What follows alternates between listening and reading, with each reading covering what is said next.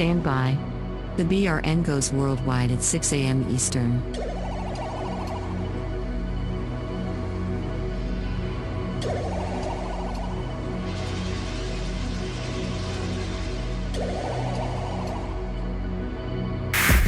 Attention, BRN affiliates. Showtime in 90 seconds.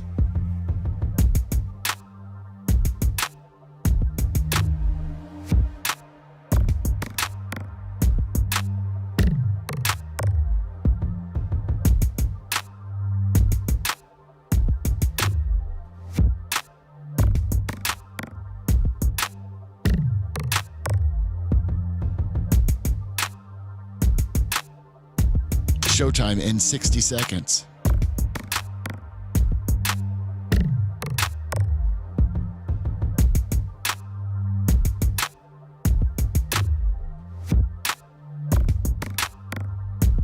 "45 seconds.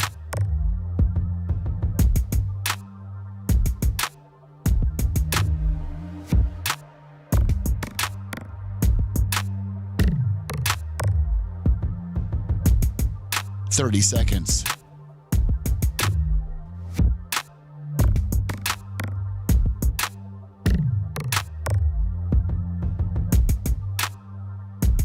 The show will start in 15 seconds, and this is your last audible warning.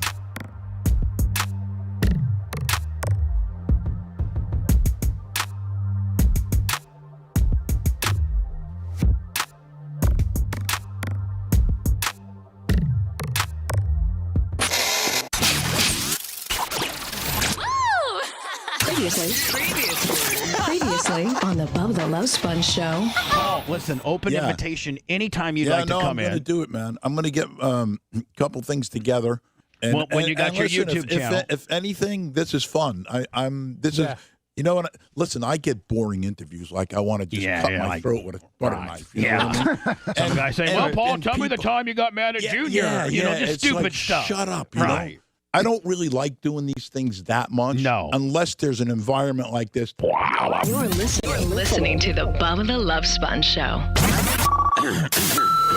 Broadcast rights for the Bubba the Love Sponge show have been granted to this station by the Bubba Radio Network and is intended solely for the enjoyment of our listening audience. Any rebroadcast, retransmission, or other use of this production without the express written consent of the Bubba Radio Network is prohibited.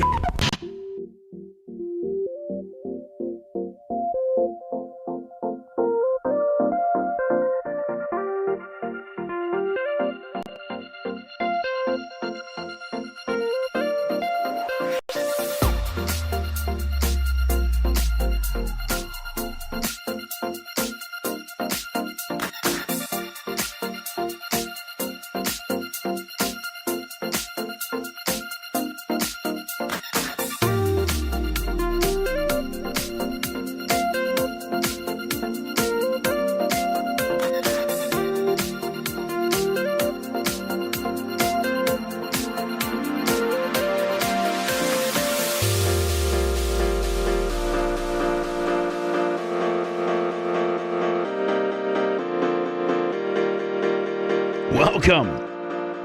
The Bubba the Love Sponge show, Wednesday, November 8, 2023. I really had a good day yesterday. I really had a good vibe and was proud of all of us and proud of the station and proud of the studios. When you got a guy like Paul Tuttle in here, that is arguably at one time one of the biggest reality show stars in TV for that nearly what was it? How many years did they run? Well, about 15 years. Yeah. Has his own restaurant chain, just as a brand in himself. You get a guy like that, and listen, over my career. Look at that shirt. I mean, the greatest, probably the greatest baseball player of all time. Oh yeah, a Hammer and Hank Aaron. Yeah, that's the night after he hit a 715. There you go. Yeah, whenever I mobbed him. Mm-hmm. But can you imagine? Did you guys ever see that hit? And some guy jumped out of the stands and met him in between third and second, and was like, not trying to hurt him and but like pat him on the back, saying good job. Man, that guy would be clothesline today. Yeah, he would have been clothesline. And he wasn't, he wasn't trying to mess with Hank and like tackle him but he did get out on the field. Luckily, he had his buddy, because it looks like his buddy got taken out, and he was able to make it around with him. So anyway, anytime over my career, I've had a lot of very, very important stars in the studio. Some of which probably even bigger than Paul. But when you got a guy and you've done an interview with him, because listen, I do a show every day. I do what? Not a show every day. I do a couple of shows a day. At least 4 hours. Yeah. If not more. 5 or 6. Oh, you don't even understand. I'm not going to try to get too squirreled. Let me remind me. I have to close the Paul conversation out. Right. But on was it Monday we had a conference call? No, Monday, yes. Yes. And so Monday I happened to go to the gym, and I got here early. I got here about 4:45, and so I sat in this chair, and our meeting went till almost 3. I know, I heard. And finally, I lost it. I'm like, I cannot sit in this chair and talk for 10 hours. I can't. I just can't. Start losing brain function after so long. And here's the deal. Like, I'm not. Does Micro do meetings like he does emails? Oh, but then throw a Tom Bean kicker on top of that. Oh, no.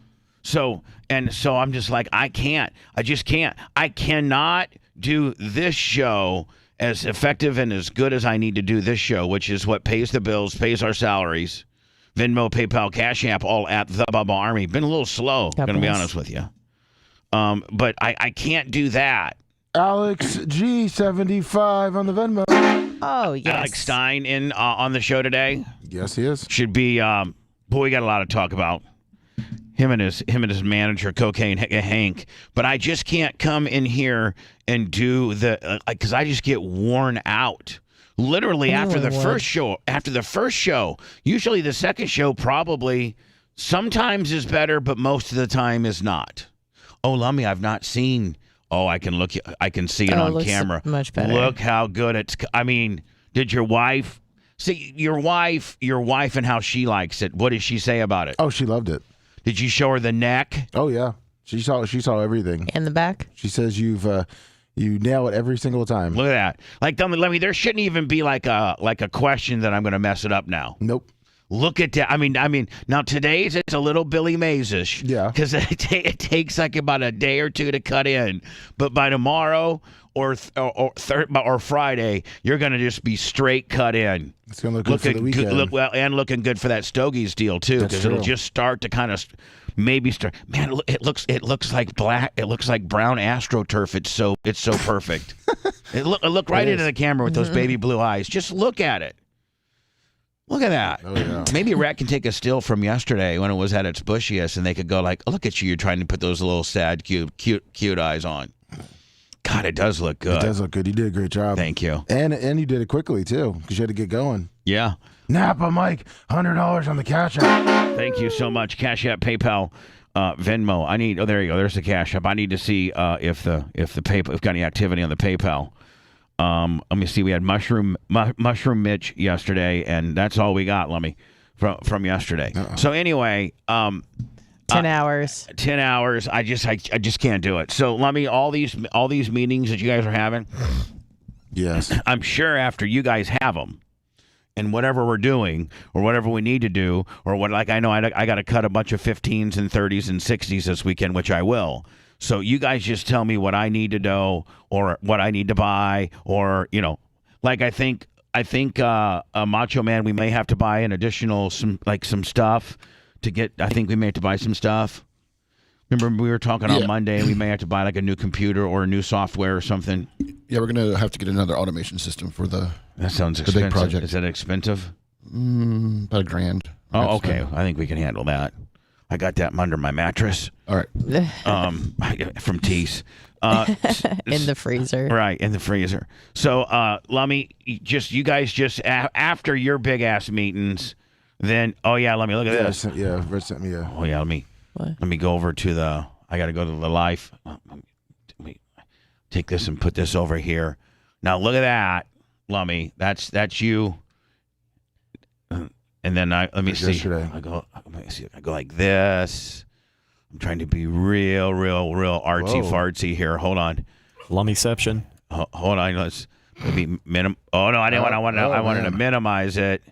And now I don't even know where it went. Oh no. Anyway, you guys. Well, no. There it is. You did it. You did it it. is. All right. That's as good as it's getting because I think I lost it. Yeah. Sorry. Whoa, I'm confused even. I am too. Thanks. Appreciate it. So. Let me with these meetings, just on a need to know deal. Start working on that one hopper that we talked about. Yeah, we got that working on it. All right, cool, perfect. So anyway, we get Paul Tuttle in here yesterday, and after the show, I walk him out to his car with his buddy there, and he's like, "Man, I really had a good time on your show. One, your studio is just unlike anything I've ever seen." Because he's used to going into the sterile, iHeart looking studios with four total mics, one little guest mic there. It's sterile. They got one 42-inch TV behind the guest that they run the station logo on. They got two other monitors on either side of the wall that they run the station logo. And literally iHeart's new template now is to build studios that literally can be any studio you want by just putting whatever logo you want on the back TV.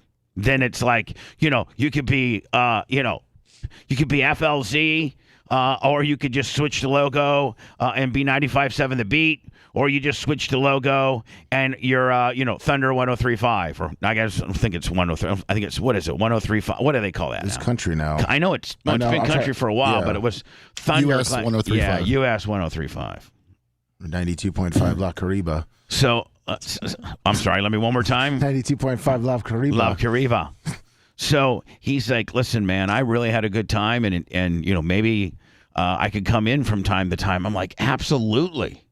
Love to have you in. So thank you, Paul Tuttle, formerly from Orange County Choppers and now with Orange County Restaurant and Museum and stuff like that, which is located on 49th Street. If you live in Pinellas County, not to be too specific as far as like being too Tampa-centric, but if you live in that area and you want to go watch a ball game or you just want to have a good it's not bar food. It's good food. It's good food. It really is. It's like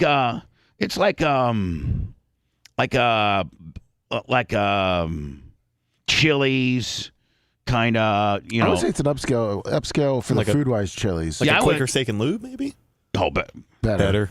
Yeah, better. Yeah, and wait, better. I don't know if you're trying to be a dick or not, No, because it's right across I've just the heard street. their wings are really good. Yeah, well, it's just right across the street, too, and I'm nuts. You know what I'm saying? And they used to have car shows and bike shows. Yeah, and pork Quaker Steak and Lube. Exactly, so it is a better Quaker Steak and Lube. They were running, like, for 10, 12 years, man, when they had the 49er flea market across the street, and they had no competition, man. They had the Fran Dresser bike night there, and they were just straight, killing it. No, they had, they like, were. a Saturday Mustang show and a Friday IROC Z. Like, they just had it all, man. They had big party lot and everything. And then they come in and the people, buy the huge amount of land across the street, which was the 49er flea market.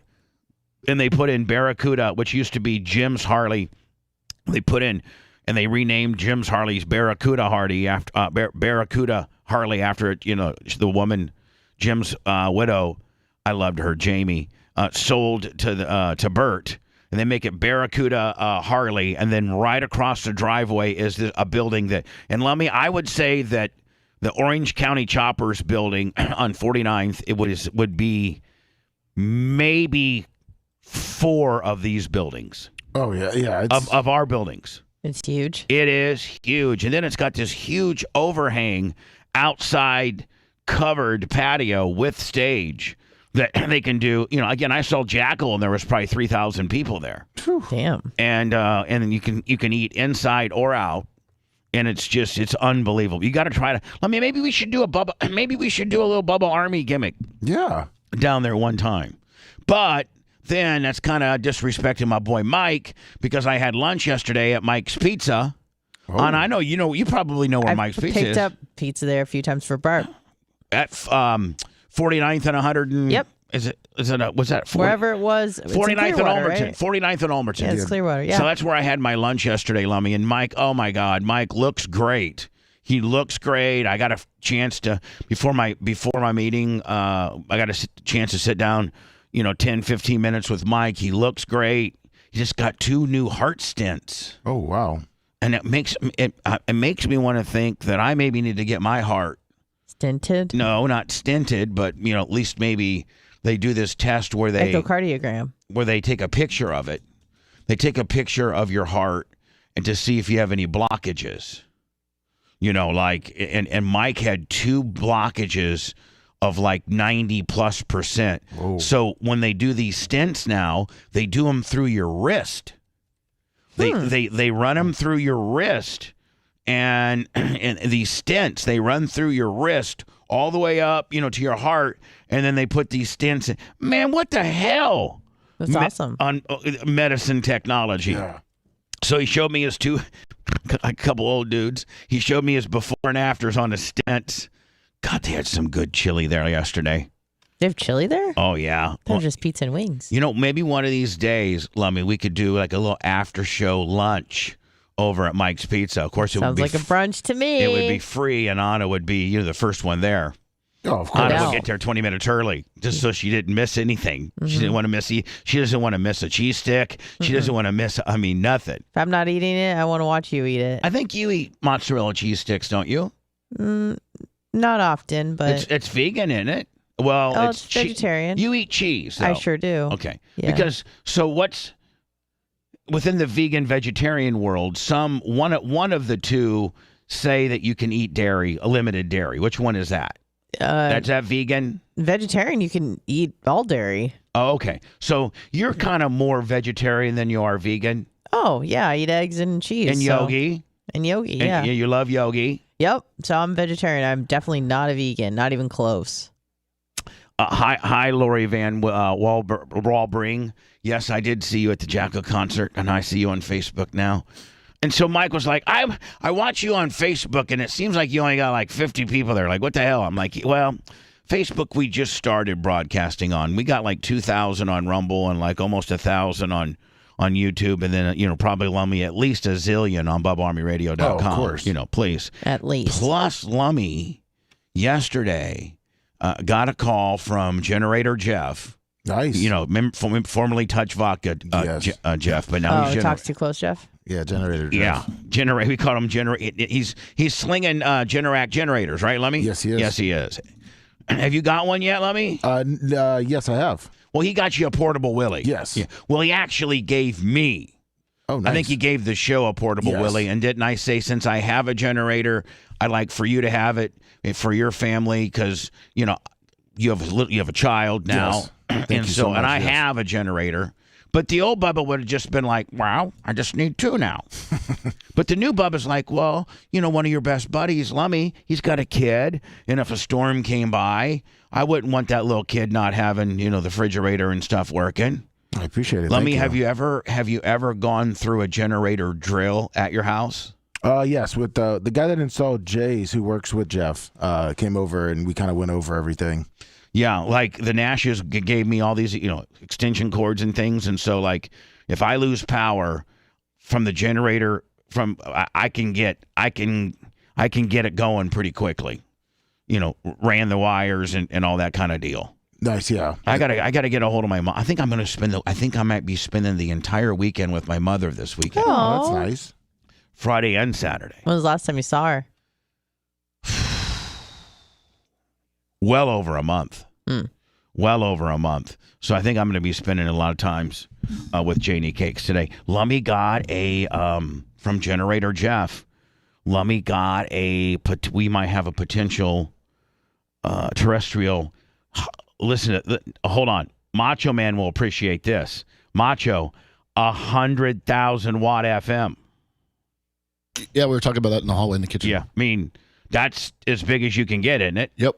Is that a Class C or a Class A? Class C, full-blown Class C. Yeah, full-blown Not Class a C1 or any of that BS. Full-blown Class C. 100,000 watt Class C's And those licenses are, I mean, those are that no matter where you live in the country, I don't know that, I think that's the biggest they get everywhere, right? There's a couple in Texas that are like a couple 100,000 watts, but they're very grandfathered in. Actually, you know what, Mach? When I was in Grand Rapids, I think it might have been WOOD, Wood FM, and they were in the big, if you were in radio, you knew this, but they were grandfathered in back from whenever Marconi invented radio, and they were like, honest to God, I think like 250,000 watts at like 1,500 feet.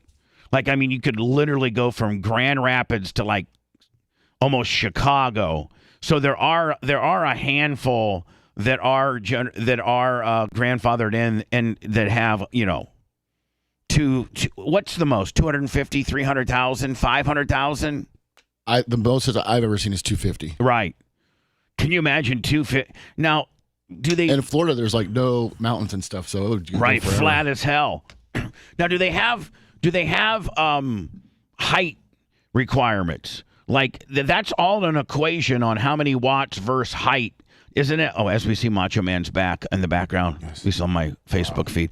So is that's where they start? They kind of give you, okay, well, you got 100,000 watts, and the nearest frequency to, that's the same as your frequency is however many miles away. So, you can either decrease your wattage and your tower be this tall or decrease your height, right? Correct. And power is penetration and height is more distance. So some stations want to go. I like penetration. Well, you got to have both, to be honest. I mean, right. So you just try to like, okay, I got 100,000 water. I'm at 1,500. In Florida, like most stations in Florida are about 1,600 feet up, so they're at 100,000 watts. Now, you being an engineer, have you been on, or yes. Have you been up that high? In Riverview, yeah, I got to go up the elevator. Really? Yeah, it was an experience. Is it sketch? I'd rather be in an aircraft. It was, yeah, because you're more, enclosed. Well, that's more like skydiving off like that tower. Wilson Welch and John McNamara, whatever the hell his name is, John McMartin.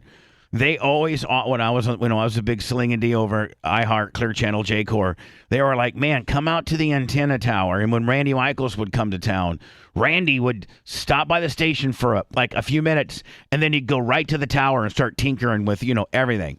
And they offered me a few times to go up there, and I chickened out. I don't know if I want to. And Lummy, it's a little bell elevator, so it's kind of intimidating. Yeah, and Lummy, it's not like an elevator that's enclosed. Like it's just a cage. Yeah, that's it. So you can see everything going up. You see everything going up, and you see everything going down. What's their weight requirements? Do they have a weight deal? I'm sure. But the coolest thing though ever, if you just stand at the base of the tower, because it's so tall, and look up, it'll make you you'll lose your balance. Because it flexes, doesn't it? Yeah, and just the clouds going by and stuff. It's. But doesn't it flex like up to 2.5, 3 feet? Yeah. Yeah, so Lummy, if you stand at the very base and look at it, not only you might get sick and fall over, lose your equilibrium, but you can see it flexing like it literally moves. No, thank you. Didn't Ty J used to be a tower dog, didn't he? Yeah, he was. But he would climb him by hand. That's insane. There's one in Miami that was the same height as the one in Riverview that actually fell in a storm, and they said they could hear that for miles when it went down. Have we ever had? I don't know that we've ever had. Not here. No. One. Not here. Fall. Luckily. Now, do they have to make sure? They hold on. I know the answer is probably yes, but you'd have to have like the longest tower at the antenna farm. You couldn't have a structure that was at least the distance of the tower because it could hit it, right? You would think, but they're building housing down there like crazy, so it's kind of scary how close they are to the tower. If one of those things fell. In Tampa, we have this thing isn't that called the antenna farm? Yeah, it's in Riverview. And how many are there? There's one in Riverview and there's one in Holiday. I know, but in Riverview, how many different antennas are there? There's tons of stations and little LPs and translators down there, but there's like 3 or 4 major tall towers. Right, there's like 4 big, and I think they're 2,000 footers. Yeah, they're 2,000 footers, and I think the highest that anybody is up, I think it's 1,800 maybe. Is there anybody that's 1,800? The radio stuff is all around 1,600 feet. The TV stations are up top. So anyway, Lummy we got an opportunity. Lummy got a call. Generator Jeff knows a dude that inquired about us doing mornings for him. Yes. And he owns, and this isn't like, some little yippee-o. This is 100,000 watt full C.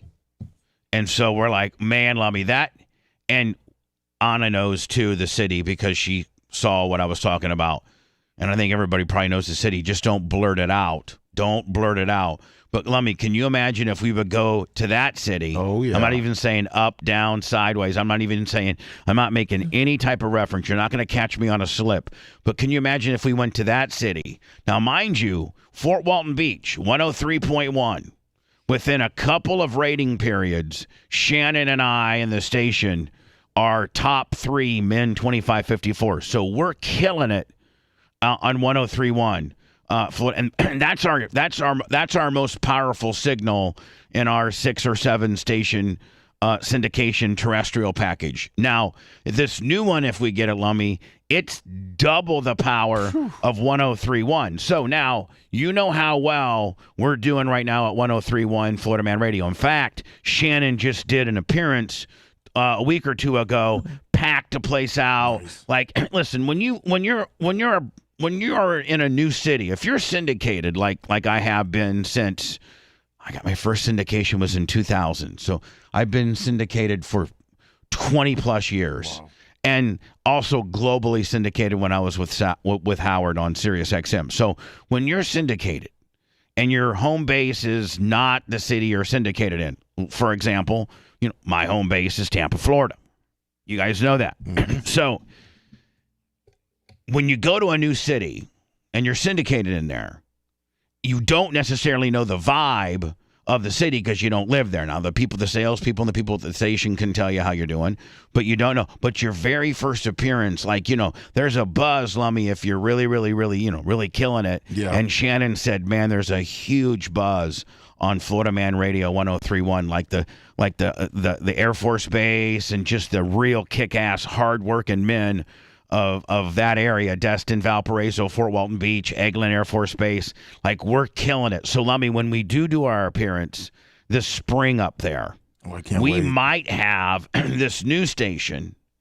And tell me how good of a spring break situation that could potentially be. Oh, that would be awesome. And then figure in just like, let's say we were to do as well at this particular geographical syndication station as we are at Florida Man, because we're killing it on 103.1. Like, I think we're number 2. Nice. We went from like 21st to 2nd. And when the next ratings periods come out, we might be number 1. It's fantastic. So can you imagine if we were number 1? Now, we all know the city. Can you imagine if we were number 1 in that city? Mm-hmm. And we're to do a big, because that, oh man, and I think we would all agree that's a fun destination. Sure is. I mean, you can be syndicated in Des Moines, Iowa, or you can be syndicated in the city that we potentially might get syndicated in, Lummy. I think I'm picking that one. Oh, that would be badass. Just to even say you're syndicated in that area. Oh yeah. On a Class C 100,000 water. Like, just to even say, yeah, I'm in Phoenix, I'm in Fort Walton Beach, I'm in Orlando, I'm in Tampa, I'm in Melbourne, I'm in and then you mentioned that city. Mm-hmm. Mach, I have been told that I think John Cracciola, the owner of JVC, well, maybe I shouldn't be saying this, but it means I say it. Yeah. I think I need to text you, Mach, and because this, I mean, what if they're in the last little bit of closing this radio? John Cracciola's, let me just say this. John Cracciola from JVC, Macho Man, is buying another FM in Orlando. I'm sorry, no. In Florida, not Orlando. In Florida, he's buying another FM. I'm not going to tell you where, but he's putting the Florida Man Radio brand on it. So, and it's a pretty decent market, and I know a lot about the market, and that's supposed to be done within the next couple weeks. So that would be cool. Lummy. So that would might be picking up 2 stations. Like we might be picking up 2 stations by Thanksgiving. That would be awesome. And So maybe text me the call letters. Wink, wink. No, I'll actually give you the information. Awesome. So you can go look it up, which will be great. Lummy, what do you got going on? How's my duckweed in the back? Oh, Good. Don't even answer it. I got my new thing. I'm going to try it out after the sports show today. Now hold on. Are you going to record it? Of course. Because I planned on doing it yesterday, but our meeting went about 2 hours over what we were supposed to do. All micro Tom B meetings go 2 hours over scheduled time, not 2 hours total. Over. Yeah.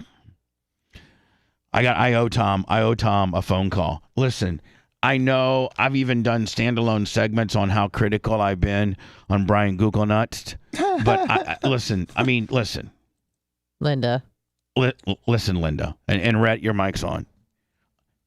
I'm dead on with this ass bucket of a general manager. He's the big, and again, all of the green. Let's just not forget. Now, I know you guys think I'm crazy about this, but all of the Green Bay drama started when Google Hunts moved up to get Aaron Rodgers' replacement, and you basically are telling Aaron Rodgers, without being a man and having a conversation with him, saying, "Hey, I value your talent. I value what you mean to our franchise. You're a Hall of Fame guy. Now we'd like your input." And he's made it. And years prior, he had let it be known that he'd like the Jordy Nelson wave, letting Jordy Nelson just walk. That's what first pissed him off, and that was a couple years prior to this.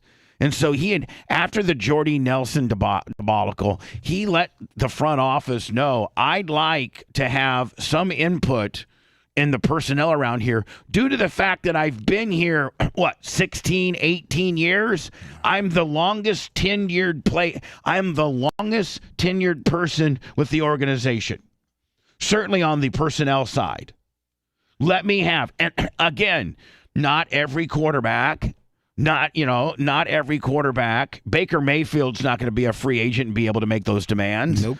But there are a handful of guys that management who don't want to let a player have any type of say-so. There's been the Peyton Mannings, the Joe Montanas, the over the years, obviously the Tom Bradys.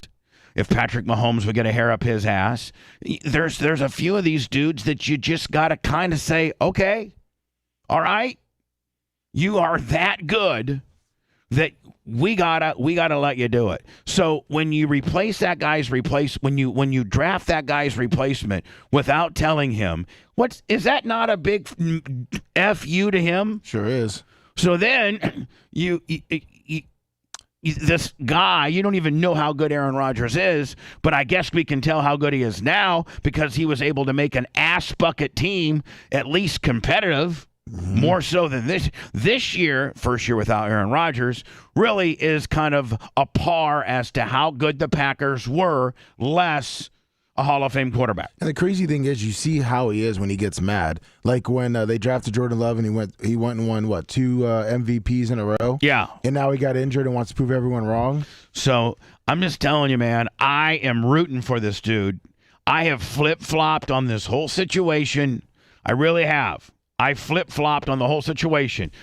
Rhett can even imitate me. After 2 games this year, I was like, maybe Brian Google Hunts really does know personnel. This guy's going to be okay. Jordan Love's the best. I'm so sorry. Jordan Love doesn't have to be Aaron Rodgers for this team to win. Right. Well, he's just got to not turn the ball over. Yeah, well, he does. He does that a lot. So I flip-flopped, and I'm like, hey, Aaron Rodgers, I hope you break your leg on the first play. Well, I wasn't too far off. It was just the third play. It was the 4th play, and it was a full-blown Achilles yippee-yo. But my team then goes on, and it just is just straight ass buckets. My team's a straight ass bucket. Jordan Love can't hit. Listen, Lummy and I can roll out and hit a guy from 11 yards. Yeah, not but hard. he can't hit the long ball for the most part. He overthrows or underthrows everybody. Hell, that last touchdown that Watson. The longest pass they've had from scrimmage. was last week against ass bucket Rams, and it was still underthrown, and Christian Watson caught it, and they're all like, "Oh my God, it's a 42-yard pass." But Jordan Love has no touch on the ball, cannot hit a guy in stride. I mean, that's just an ability. If it was easy, there would be 500 quarterbacks in the league. But to be so good that you can hit a guy in stride, or that you just got a perfect touch on a ball, there's just really not a lot of those guys out there. In the league, Lummy, there might be half of the NFL starters might have the skill set of like an Aaron Rodgers. Oh, very few. Right. So Aaron Rodgers blows out his Achilles. My team's been sucking balls like you wouldn't believe. The reason why my team's sucking balls is because the general manager has not done anything. You know what my general manager, Brian Gutekunst, has done? He ran Aaron Rodgers out of town. He ran Devontae Adams out of town. He gave David Bakhtiari, at that time, the largest tackle contract in the history of football. David Bakhtiari has played exactly 3 games. He's played exactly 3 games since signing the hugest tackle contract in the history of the NFL.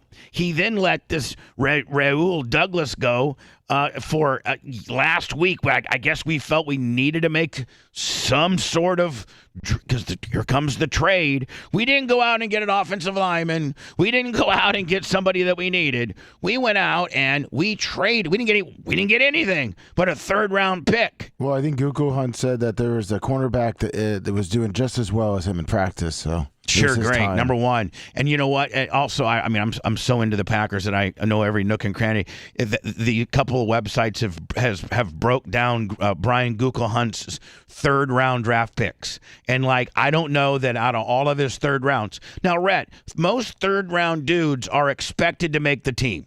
Yes. From 5 on up, 6 and 7s are throwaways, and sometimes you'll find a Purdy in there, or sometimes you'll find a kicker, Tom Brady, or some. Yeah, well, when Tom Brady was, I think there was more than 7 rounds, wasn't there? No, there's 7, but it's.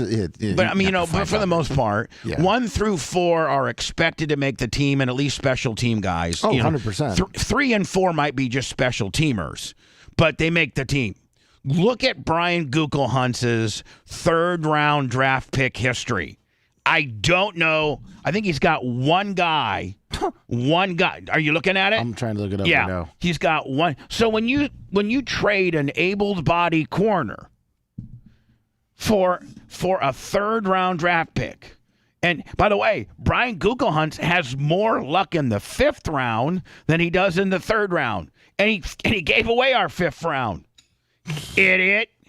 In 2023, it was tight end Tucker Kraft, who I'm sure is balling out right now. By the way, hold on. I'll give you sound effects as to how these people. I don't even know that he's on the team. In 2022, their 3rd-round pick was offensive lineman Sean Ryan. 2021, their 3rd-round pick was Amari Rodgers, wide receiver. They cut him. They literally cut him. They literally, a 3rd-round guy, they waived him in that season. No, that might have been the 2nd season. Anyway, Amari Rodgers. His career, 4 catches for 45 yards. Yeah. 2020 3rd-round, 94th pick, tight end Josiah DeGara. He is, I will say, he's contributing a little bit. And how long has Google Dude been there? Google Dude been there. I think his first draft was 18. 19. Okay. Jay Sternberger. By the way, he ended up getting cut, and he's playing for the USFL now. 2018, his first year, 3rd-round, 88th pick, Oren Burks, inside linebacker. I'm talking about being either on the team or starting or doing anything. Anybody heard of Oren Burks? No. I think he washed my car the other day. 2018, in the 5th round, they got Marquez Valdez-Scantling, who I believe is in Kansas City winning Super Bowls now. Oh, hold on. He's gone. He's had some good drafts, but he doesn't keep them. He's let Scantling go in free agency. He let Devontae Adams go. Jesus God. Oh, what's Aaron Rodgers doing now? Here's what Aaron Rodgers is doing now. What everybody said was going to be a complete a complete season ending injury that he'll be maybe ready for training camp, which is next August, late July, early August, that he might be ready for that. But do you remember, we might even be able to find the excerpt, Lummy. I know I'm going long. I don't give a crap. We haven't got anything going on except Alex Stein today. So, but remember when Dan said, I think that after this happened, Dan said, hey, there's this new Achilles heel surgery that they're using on athletes that are like halving their downtime. Yeah. I think Dan said something like that. Yeah, he did, yeah. Well, here's Aaron Rodgers. And I'm telling you right now, man, Aaron Rodgers, if the Jets play 500 ball, Aaron Rodgers could come in last couple games, and this team could be deadly in the playoffs.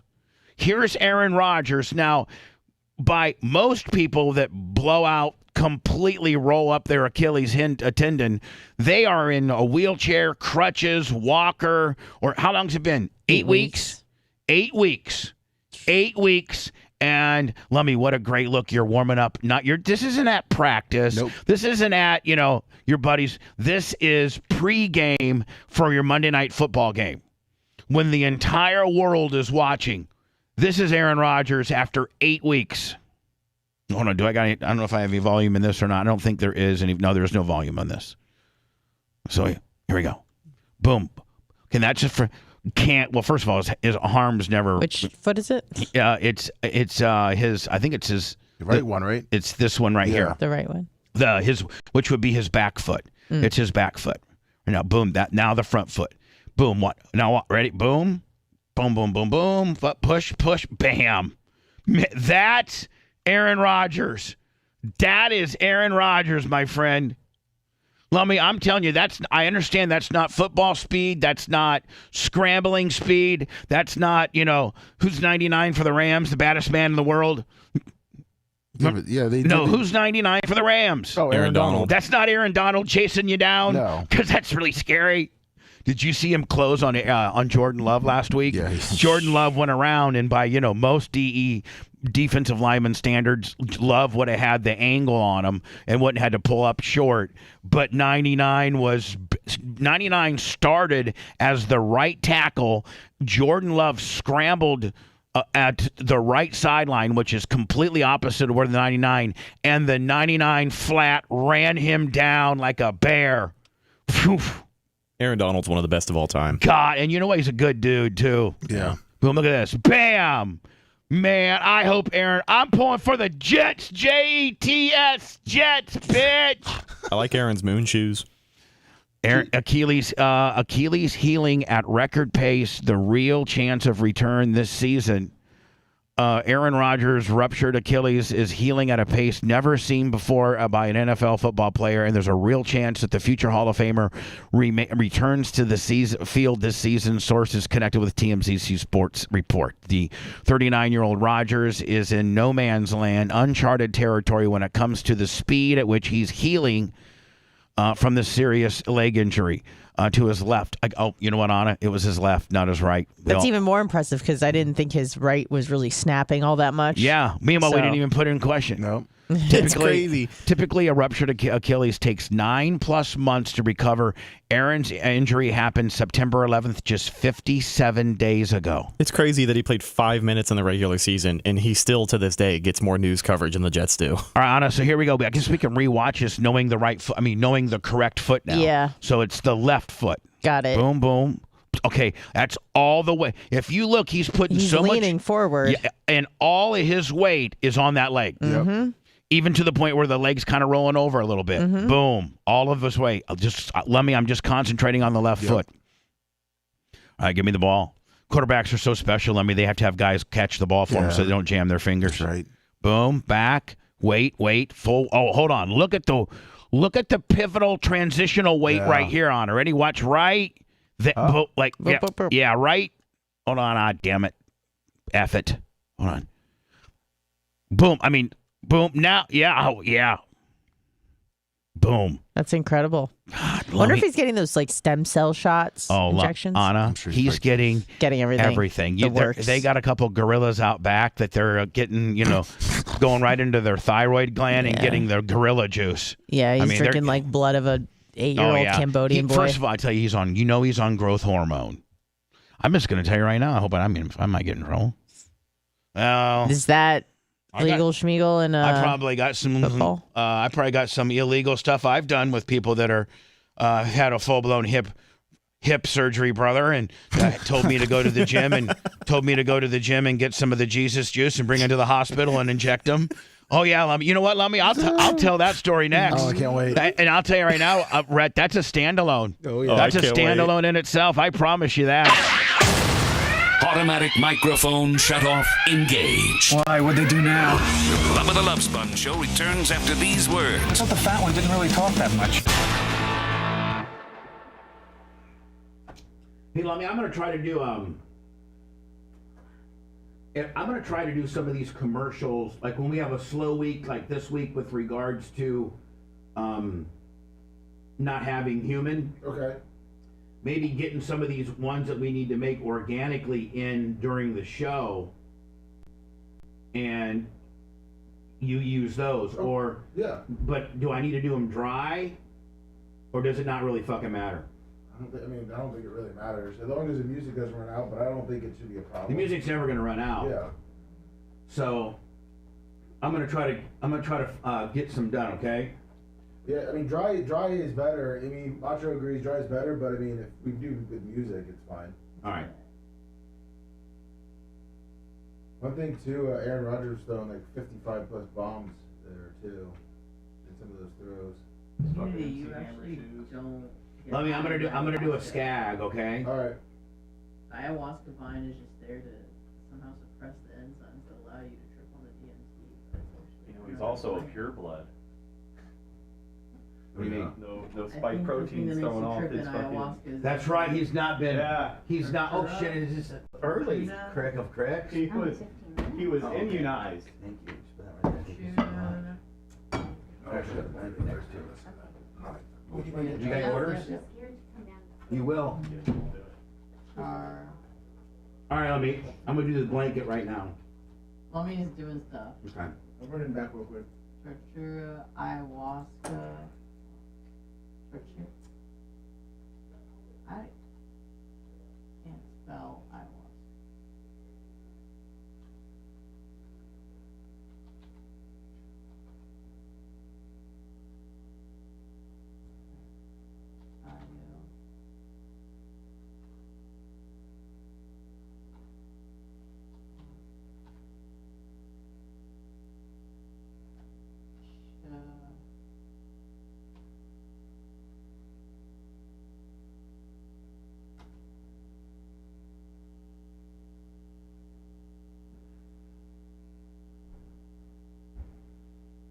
Yeah, it has some sort of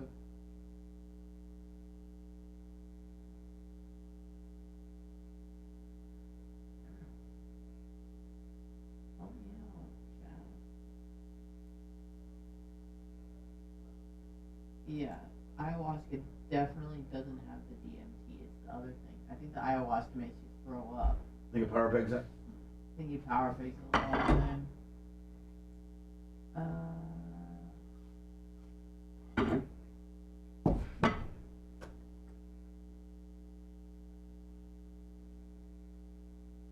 From the decoction of the copy. Here we go. There we go. Figure it out. Oh. Chacruna. Boom. The ayahuasca comes from a vine, like a big, thick vine. I guess the whole thing is called ayahuasca, but technically, it's the vine is the thing that allows you to trip on the DMT, but it's not the DMT itself. How they figure that out, I don't know. This far back there. Good morning, Maria.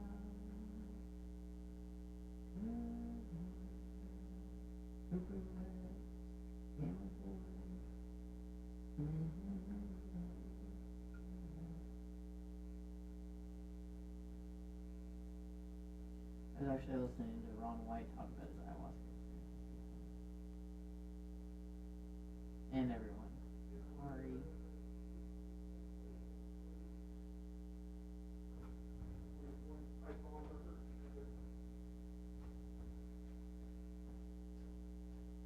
Oh, yes. Morning, Mike. Hot.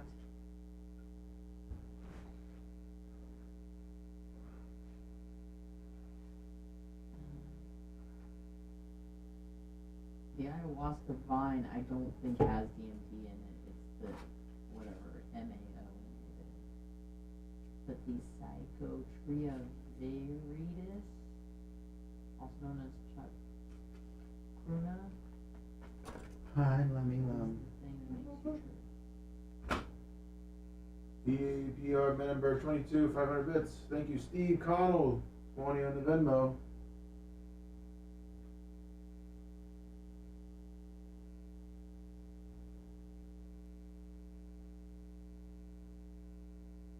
What's up, Rudy?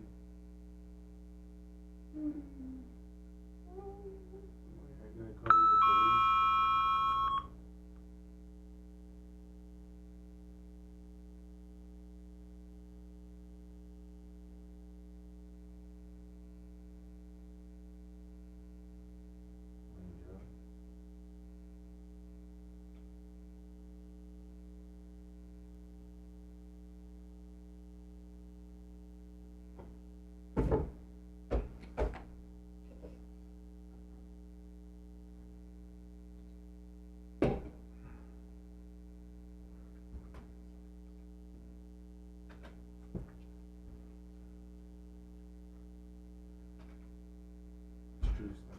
Hi, let me hi. Hello. No, I mean, I know I'm a narcissistic motherfucker, but do you really think does Ashley really think your hair looks good? Oh yeah, Like for real? 100%.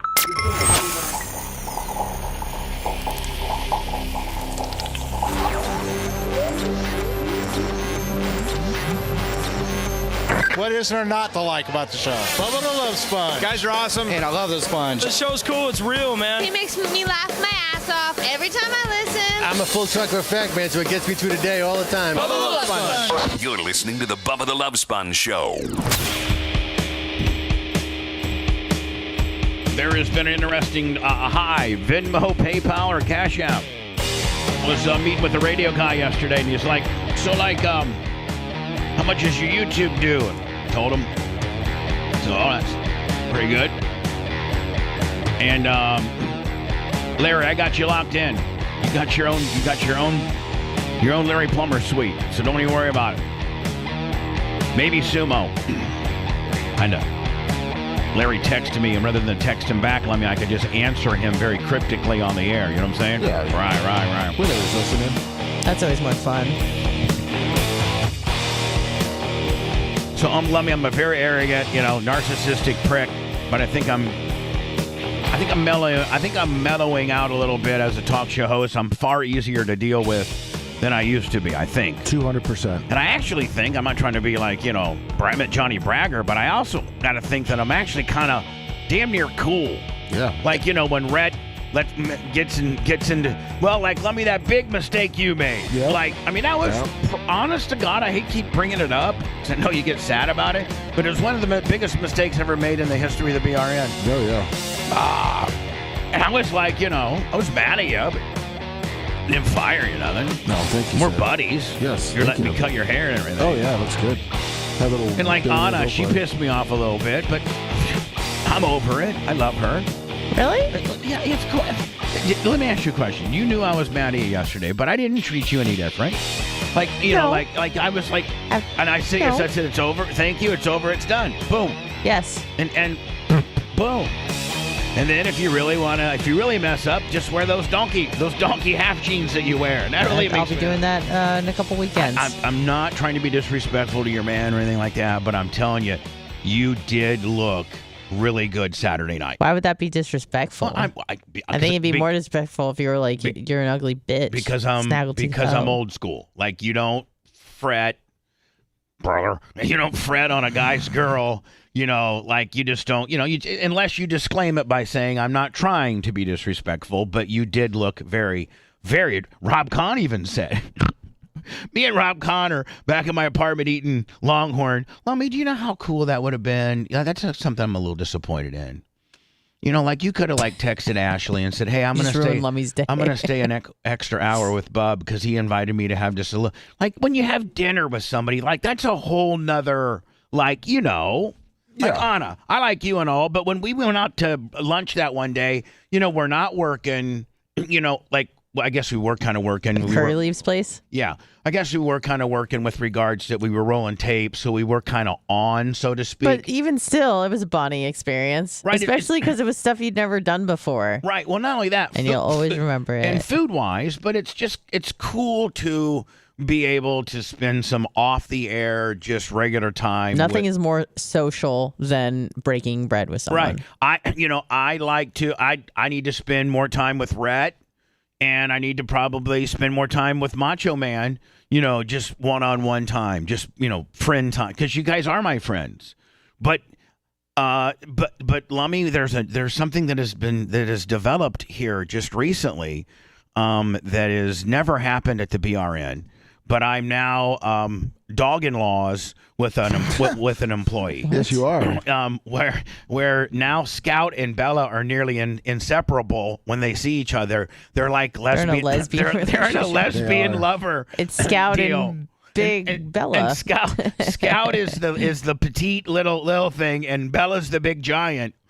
Kind of like a lot of times lesbians have that size disparagement, do they not? Sure. Yes, they do. As do any couple. Right, exactly. Lesbians represent any couple. Sometimes you'll have a big dude and just a small girl, or a lot of times you'll see that real redneck guy from Indiana, Lummy, that's about 145 pounds and his wife's about 350, Big Mama, and she runs the show. Like she literally Skinny black guy, huge white chick. Yeah, you see that all the time. You see all of it. Yeah. And then you see a black guy and then a bigger white girl with a big old fat booty on her. Like the way that's what black guys like. Booty in the front and the back. Yeah. Black guys like that. They sure do. Well, now Rhett, that our dogs are in love with each other. Oh, they're best friends. And every day is a play date. And so that's sweet. I think they're playing together right now, as a matter of fact. And Rhett, I will tell you, because I think everybody knows their dog's temperament. Lummy, you probably never predicted that Hooch or whatever, what was your dog's name, took a hack at you? Fletcher. You probably never thought Fowler. In a million years that Fletch had the attack a guy's face gene, did you? No, never did. And I think Fletch just got a little old, and Fletch probably didn't misgauge it he probably just really wanted to bite you in the face. Probably. He knew he was going out soon, so he said, well, let me get him. Let me get one on So him. everybody knows Anna, when you lived with Reagan and you had those two cats, you knew their sorry. But you knew their temperament. They each had a different temperament. One had an underdeveloped penis and the other did not. Right. And one liked you and one did not. Right? One was needy, but then when I needed it back, it would, Well, Anna, you're not shun me. You're not supposed to be so desperate where you need to get animals. Well, sometimes you just wanted the affection of a living sentient being. Right. It doesn't want you back. Well, anyway. But anyways, yes. Bella and Scout are now playing. They're playmates, and me and Rhett are dog-in-laws. So that's an interesting relationship. Let me look what came in. In fact, I might need you to have to take the box upstairs. No problem. Because you know why? You are the... I am the and there's, hold on. And there's a specific way I want you to say it, and I've said it this way every time I describe one of your additional duties here at the BRN, and I always call it the same thing because that's what I want you to one of these days call it. So that when all heavy things. There you go, buddy. Give. Thank you. I'll pat my back. It's not belt worthy, buddy. No, not at all. It's not belt worthy, buddy. Good thing. So the box of blankets that we got in from yesterday, which, by the way, remember we sold out of our. Boy, what great timing! It's just starting to get cold. Mm-hmm. People in Indiana and Iowa and everything like that. Even here. Yeah, I even on this Sunday, let me when I'm watching a ball game on Sunday, I like to turn the air down. Oh yeah. And then put a light blanket on. Like that's my my entire family, like when we get together, like for Thanksgiving or whatever, we like to really, really turn the air down, and then everybody kind of can regulate your heat based on how thick everybody, cozy up with a blankie. Right. That blanket's on like our I got couch for four. people to I got use it. 4 couch blankets in my apartment for in case like I need one. Merch Crick needs one. If I had somebody over, they got one. But they're not the real big ones. They're not the big comforters. They're like little couch blankets. You're not going to take this out. You're not going to take this out camping this weekend. This be your only blanket that you bring. This is not a heavy-duty blanket. This is like what they call these little throw blankets. Well, the first one we made, I think we ordered like maybe a couple. We ordered a lot of them. Yeah, there was a bunch of boxes. The black ones. The black ones with white letters, and we sold out of those so fast that Merch Crick was like, they have a black and red stonewash kind of deal. So it's kind of black, red, and white. It's kind of like it's literally like a stonewash kind of deal. So let's order another couple hundred because we can get them so fast. And Lummy, the guy that makes them, gives me such a great deal that I can still make money and sell them for $19.99. Like these, if you look at that's a good deal. They're usually $39 or $40 if you go. And the way I always try to figure out like what the marketplace warrants on a logoed up is I'll go look at the similar item Bucks, Lightning, Rays, USC, Notre Dame, like let me some of these, big teams that have similar products. Yeah. Like whether it's my 30-ounce tumbler or whether it's a straw hat or whatever, and I'll try to price myself either lower or considerably lower. And I think if you look for like a Bucks or a Lightning couch blanket, they're about $39. So they just came in yesterday. Lummy, the carrier of all heavy things, will take the box upstairs because the Merch Crick's filling the orders right now. I think we sold quite a bit yesterday because I put it up on our Facebook and I put it up on our X. Nice. So here they are, and when you get them, they're wrapped. I'm showing the camera right now. They're wrapped like in this little bow, and it says 605 digital printing, home creative, liberty is life. Like I guess that's the manufacturer and everything, but it comes packaged really pretty like that. So then let me show it to you. Well, let me actually maybe send me a picture. I got it. Of the store, yep. But I'm going to show everybody. I'm going to get this out and show everybody just how. Oh, that's cool as hell. And it's got like a little stone. It's got like a stone wash. They're like stone washed as well. So here. I like the pictures on the store. Looks really soft. It is really soft. Yeah. I mean, it looks like you and Bella are enjoying it on your recliner. Oh, that's very cute. So anyway, I actually should just throw this right down to Anna because the bitch would wrap herself up in it, like swaddling. Yes, and I have the other one too. Like she was a little baby Jesus. But I don't know if let me ask you a question. Does everybody want one? Because, do you need one? Or, I do have the black one already. Okay. So I don't want to, just be a hog, but. You don't want to, you But yes, I love the black one. Don't want to cut into profits. Yes. No, of course not. Right. No. So if you don't really need one, then don't take one because I'd rather sell it. Okay. Is that me being a little bit of a dick? Not at all. Okay, cool. No.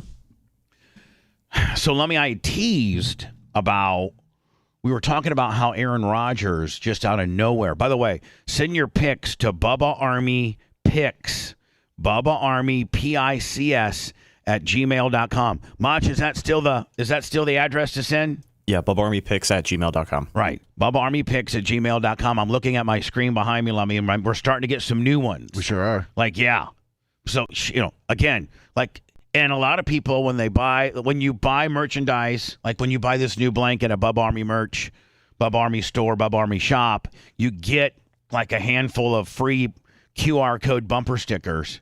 And your picture can just maybe be you slapping that bumper sticker on somewhere in like on a telephone. I'm sorry, on a street sign in downtown Toronto or something like that. Something cool. Lummy, I remember when I was in Indiana. Yeah. I got to find these pictures. Maybe the Merch Crick can get them to you, or maybe you have them. Seth Wiley, 25 on the Venmo. Thank you. Venmo, PayPal, Cash App at the Bubba Army. So Lummy, when I was in Indiana, I went through like Claypool, at not Warsaw, not Warsaw proper, but I went when I was going home. We kind of took a back route, and I put some Bubba Army stickers and some very rural southern part of Kosciuszko County. Like I also put one in Rowan. I also a bunch in Claypool. But so yesterday, did you see the picture? And if you don't have it, I think maybe the Merch Crick will get it for you, or I'll find it. And I think I did when I got back from vacation, saying if you find those stickers in rural Indiana and take a picture, but you must take a picture where, like 340 of the directional sign, so I put mostly on stop signs, but above the stop sign or in general proximity to the stop sign is the street sign as to where you're at, right? Yeah. It's usually green and it's a little bit taller than the stop sign, and it says you're at 400 East and 300 North, something like that. Yep. Like in rural Indiana, that's how they name roads. Like I think Larry lives like on 300 East and like 250 North or something like that. Like it's like almost coordinates. You're so far out in the sticks that your address is coordinates. Mm-hmm. So anyway, Lummy, somebody had like a 57 Chevy and got a picture of the Rowan.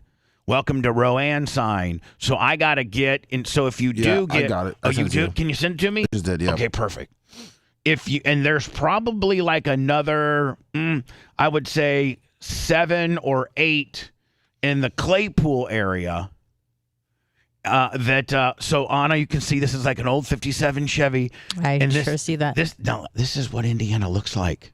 Like Anna, this is grass. When I go back home, this is what Indiana is. It's very idyllic. It's very when you say, but I'm sure all of it doesn't look like that. Let me the Bubba Army sticker is, you can see. I sent you a bigger picture. Well, I don't need it. I mean, okay. Can you see it right? You can see it right there. Yeah. I don't know if that's a 56 Chevy, 57 Chevy.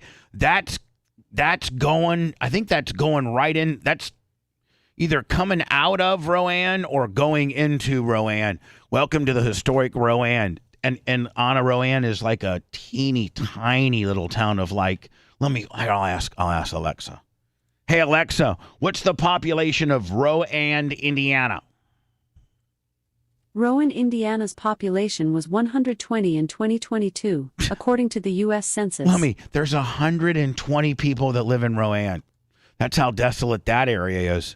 And somebody niffed it out. So listen, sir, ma'am, whoever sent that, I think you sent your address and your shirt size. So, Lummy, can you get that to the Merch Crick? Yep. And we'll get that to him. Now, listen, I'm not giving out merchandise for every Bubba Army sticker that you slap. I have to have put them on. So, Lummy, when in my travels, I know the ones that I've put up. So anytime you see a Bubba Army sticker, take a picture of it, because if I put it up, I'll send you merchandise. But I just can't send merchandise to everyone that you find or that you put up. Yeah. Next thing you know, somebody's going to get 6 of them. They're going to slap them in 6 different places, and then they're going to try to get 6 different T-shirts. Come on, bitches, about to get mine. They're going to buy 10 stickers and then just post them up everywhere. Hey, you know what's been selling relatively pretty brisk is no. Oh. The duck.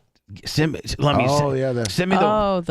website, will you? The BubbaArmyShop.com. Love them. Did you send it to me? Yeah. All right, here we go. Bubba Army Shop. Okay, BubbaArmyStore.com. Here we go. Watch. I think boom. Literally, you have to be an IT expert to be able to host and keep the thing flowing. All right, let me see if I can find it. Where's it at? A little further down. A little further down. A little further down. Come on, ducks. A little further down. There it is. Let me goes, come on, ducks. Pulling for him. So Ed and Leslie and Greg, Chuck and Leslie, Fred and Leslie, Rhonda and Jim. You know our people. I love it's really Chuck and Leslie.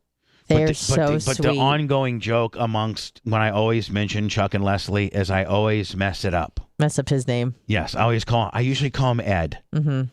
And do you know why I call him Ed Lummy? Why? Because Ed Leslie is Brutus the Barber Beefcake. Yeah, his real name. And me and Brutus and Hogan, we were like, everywhere I went, it was usually, I get credit for being Hogan's best friend, but in all honesty, Brutus is probably his best friend because Ed Leslie, they grew up together in South Tampa. They traveled together when they went over to Daytona Beach and started their little gym together, but then the feds made them close it because they were selling steroids.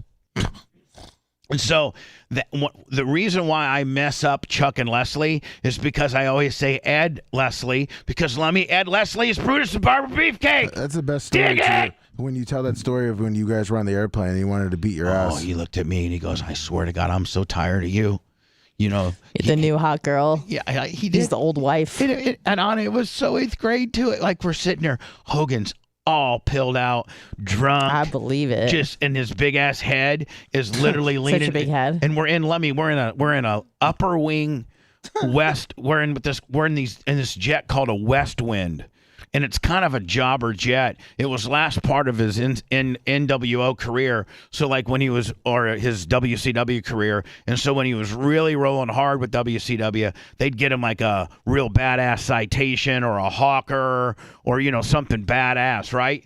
Towards the last part of Hogan's WCW deal, when I was hanging out with him, we were the jobber jet. Let me Google West Wind jet.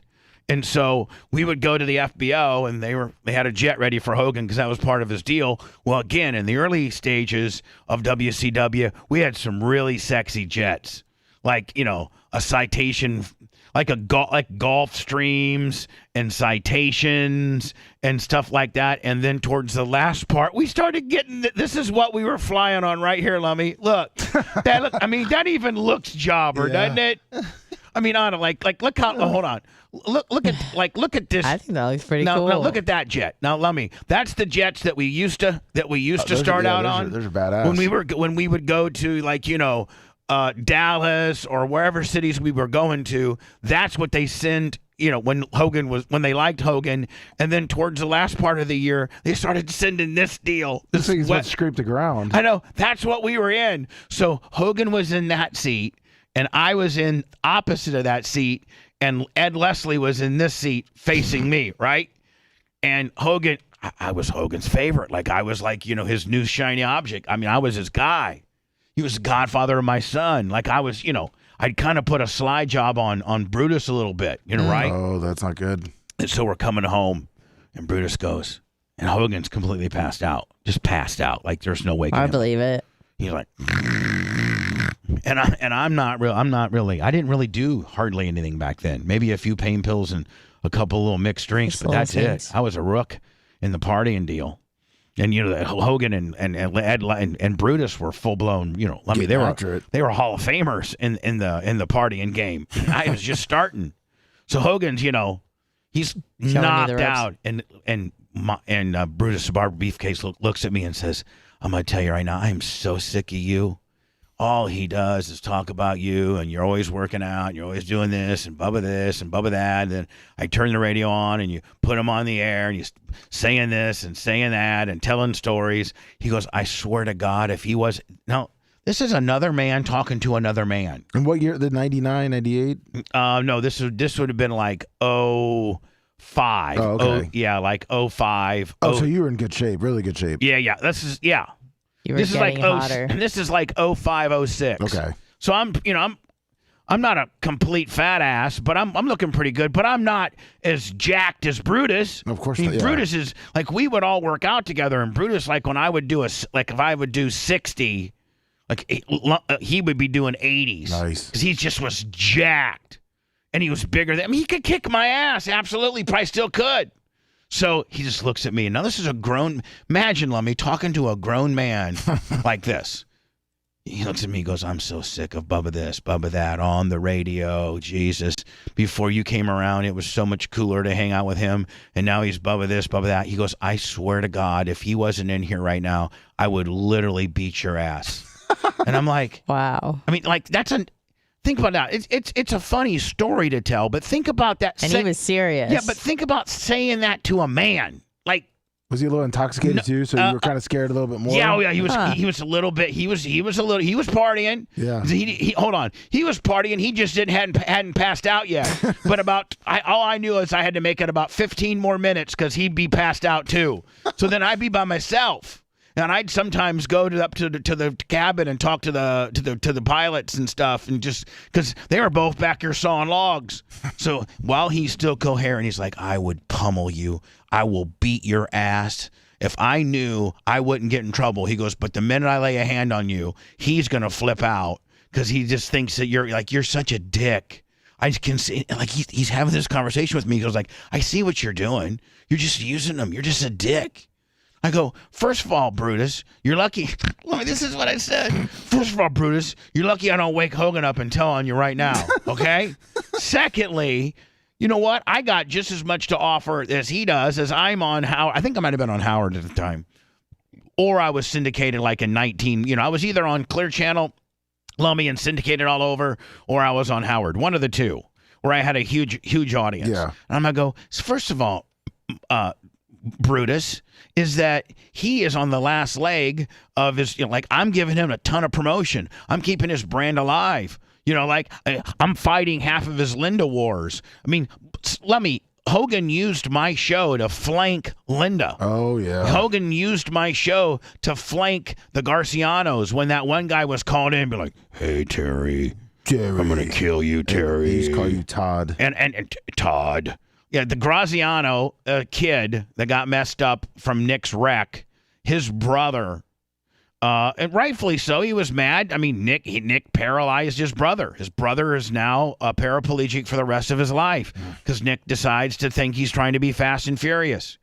And so, that guy calls Hogan up every day, that guy's brother, "I'm going to kill you and your slut daughter and Bubba, Todd, I'm going to kill you too, Todd." So, I was doing all Hogan's dirty work on the air, and when MJ was talking bad about Nick, I went down to management and said, "Hey, can you get him to stop talking bad about Nick? Like, for real, that's my best friend. He calls the show for today." So MJ was kind of told to squash it about Nick. So I got that done. And then when Nick was in jail and in isolation, Hogan would call me almost every day and be like, "Man, Nick's really down and out, man. Can you call the sheriff and see if you can get him put into general pop? Like, nobody's going to hurt him or anything like that. He just wants to talk to people. He's in Lemmy, if you're a celebrity, sometimes they put you in solitary confinement. To protect you. To protect you. And they're not really you didn't do anything wrong. Some people get thrown in the hole because they shanked their roommate, but they literally are just trying to protect you, and it literally drives you insane. So Lummy, I call the sheriff at that point, Jim Coates, good friend of mine, really good friend of mine, and I say, "Hey Jim, Bubba, yes, Bubba, what do you need? Hey, is there any way we can get Nick moved to General Pop? He's on the phone calls and stuff. He's telling his dad that he just can't take it being all alone." Jim goes, Give me till tomorrow, and I'll get back to you. Sure enough, Jim Coates, great guy, former sheriff, I think 2 or 3 timer, calls me and says, "Hey, you know what? I talked to the guys at the jail. There's this. They have different pods, like pod 1, pod 2." And he goes "There's pod of all the pods, there was a couple pods where there weren't any tough dude, it was a chill pod. Lemmy, you could get in some pod and there's a couple real high-strung white guys and a couple real high-strung black guys, and there's always some kind of shenanigans going on, right?" Yeah, you gotta watch there was yourself. a couple pods that were chill. So Jim Coates tells me I'm going to move Nick tomorrow at noon. So I got that job. Nice. I was pulling my weight, helping him, and Brutus was just hanging on at this point for, because he ain't got nothing going on. So he tells me to my face, "I would just absolutely beat you to death. I hate you. I hate you." I go, "You're just lucky I don't tell." I'm telling Terry when he wakes up. So then we're about, when you're, I guess when you're a professional flyer like Hogan was, and you start descending, you could be just completely knocked out. But when you're going from 35,000 and you start making that, 2,000 and 3,000 foot descent to make it into your destination. I guess your body has, because you've flown so much, has some type of, equilibrium deal and so Hogan, when we start descending, Hogan wakes up and Brutus kind of wakes up a little bit too. I go, Terry, what? I go, you wouldn't believe what Brutus said when you were sleeping. He goes, what? I go, he's going to beat my ass because he thinks that I'm using you and he thinks that, like he hates me. And he said he was going to beat my ass. Brutus, be honest, say it. He goes, I didn't quite say it like that. And Hogan goes, Brutus, chill out. And that's all Hogan said was, Brutus, just chill out about Bubba. And then Brutus just looked. And so anytime we'd be lifting weights on me, we'd be all three of us. Well, Hogan would do it first. And then I would do it second. And then Brutus would do it third. And while I was doing mine, Hogan was onto another machine. So we had a 3-machine rotation. You know what I'm saying? Yeah. Anytime, I always followed Hogan. And then anytime that Brutus would look at me or we'd be in the gym, he'd just give me that. You know how you give somebody I hate you eye? Yeah. He just look at me. Hate you. Bitch. Anyway, if you want one of these blankets, go to Bubba Army Store, Bubba Army Merch, Bubba Army Shop.com. Grab them while they can. I'm not going to order, this is it. And so remember Ed and Leslie / Ed and Chuck / Rhonda and Fred. They went out and had this manufacturer buy these. Listen, we're not a bunch of pop culture up to speed on what the Jeep people are doing, people. Mm-hmm. We're just not. I mean, Anna could tell you the latest conspiracy. Lummy could tell you how good the Rays are going to be next year. Rhett could tell you how good the weed he's got in his deal is. Macho could tell you how to wire something up. I don't know what I'm going to tell you. Just a bunch of stuff. I'm going to talk your head off. But we didn't know that in this little Jeep world was this duck world. We didn't know. I don't think we did. Did any of us know? No. Well, we started talking about it because it recently came up on our radar where I'm like, why are these little duckies in the Jeeps? But before it was a story, it stemmed from one of your stories. Before it was a story, we didn't know anything about it. The story got us up to speed, and then after we saw the story, like, oh, okay. Actually, Dunedin Causeway got me up to speed. Right. So I made a comment about it, and then they sent the ducks in. So Ed and Leslie, Frank and Jim, they got this manufacturer to make us these Bubba Army ducks with this little piece of paper that said you've been ducked by a member of the Bubba Army with our QR code. Isn't that insane? And they paid for them all. They're like $5 or $6 a piece to make. They really are. They're pretty expensive to make. And they bought us 100 or a couple hundred of them. They did for us to give out and distribute. And it's about $1 to ship them. So, I'm not trying to charge for them or anything like that. Now, I might reorder them. I might reorder them and if we run out. But you can buy the duck Jeep ducks also, Lummy, on our storefront, and I guess duck some people. Nice. Are you supposed to? Are you as a dude, Lummy? Are you you and I as a regular dude, or Anna as a good Samaritan, or Macho Man who's a car enthusiast, or Rhett who's high? Are we supposed to have a couple of these, just in our glove box, so that when we see a badass Jeep, we then put it on there and then potentially get? I mean, it would be almost you got probably a 50-50 chance of that person that got that duck to go check at least scan that code. Yeah. And give I think it's close to 100. Okay. You're not going to be curious if someone drops that on your car? That's some hot ladies at the gym I could do. They have Jeeps. Yeah. Yeah. And so then you literally got, maybe, I don't know if you got a 50-50 shot of them folding themselves organically into the Bubba Army world. Whether it's start watching the show through our various means or go to BubbaArmyRadio.com or go to our, just go to our YouTube channel. You got at least a 50-50 shot of potentially getting a new listener. So consider these kind of inner marketing kind of deals, and I'm getting them to you at the cheapest price I can just to cover my shipping. And after we run out of the ones that Ed and Leslie got us, then I might order some more because I think it's a pretty cool promotion. I think it's very, very organic, very evergreen, very, very grassroots that I think, can really make a difference. And so go buy your duck now.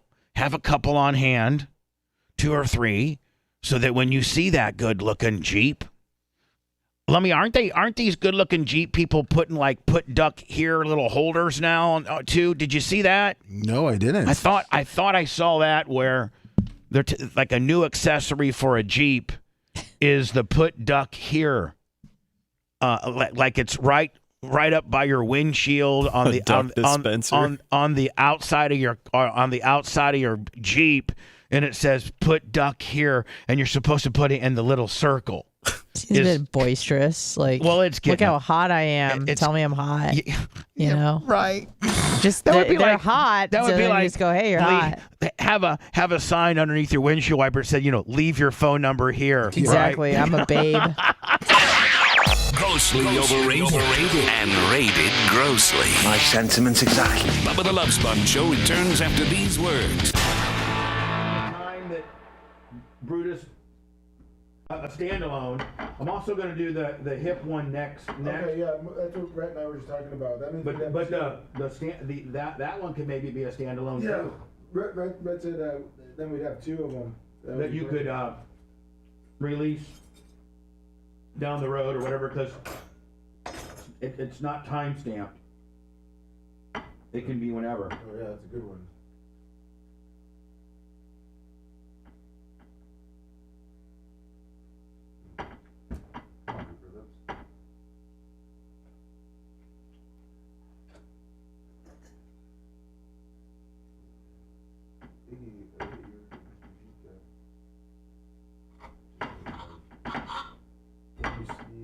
Connell, 20 Venmo, Cash App, PayPal. Yeah. Venmo, Cash App, PayPal. Cause those. Make it rain on this Wednesday.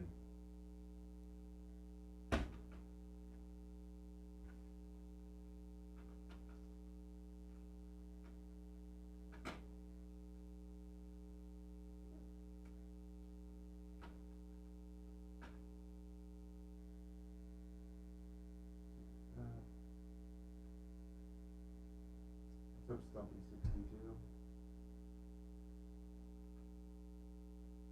He's a slave.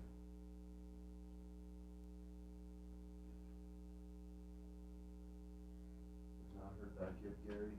V. Cantrell.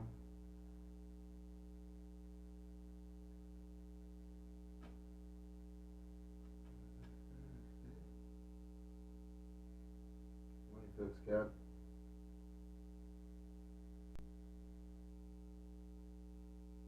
Canada.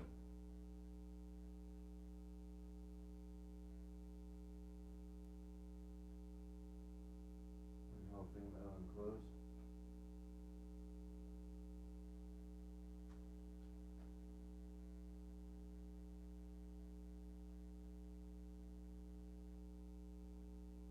Is up.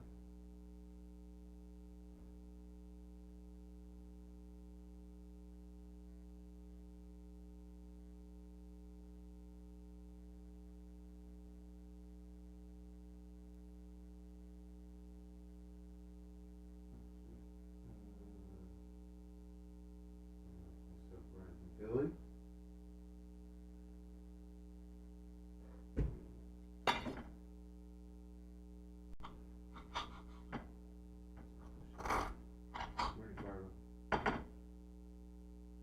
Stumpy 62, 600 bits, thank you. Tom, thank you, Lemmy. Thank you, thank you. Thank you, Stumpy.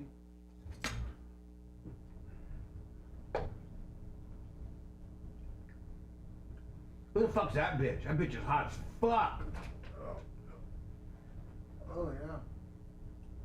Which Anna was in here? Who is it? Tell me immediately. Madison Gilbert, RNC spokesperson. Madison Gilbert.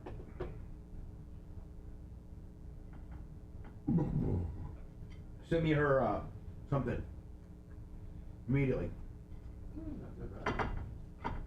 Because she's fucking. I mean, maybe she's not as hot. Tell me when it's synced. All right. I'll send you her Instagram.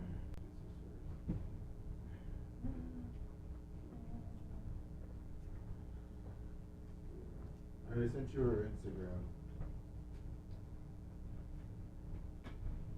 She's a former Miss Ohio. She's Miss Suck My Dick. Who's this? Madison Gilbert. Let me. Very conservative. She was on the. Is that her? Is she Newsmax? Yeah. That's not nearly as good, but. She Newsmax Willie? Okay, we're gonna talk about her too.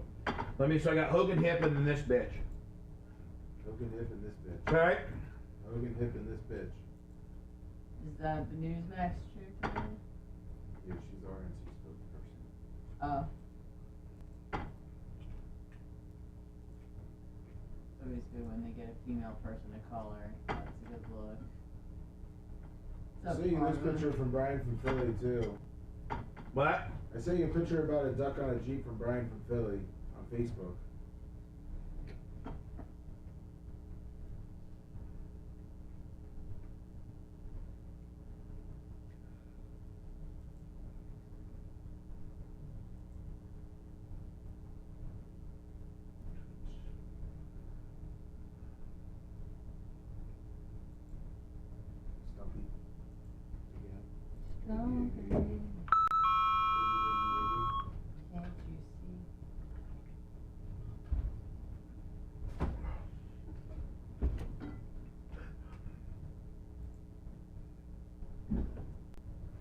Hey, will you real fast go get me 2 bottles of water? Yep.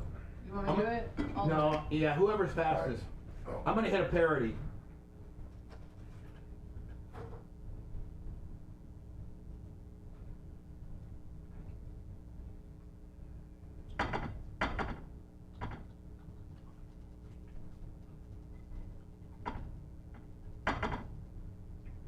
What was I gonna talk about? Hogan Hip, this Hogan bitch? Hip, this bitch.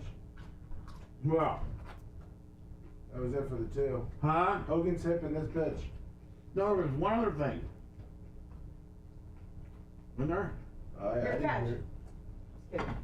I'm not gonna throw that. I think I'll put that one on the side there to get me. Thank you, baby.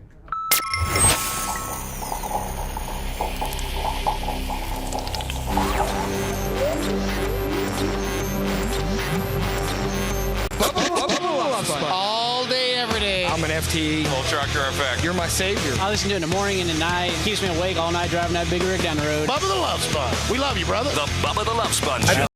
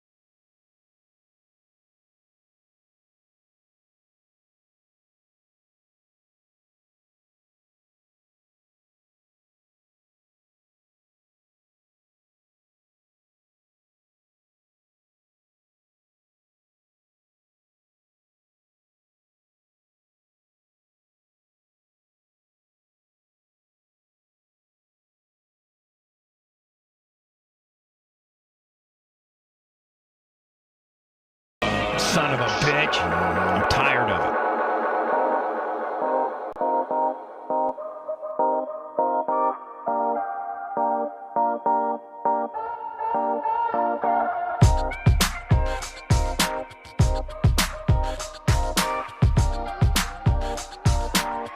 That's really, as we were kind of talking through it, really a good organic way for people. Because just, putting a bumper, first of all, you can't put a Bubba Army bumper sticker on a car. Like, you can't. That's too evasive. Yeah. You just can't. You can maybe, even this might be a little too much, is like if you took a Bubba Army bumper sticker with the QR code and you put it underneath a guy's windshield wiper. You don't know. That guy is not asking for a bumper sticker on his windshield wiper. So it might be, a lot of people probably don't want you even leaning against their car, and being able to touch their windshield wiper. A lot of people are very particular about their car. You know what I'm saying? Like Diaco. Diaco doesn't even want a guy leaning across his hood to put a bumper sticker under his windshield. That would offend him.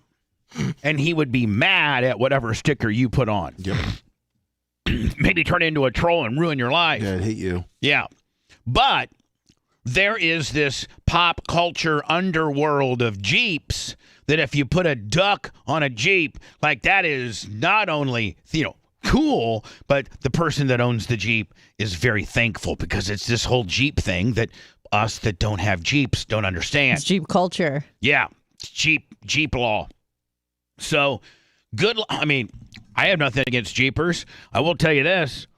A lot of times, you'll see some hot chicks drive those Rubicons, kind of, and they'll It's a chick car now. They'll pink them or lime green them out so that the wheels match the bumpers, match the headlights, match the steering wheel, match the interior, match the roll bar.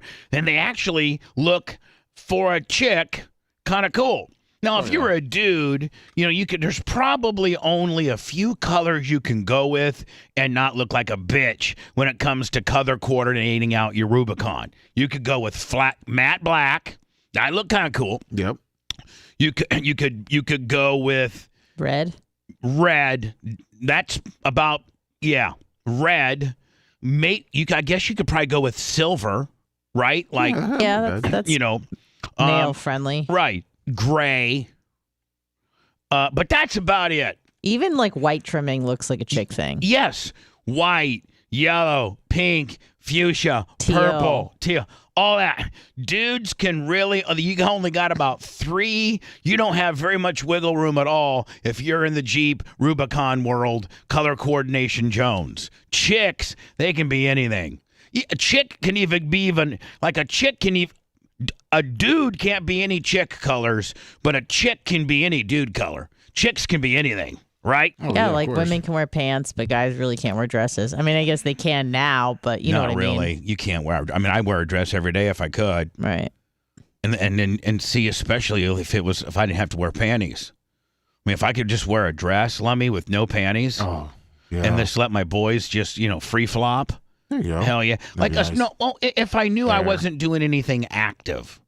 Like if I was just coming to be on the air and then I was going to go from here back to my apartment and I wasn't, changing the oil on Merch Crick's car or, whatever, let me, trying to do something physical where you would want some ball support. No jumping jacks. Yeah.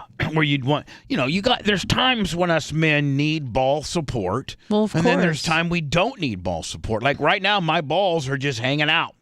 Yeah. Relaxing on the chair. Yeah. Like what's your balls doing right now? Hanging out on the chair. They're just hanging out. They're just hanging out on the chair. Yeah. Sometimes they get a little sticky and then you got to kind of go down there and kind of fluff them up a little bit. Yep. You got to fluff your balls up, and then a lot of times this guy. Why do you have to fluff the balls up? Because they'll start sticking together. Oh. And let's just be honest. If we're going to be honest, I say things that are very transparent, and it gets me in trouble. And you know what? You do it, but you judge me for saying it. Are you talking to me? No, I'm talking about people in general. And what I'm about to say. And there's going to be a lot of guys be like, "Oh, gross," but you do it. You do it. I'm just the only guy in the media or that's kind of popular or has his own show that will be honest about it. I know what you're going to say. But most of the times we then smell our hand. I knew you were going to say that. And even if you go like this, they're like stuck together. You fluff them. You give them a fluff. You go bam, and then you just kind of like like a flyby. Then you just kind of go like, yeah, you know what I'm saying.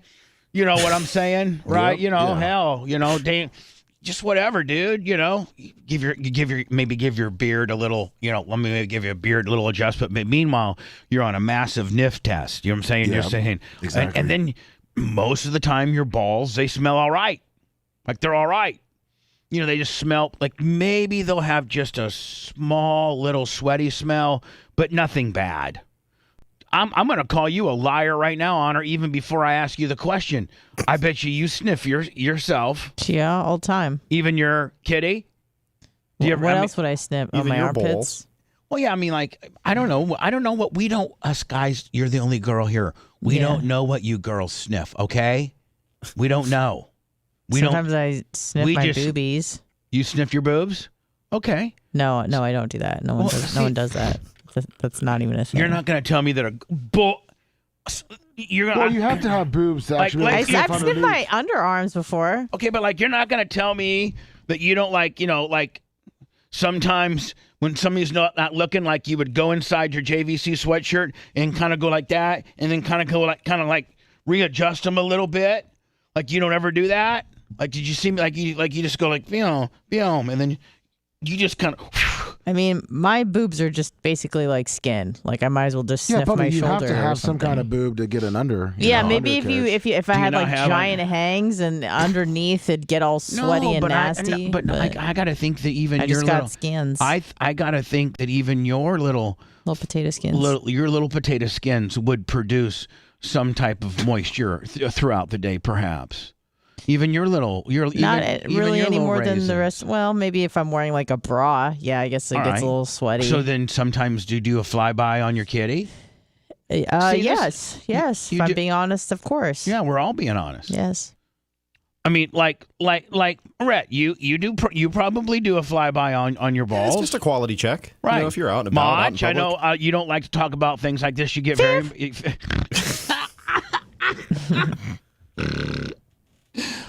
That's almost belt worthy for the bitch. That was funny, Anna. Fifth.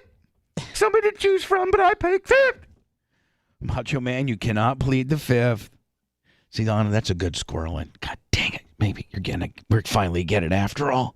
It only took me 3.5 years. Yeah. Well, it's better late than never. It's not quite ringing in yet. Macho, do you ever do flybys on your balls? I shower like 4 times a day, so I'm pretty good there. Four times a day? Doesn't mess around. I shower twice a day, and I thought that might be like, excessive. If I get oily or feel oily, I take a shower. Let me, on the average, are you a 1 shower a day guy? You're 2. Yeah. Morning, night. Yeah. Really? Yeah. Yep. I shower the least. Here's the thing, Anna. I used to be just a 1 shower guy. I would only shower at night. No, in the morning when I first got up. Really? Yeah. That's just how I was. But then when I started doing my hair with the hair gel, because you got to put product in your hair, you know. At least my I don't. but you, no, I know what you mean. You have the kind of hair where you can put it back in. I can't wear my hair like I wear my hair. No, like I need to put a little gel in it, or it looks like real fluffy and just my hair looks better with a little hair gel, and a little product in it. My hair completely dry right out of bed is not that good. It just doesn't.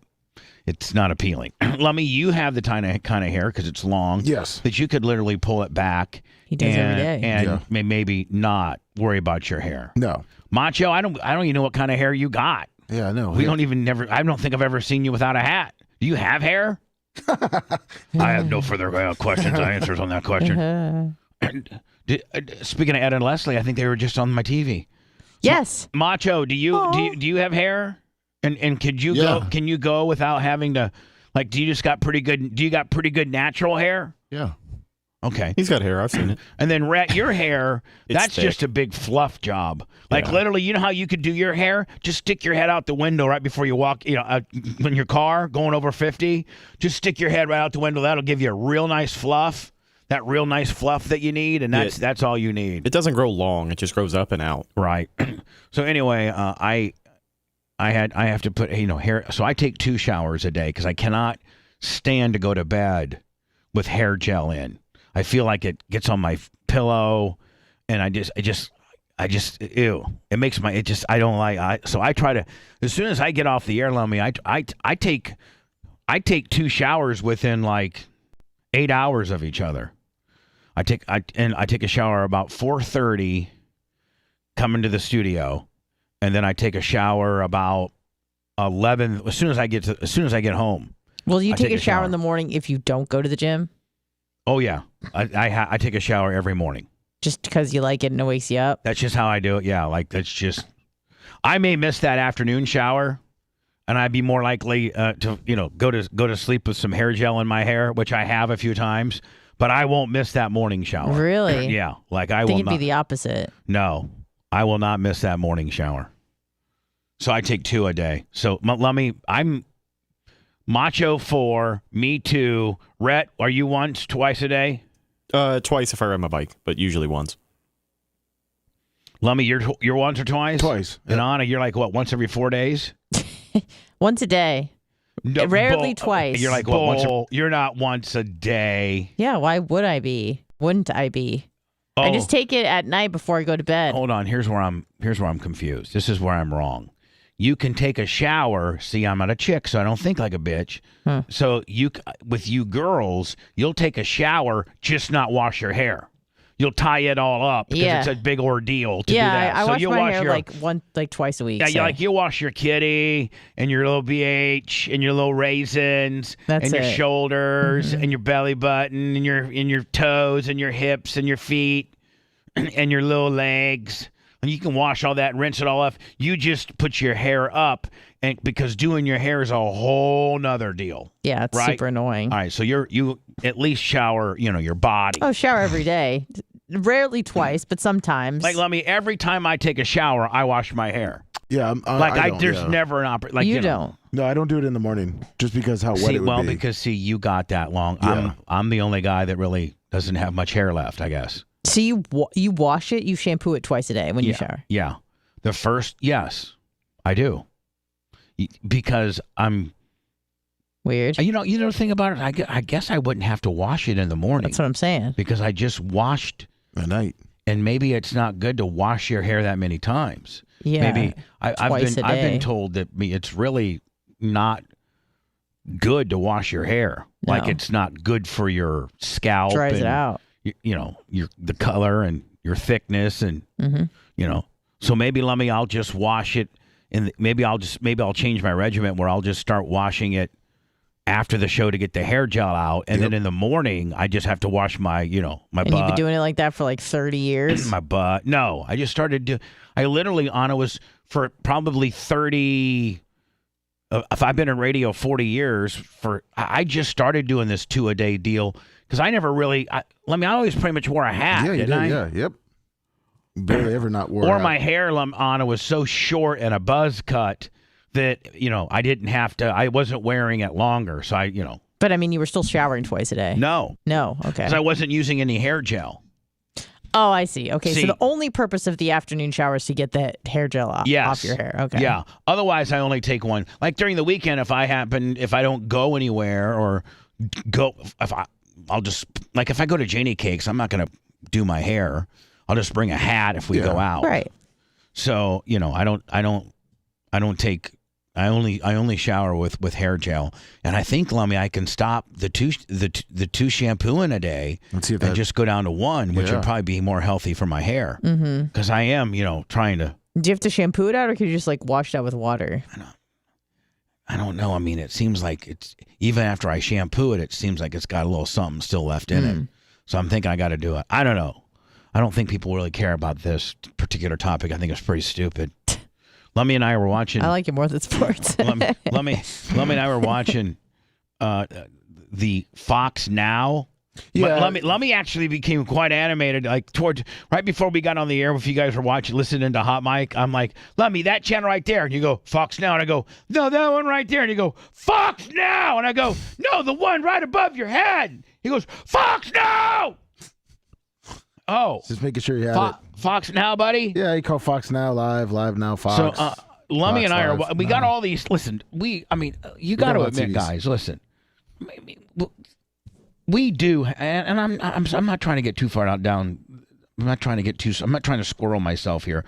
But as I look around our studio and I look all the way around and you look at the stage, and we obviously have become very, very accustomed to and probably sensory. Like this is our work. This is our surroundings.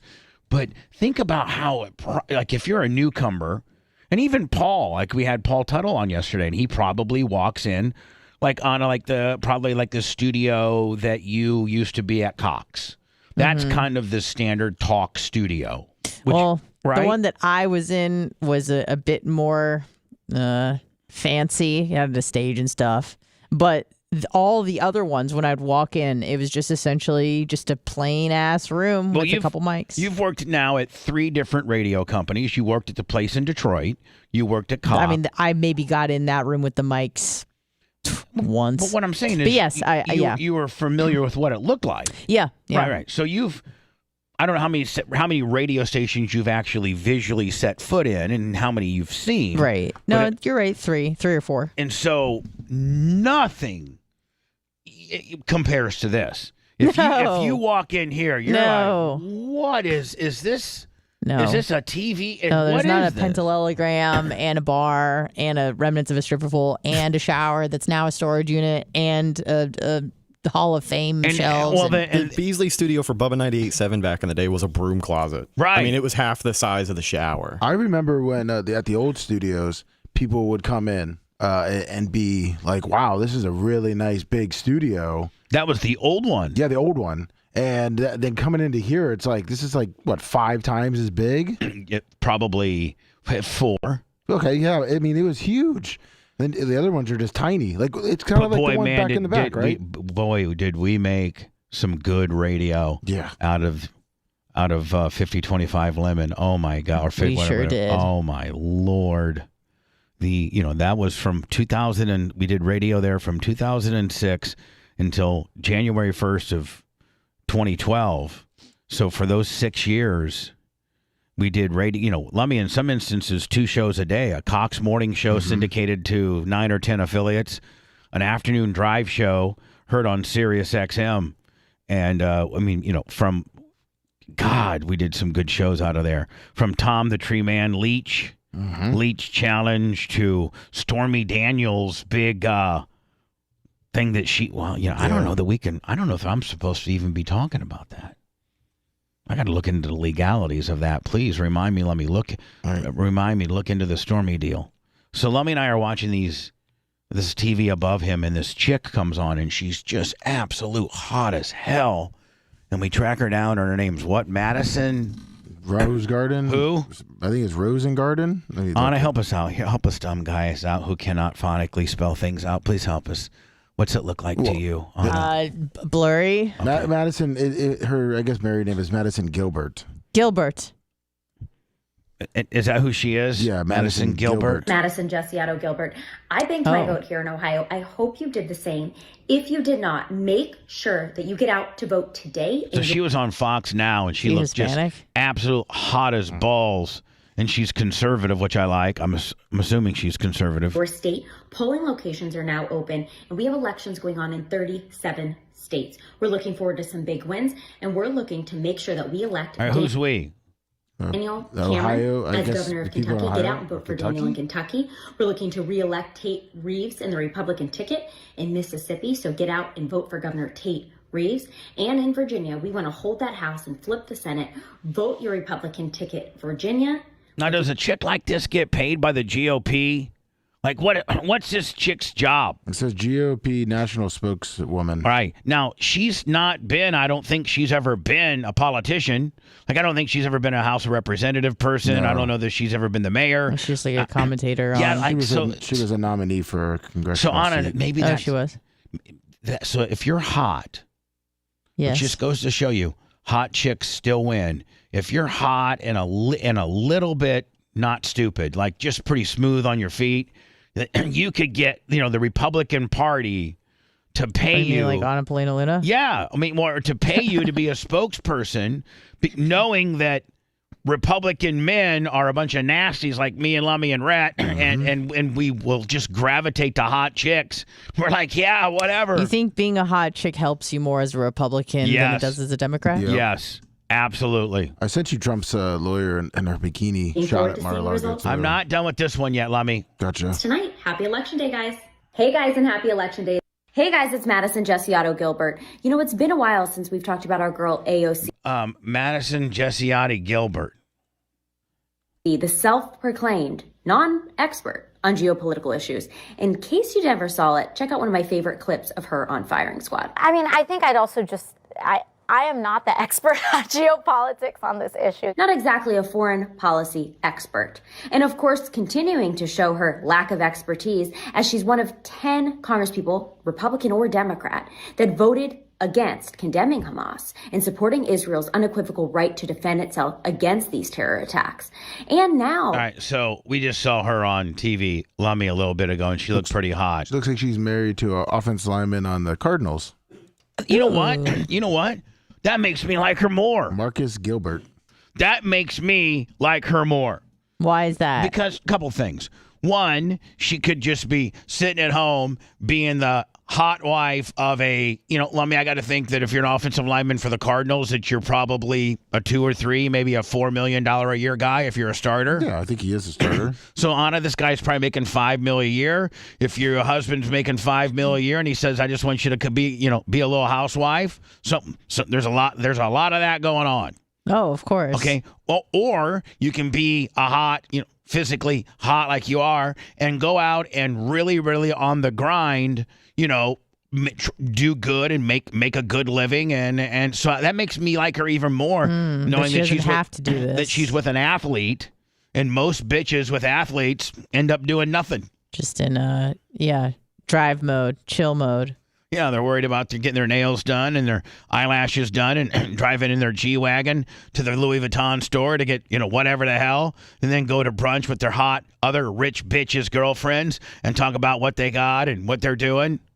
Just a big brag. Just, what it is? It's the Kardashian effect. Like, show me a clip of the Kardashians ever really working. Like, standing behind a Forever 21 cash register and ringing people up and, working the back stock room and things that women do. Their own kids don't even know what they do. Manual labor. There's a clip. Well, it looks like the guy's retired, but he still had a 8-9 year career where he made about 35-40 million. Yeah. So I like her a lot. Thank you for doing that. Thank you for being cool. Thank you for being a hot, cool bitch. There's not a lot of them out there. You know what I'm saying? There's just not a lot of hot, cool bitches that are smart, pulling their own way, making a living, that are blastable. Oh, so sorry. Interesting. So, Lummy, I was going to get into the Hogan hip deal. We were talking about Aaron Rodgers and how Aaron Rodgers has just remarkably he's healing pretty quickly. Healing and just really making some, people have never seen this type of progress from a person that had an Achilles heel tear roll up as extensive as he did. Especially at his age, right? Yeah, especially at nearly 40. Mm-hmm. And so Dan, our resident doctor, who's a co-host of the show. A regular guest, if you will. Yeah, regular guest, if you will. He's a co-host. I know. I'm just messing with him. Don't get him going. Yeah. That was Mike Rose doing, not mine. Let me. Are we going to try to make those changes? Yes. Okay, please do. Because Dan really cares about that. Really means a lot to Dan. Well, it's got Dan tore up. And I think we need to make a change on the group shot too. Yeah, but do we have to reshoot it then? No. Superimpose him in. We need to make sure Rhett gets back in there because he got cut out for some reason. All right. So I'd like for you people who are talking to Mike Rowe and Tommy. You people. Yes, you people. My employees. Oh. That are part of this Operation Yippee-O deal. Could you guys express to them that I would like for, if it is doable, to get Dan and Rhett back in the group shot and make sure they label Dan as a co-host. Yes. They gotta do me some justice though on one of the pictures. I looked like absolute crap one of those days. So maybe I could have them swap it out. I might want to call. I might call Ian. They're good about that. If you ask them, they will. I might call Ian, and maybe we all do. Like I don't know that again. That bright light, my yellow ass smoker teeth. It just didn't look good. Yeah, hold on. Hold on. No, you thought the same thing. Everybody thinks it. I know. I can't believe you just said exactly what you said, because yesterday when I was looking at all the pictures in the new site, that's the first thing that came to my mind as soon as I saw you. But I didn't want to say. I'm not going to say. Look at those I'm yellows. surprised you didn't say. No, but I mean, like I wasn't going to say. Well, I look at those yellows. Look at those some... yellow smoker teeth. But I thought of it. It's like, oh, dude, look at those yellows. Those old yellow smoker teeth. It's these joints are doing me in. But I asked old boy, the photographer, what was his name, Ian? Have you tried any I said, teeth? hey, man, you're going to have to take some liberties. Like, please, hit me up with a face filter or something, because I know I look like ass right now. But you should have, here's where you messed up. You should have specifically told him what you were most worried about. Because just like hit me up with a face filter. No, you're right. That's broad. You know what I'm saying? Yeah. But if you sort of said, hey, man, can you, whiten up my smoker willies? That's what you should have said. That or you should start. That's not hard to do. You should start whitening them yourself. You should start getting some teeth whitening strips or like a tray. Yeah, you're right. I will. Honestly, I need to invest in some Invisalign as well, because I was one of those people who didn't wear their retainers, so my teeth shifted back. Yeah. It's just a lot of bad going on. Man, I got to tell you, these Invisalign deals now they're cheap. And you can finance them for like $22 a month for 100 years. And like, I'm just years. No, I'm just saying like, and they're so like, they look like a clear, like most people can't tell that you have them in, and you only have to really remove them when you eat. And then you put them back in, but they're not. But like they're almost like the absolute same. They're like second teeth. They're like the skin of teeth. Like back in the day when you used to have to wear retainers, they were kind of bulky and big. These things are like teeth skin, are they not? These new Invisaligns, like they're practically nothing, and you just snap them in, boom, and you wear them. Throughout the day. You probably would you have like maybe a retainer lisp when you're on the air, or like. Like if you were wearing these retainers, I'd almost make you have to. I would almost tell you that you had to wear them on the air or you're fired all the time. Mm-hmm. So you had like a little like that. Yeah. And be like, Lummy, that'd be so cool, retainer boy over there, wouldn't it? Yeah. Retainer-ret? Retainer-ret. Did you just say retainer-ret? Yeah, Lummy? okay. That's why you got the strap, kid. Oh, actually, he doesn't. Dr. Dan does. It's not what you think. What? Since when? Actually, it's much less. Much less. Bubba the Love Sponge Show returns after these words. I'm looking at the new website now. Bubba, I sent you the Trump lawyer. What'd you send me, Lummy? I sent you the Trump lawyer in her bikini at Mar-a-Lago. It's making the rounds. She looks pretty good. And then on the other end of the spectrum, Macho wanted me to give you, since we're on pictures, a EDC. What? His EDC, EDC update on his body. CDC. So I sent you a really hot chick, and then I sent you Macho taking a gym photo. Okay, hold on here.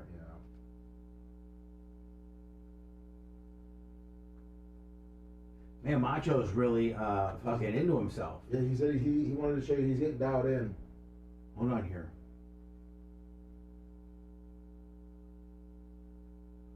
Here we go. That's what we're going with right here in next segment. Look at her. Oh, shit, that's the girl? Yeah, it's at Mar-a-Lago. That's the girl we just saw. No, that's Trump's lawyer. Oh, that's Trump's lawyer? Yeah. That's Trump's lawyer, Anna. No way. Fuck. Yeah. He's blasting her. Or he should be, at least. Trump knows how to pick them. All right, so we got 2 picks. Then Hogan Growth. And then I'm going to tease. She was hot. I didn't know she was that hot. Then I'm going to tease the Rogan talk, okay? Yeah.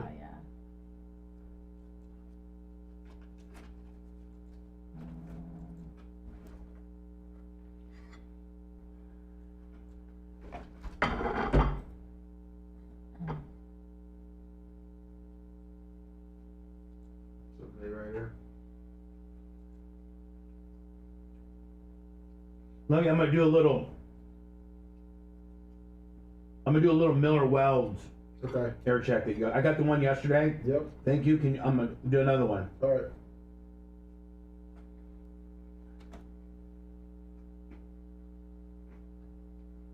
That's nice. Wow.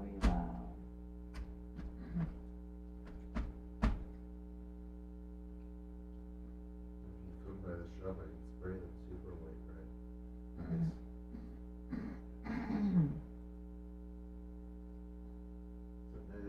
Here's a piece.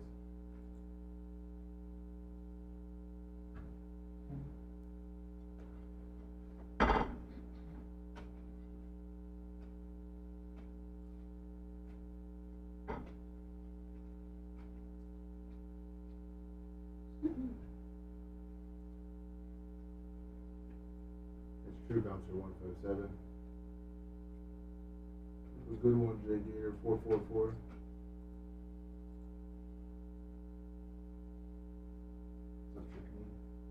Trickest of knees.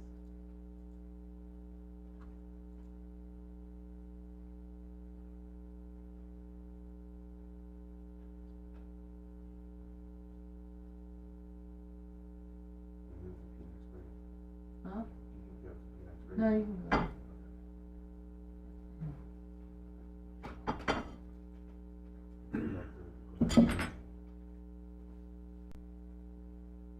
Pretty good signature there.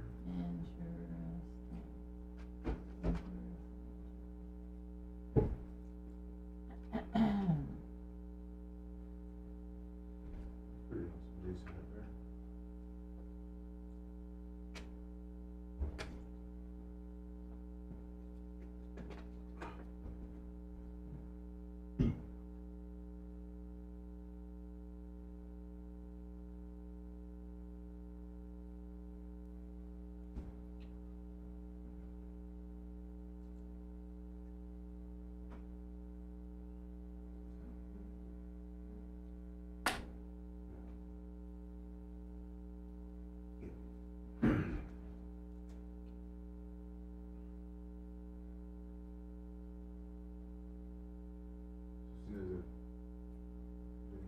Fox 11 o'clock.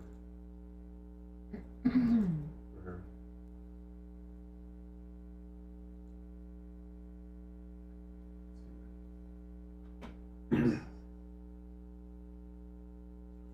Oh, she moved to Sundays, ESPN. She did one of those jump scissors. I've never seen these pictures before.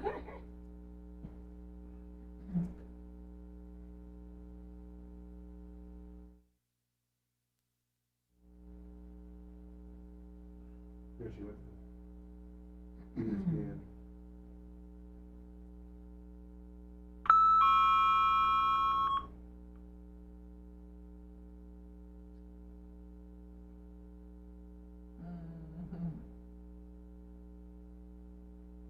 Enlist.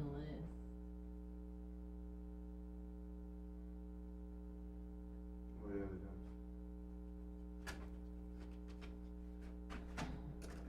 The permanent one is dark match.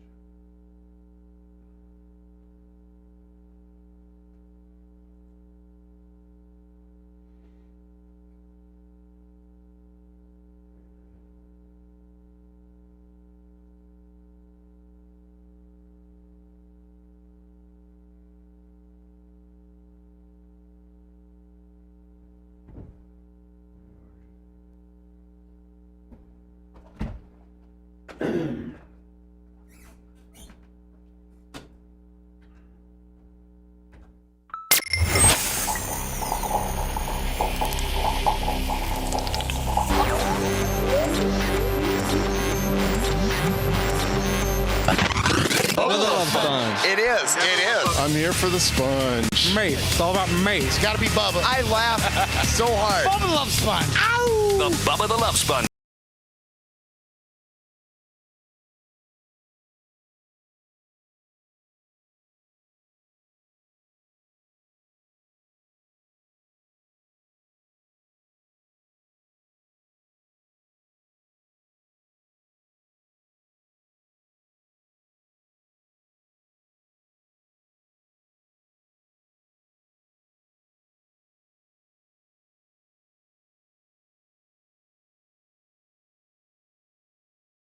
yesterday, Lummy, when I asked Paul, who's he's a metal fabricator for a living, made millions and millions of dollars being a metal fabricator as part of Orange County Choppers. Like, yep. His foundation of skill set to build choppers was a metal fabricator. And all metal fabricators have welders. They all have MIG. Some have Heliarc and things like that. But your standard MIG welder is what most people have that, weld or need to repair things in the field or, just a standard baseline welder is a MIG welder. And so most real dudes, like Iggy, I know Iggy's got a welder. I don't know if Big Red's got a welder or not. I don't know. I know Hootie had one because he was in the welding business. Well, his family is, but I don't know what he does. How has he been doing? Any updates on that? None. Okay, perfect. That's probably good. And so I asked Paul, because I know Paul is a big-time welder. A big-time welder. I mean, that was a major part of his television series was welding. Yeah. And because I've always been a Miller guy. And my dad always had a Miller. And then when I went on to have a race team and things like that, we always had a Miller welder in the race hauler.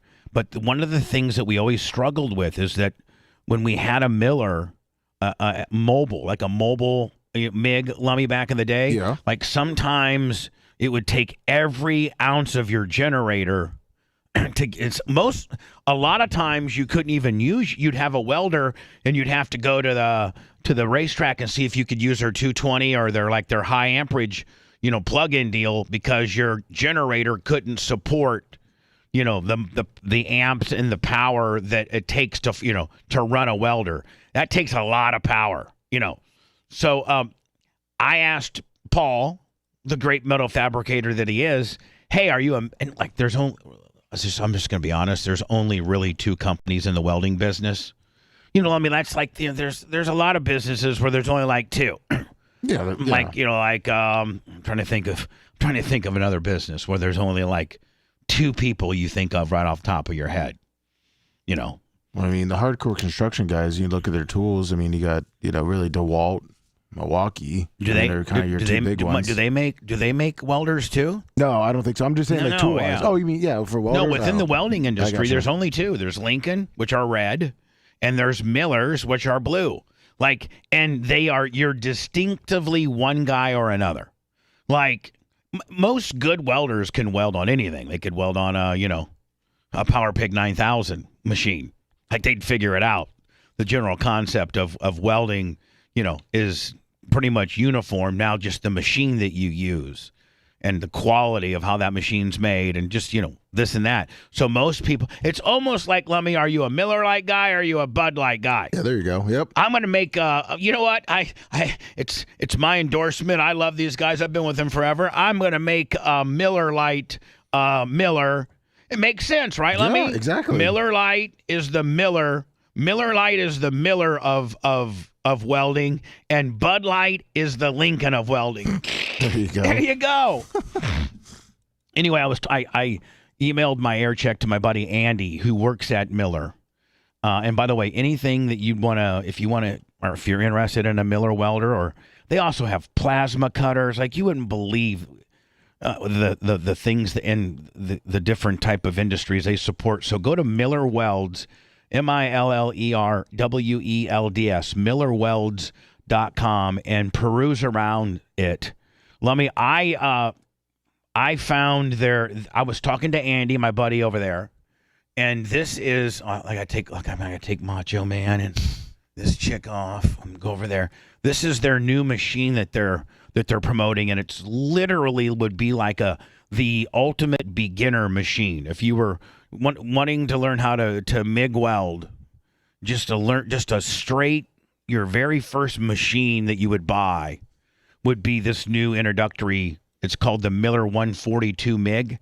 And the one good thing about it, Lummy, is that it can run off of a regular 5,000 watt generator, which is usually what most people that have ATVs or racing or motorcycles, a lot of those guys carry welders with them because they'll break a suspension part or they'll break something so badly that they need to weld and fabricate something at the track.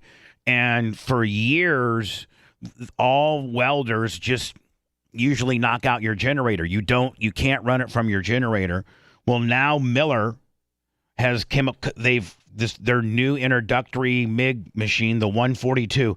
I'm gonna run a video on it, okay? Right. I think the video could probably tell better. And here I am trying to tell you all about the new 142 when they got a real fancy video. Why wouldn't I just let them say it? Right? No, that's right. Far more efficient than my stupid ass. Yep.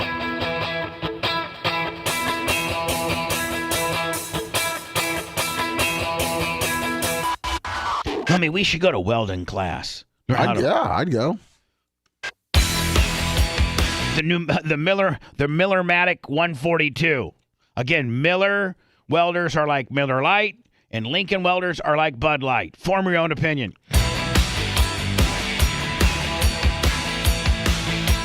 It's easy to use. It's got digital display. It's easy to move. That's small. It's less than 40 pounds. Even Anna can lift it up. Anna, we need to do a thing. Anna welds. Yeah, there you go. Yeah. Ew. She'd be so scared of welding. Anna, because you got to put this big... Yeah, no. Hold on. See, that's you right there, Anna, with all this stuff that you're putting on that clip. You gotta get your face right down on the weld, Anna. You're welding two pieces of metal together. Laying dimes.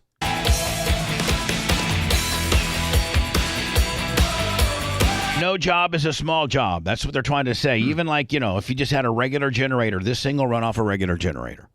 Go to millerwelds.com or go to your nearest Miller. I don't know. I think they sell Miller at everywhere, don't they? Well, I'm looking, and also on their website, you can type in your zip code and find a location. Oh, okay. That they sell it. Perfect. Millerwelds.com. Anna, if I get one of these Miller 142s, could I? Please don't make me do that. Why? Because it's scary. I'll hurt myself. You're not going to hurt yourself. You don't know that. If you got the gloves and you got the vest and you got and I show you a couple times on how to do it, and then you put the gloves on and I give you the wand, and I have these two pieces of metal, and I said just weld these two pieces together with how I showed you how to do it. Now it sparks and everything. There's sparks all around you and everything. Well, you still probably are scared, aren't you? Well, I'm scared. I'll consider it. That would be a huge traffic getter. We get some clicks with that. Oh, of course. Snowflake Anna gets on the Miller welds. Oh yeah. Yeah. Can I squirrel you with this hot chick on the screen? Yeah. So anyway, we've been watching Trump. He's in court again today, right? Oh, yeah, it's almost every day, Ivanka. Are they saying have they given any type of indication as to how long this is going to last? Do we know that? Nah, he's in and out with so many different cases and trials. No, but I'm talking about the New York one where the I don't know. African-American prosecuting attorney ran for her office and one of her campaign slogans was, I'm going, literally, this woman who's prosecuting him, she campaigned for governor, and one of her big bullet points, let's make America great again. Don't stop believing. All that was, I'm gonna arrest Trump. Honest to God, that's what she would go out in front of the podium and be like, hey, don't forget to vote for me as your Democratic candidate for Canada for a governor, and don't forget, I'm gonna go get Trump. I'm gonna put his ass in jail. That's what she's trying to deliver. And so she now has been at every day. But the thing about it is what pisses me off is you have to read or you just get a little bit. Is there the very first day they had this girl that we have on screen, which this is Donald Trump's personal attorney. This is that hot chick that Alina Habba. Oh my God. Habba. She is beautiful. She looks like she looks like the young Jen Holloway. Oh yeah. Ask Jimmy Cleavis about that. Oh. She's probably the hottest, youngest, most competent lawyer. All those three things where they intersect, that's her. Well, and that is such a unicorn rarity. That's what I'm saying. Yeah, like, He's like, I want a young, hot female lawyer that's good. Yeah, like, usually you can't have them all. You'd be young and hot, but you'd be kind of not that, not really that good. Yeah, it's rare that you have a unique triple pairing like that. You could be just unbelievably good. Like, you bring it and you got that swag. You look like Janet Reno. Exactly. And you got that swag, but you look like Rosie O'Donnell. Right. Right? Yeah. You never have that hot. Well, you do, but it's rare. I mean, oh my God, this is rarefied air, and let me look at giant those. fake boobies. No, but those are just shelved up so nice. Nice little abs on her. Just a nice. She has a couple kids too. She's popped out a couple kids, so you're dealing with some elasticity. Something 40. that can snap back. She's almost 40. Cool, she got 39. Got that hair kicked back, a tint of ab. Just wow! I mean, God dang! Hanging out with Trump at his Mar-a-Lago. What is she holding? Is that what I can't quite decipher. I think it's her phone. It's like a purse, maybe. I think it looks like a little purse. I can't one of those little swing purses that you can carry. It's really hard because I can't tell if the water is something she's just so unbelievable. Yeah. Did she do a post day in court press conference yesterday? Will you look, Lummy? Yeah, because the first day she did, and that's how we found it was Monday or Tuesday. It was yesterday. It was yesterday. And it was after they had been in court all day Monday. Yep. And so we got it Tuesday morning. And so it seems like maybe they're going to address, or she's going to come out and speak to the media every day after their day worth of just nonsense. It doesn't look like she made one yesterday. She didn't? No. Please keep on it. I just got such a crush on her. You want to just look at her Instagram? Oh, I just want to just masturbate to her feverishly. Yeah, send me your. Speaking of which, we got this Macho wanted to make sure we let you guys all know that, and Macho Man and cut up. We like to Macho. Gets ready. Like Macho is into weightlifting, into bodybuilding, into fitness, into protein, and into lifting weights. He's really into protein. He's also into music festivals, EDM, and he and his buddies go to this Macho. I'm assuming this one that you're getting ready to go to, and you're going to miss next week, 2 days, is like you go to this one every year. Like this. Do you know what it's called, Bubba? EDM, Willie. Yep. Nailed it. EDM Willie. EMT Jones. No, what is it really called? Electric Daisy Carnival. Electric Daisy Carnival. EDC. Oh, so I did have it right. EDC, but aren't you supposed to? They have one in Vegas. They have one in Orlando. And Orlando's like not as big as Vegas. I would love to go to Vegas. Do you go to Ultra too? It's too expensive. And it's too much of a tight space. I heard. You guys are. Well, don't worry, Bubba. I sent you the trailer. 95% of America doesn't know what you two numbnuts are talking about right now. I sent you the trailer for EDC. All right. Well, anyway, Orlando. Macho, likes to make sure that he's dialed in for this particular festival every year. And I get it. I get it. There's a lot of hot chicks in this trailer. Yeah, I mean, there's a lot of hot people there. See, I don't have the potential to look like that, but Macho has worked out and stayed in shape that he can really diet down and get. Like I could never. That did take me 3 years to get like that. I have to be like, say, hey, let me Super Bowl 2030. I'm gonna maybe be in shape. Okay. If I'm not dead, I'll be in the best shape of my life. Right. So Macho Man submitted a picture to us of his fitness journey as he's getting himself dialed in for his Daisy Chain Willie that's going to be in Orlando. This Daisy Chain Jones, EDM, EDC, AEC, AED, WHO, CDC, NIL, CDC Music Festival with a Daisy Chain kicker. And he'd love to go to the Vegas one, but it's too expensive. I mean, this trailer I'm watching, Bubba, I don't know. Maybe I'm wrong. That I don't think you'd fit in. I don't think you or I would fit into this concert. You know? Is that a fat joke? Because that's rude. No. It's a lot of people. And she throws a fat joke in there. That's what Lummy was saying. No, he didn't say that. No, he said it wouldn't fit in. He didn't say that. You said it, thinking he would. Yes, you did. You're the one that said it, bitch. Sorry for that burst. Let me. What is this? This now? is what Macho's going to. So this is what Macho's movie trailer, whatever. This is what Macho's going to. Yeah. Now, Macho, do you stay? Like, where do you guys stay over there? Do you have a tent? Do you have a camper? This one doesn't have much camping, if any. We stay at a hotel nearby. All right. And just Uber back and forth. And so, like, in the music festival, like, what's the standard operating hours of, like, I'm thinking what, like, maybe noon to midnight or something? Noon to 2 in the morning? They stop at, I think it's midnight. All right, because of the rules there. Noon to midnight.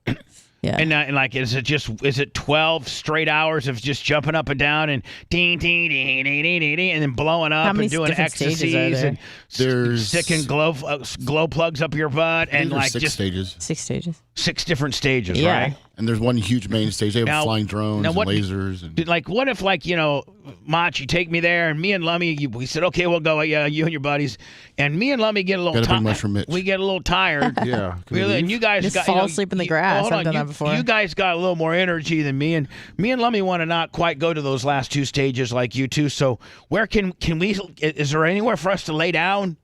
Everywhere. yeah, we'll put you in the medical tent. No, but like In really. the amnesty box. I mean, do they have like, do they have like literally like kind of like a little grassy hill? And I'd be like, Lummy, you want to go lay beside me? Yeah, on the there's plenty grassy of hill? places. Are they playing like the ball game on in one of the tents? We can They go have to the VIP football areas. If game. you're a baller, you can go into the VIP tent. Yeah, but Lummy and I ain't ballers, so can we go get a drink and sit down in something? You can have some snacks. Air condition? Yeah. No, you probably can't, can you? Yeah, Lummy. Hold on. We'll take care of you. I'll be. That's all the flowers you'll see from all the acid you Macho dropped. Man will be piggybacking me. And he'll come out of the music festival with bigger back than he started with because he had to carry my ass. He gained 3 inches on his back just for the music festival. Oh, okay. This is it right here. Okay. This is what, by the way, this is what Macho Man's fixing to go to Friday. He'll be there Friday, Saturday, Sunday, Monday, Tuesday, I think. What? Yeah. I mean, I don't mean to get up in your I think it's only like a 3-day festival, though. I'm not trying to get up in your business much, but I think you're going to be there Friday, Saturday, Sunday, Monday, and maybe Tuesday. Tuesday might be your travel day, but I think that's what it is, ain't it? Monday's recovery, Tuesday will be travel. So you'll recover in Orlando? In a hotel room, yeah. All right. Okay. Safe place. Now, where in Orlando is this? It looks like it's by Disney World. Tinkerfield. Yeah, it's right outside the Citrus Bowl. Huh. Oh, it is? No idea where that is. I know where it's at. It's right down. It's in the ghetto. It's People downtown, just start making out with you. It's just downtown strangers. Orlando. It's actually They bank on parking down there. But I'll tell you this right now, man. It's outside. It's north of the city of Orlando, and it's kind of sketch, ain't it, Lummy? OBT, Oran Blossom Churro. Hopefully the weather is good. Great weather. Yeah, nice.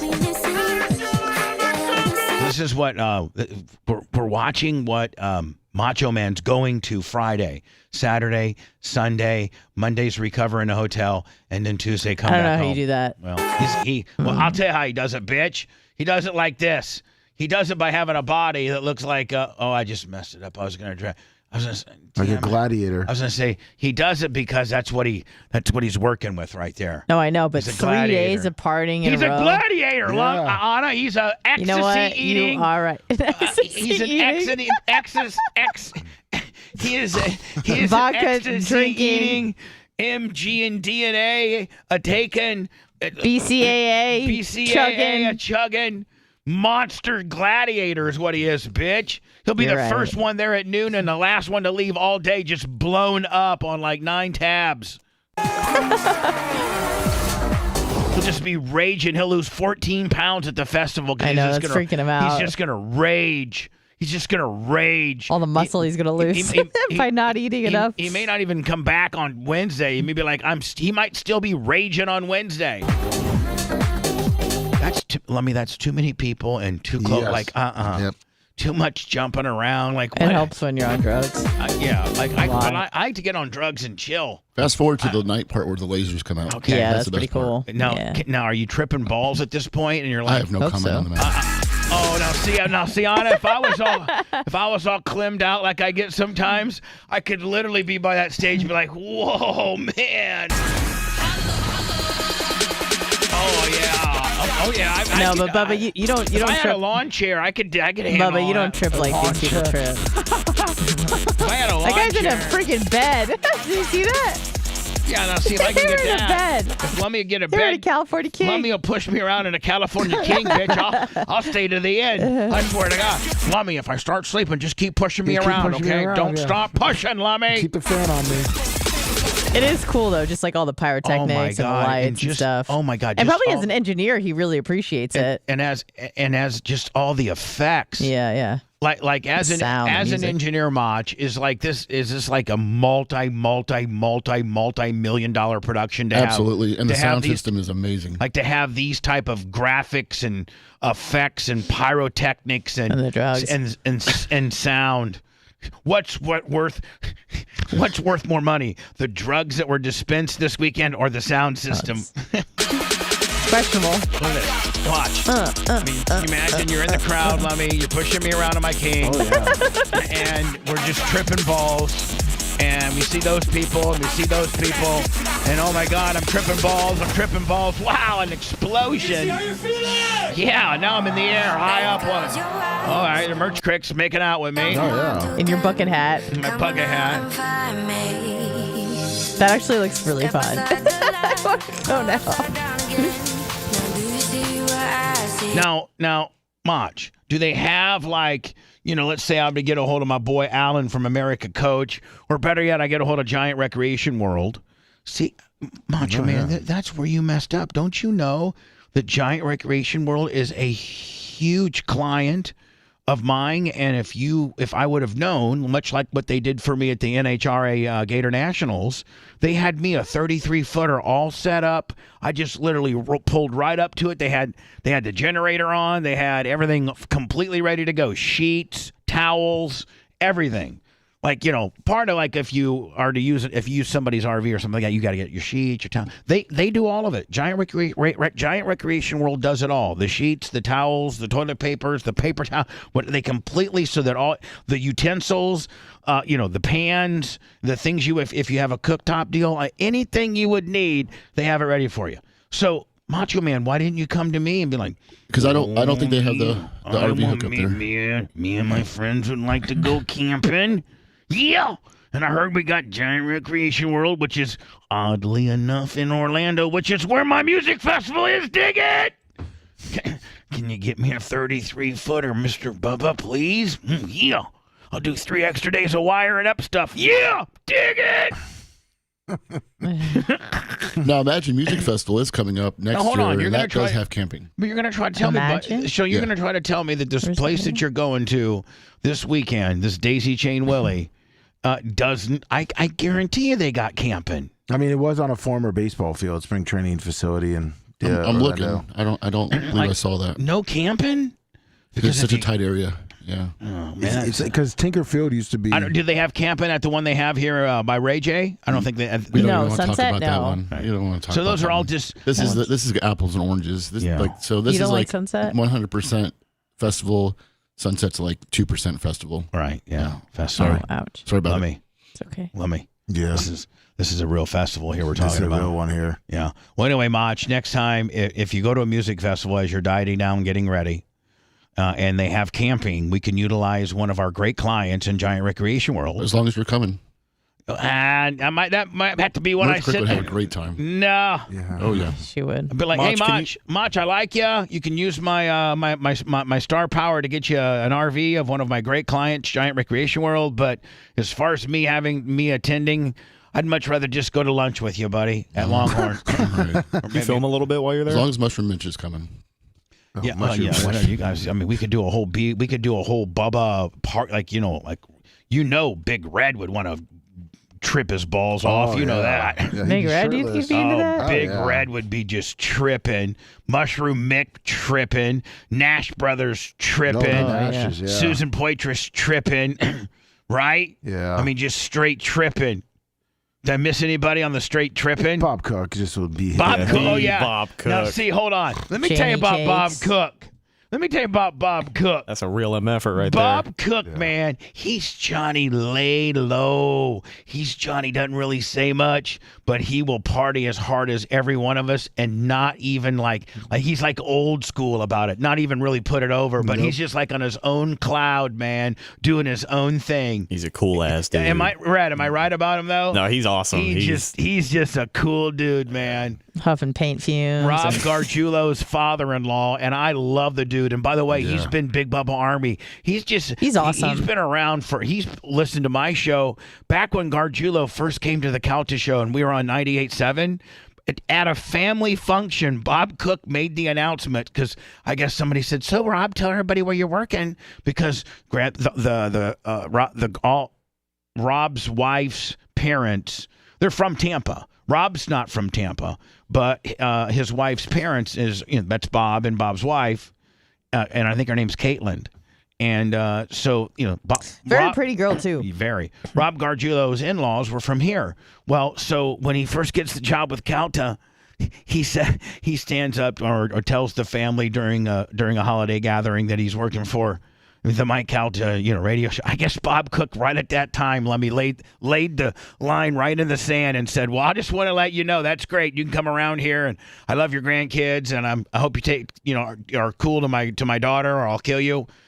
But I'm Bubba Army. There you go. He says that right there. I'm Bubba Army, man. And that's Bob Cook, buddy. That's cool as hell, ain't it? Yeah, my boy. So Mach, I mean. Does it take a whole day to recover from something like this? Like a week. I mean, like you're just going to be completely junked all week next week? No, that's not the plan. We'll play it by ear. See, oh my God, can you imagine if you're high and you just you just see this?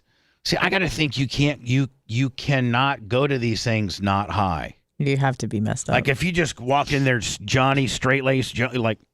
Because here's the thing, like just seeing that sober is cool, yeah. But you could take it from like a level 3-4 cool to 25-30. Right. Like you can take it from visually it looks cool to almost feeling as if you're infused into it. Because you were having the thing about these shows, and I've been to a few festivals here and there, but it's like in this collective effervescence. Like you feel deeply connected to yourself, the people around you, music, the universe. Like, yeah, it's a really, really cool full body experience. It's almost like you're it's like an infusion. Like you're just in this vibe. You really feel, and I know this sounds hokey. And you're living the moment, and you're just into it. I know this sounds hokey as hell and super cheeseball, but you have this like just feeling of this outpouring of love, like just good feeling, good vibes. You just want everyone to just have the best time ever.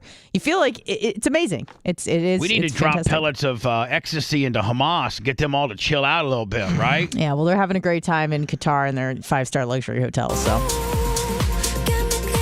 there you go. Like that can be scary. That can be scary. Hey, dude, man, what's up, man? You're cool as hell, buddy. I'm tripping balls, man. You don't look mean or scary or nothing. Normally, if I was sober, I'd be like, ah! This guy's scaring me. Hold on. This guy right here. That guy scares me if I'm sober, right? Yep. But if you're high as a billy goat, you're like, oh, dude, man, that mask is cool as hell. You're not trying to hurt me or nothing. Oh, hold on. Looks like they're putting a pentagram or something up there on stage. What am I missing? Hold on. Let me turn around here. Oh, okay. Hold on. I'm getting squished. I'm going to die. Look, this person right here. So many bucket hats. Look. Yeah. Oh, yeah. Hell yeah. I'm into all this. I'm into that. I'm into that. Yeah, I'm into that's this. cool as hell. I mean, the only bad thing is it looks like a lot of standing. And you and I, we get tired when we stand a lot. Sure do. No standing. You won't feel when you're chewing your face off. I swear to God, you don't. You got no cheek left. I've come back from those things. I got no cheek meat left. Like you took all your cheek meat out? Yeah, I took, and you don't even know you're doing it. So you're just you're just grinding so damn chewing. hard. Your cheek is all messed up. Gum. Yeah. My cheek meat's probably very high in calories. You know? Well, I mean, I gotta get to this Hogan hip deal. Yeah, we do. But I also got a bunch of others. I got the Joe Rogan thing to talk about.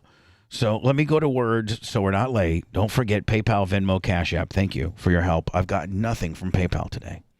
And I just don't understand.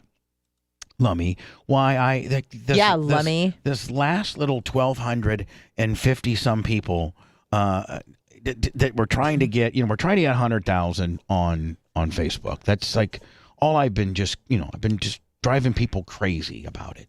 100,000 on Facebook, 100,000 on Facebook. We're going to do this. We're going to do that. Well, we've already said that we're going to do a Bubba roast in November. Yeah.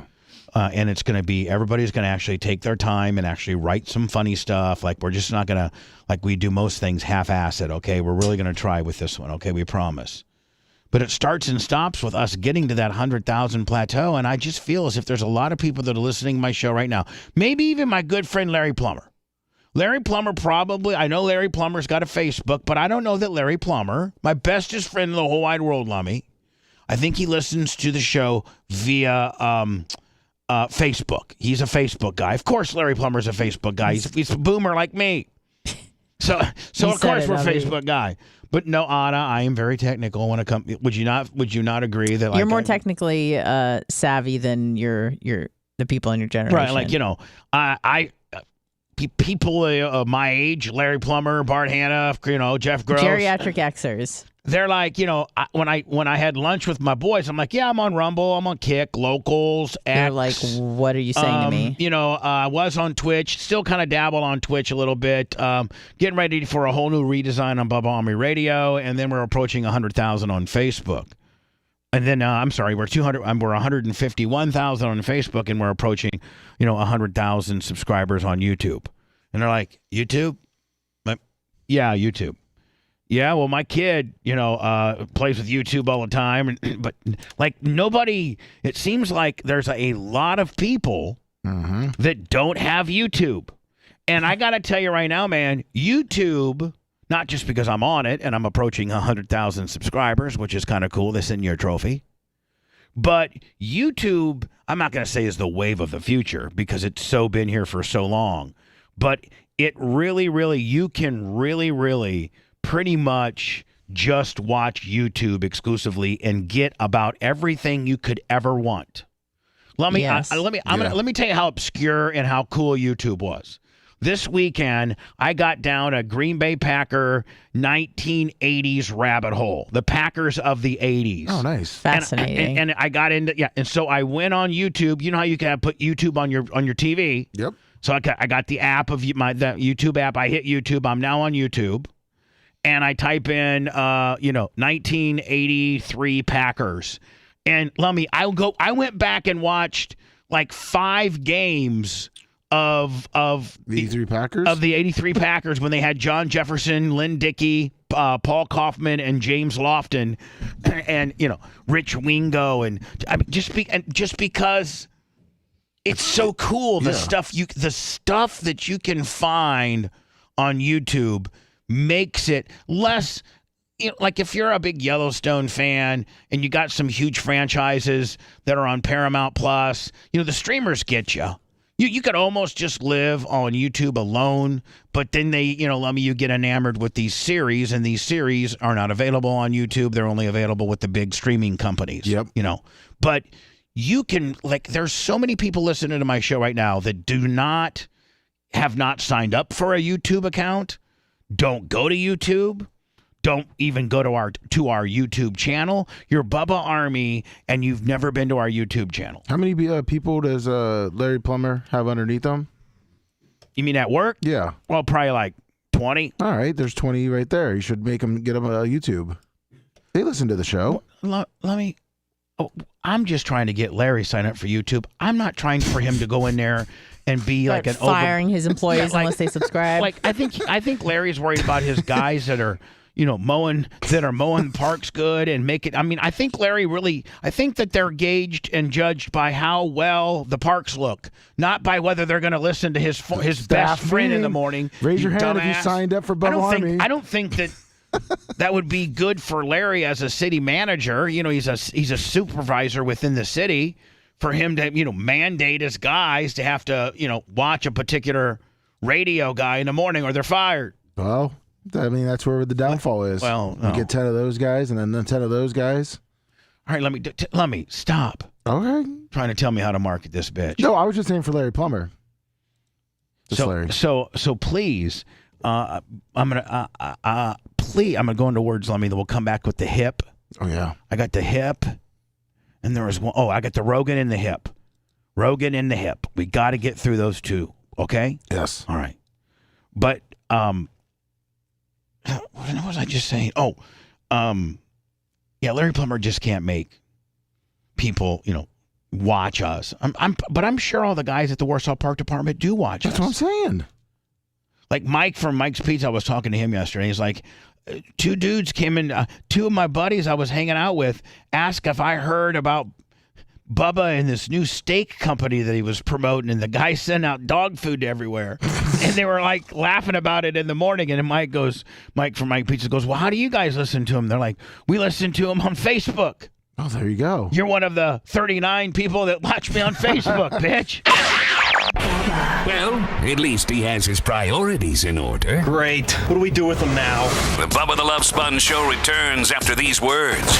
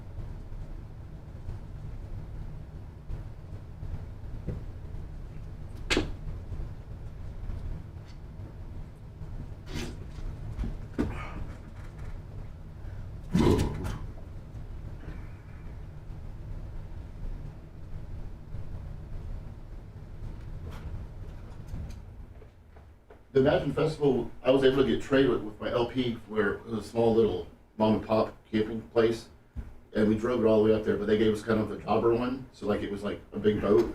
So if you go off the lane a little bit, it would shake like hell. But those jobber ones, they are like balsa wood Willie, aren't they? Yeah. So once we got there, it was cool. There was no plumbing. We had electric. That's it. So I think the new Imagine, they moved the location. I think that has the RV hookups and all that stuff. So that's not till next year. Yeah, I'll get you taken care of, buddy. Yeah, they don't have to drive it. They put it there for you. Yeah, because driving back was the worst. Yeah, fuck yeah. Back all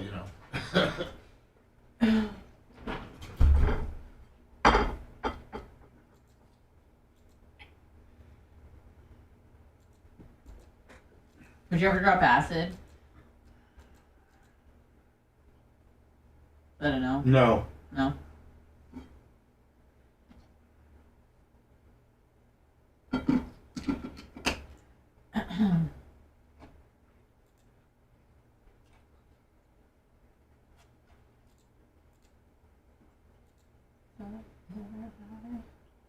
Good morning, Dr. Dan's Moneymaker.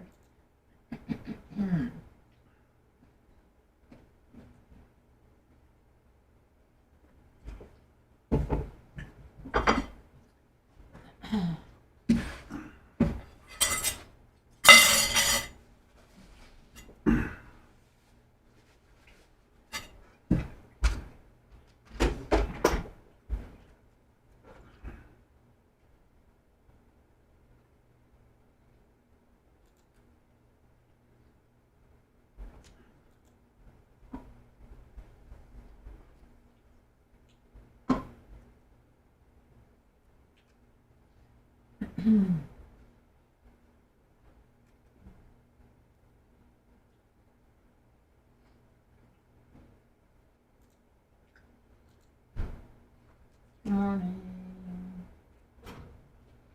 Insane in my brain.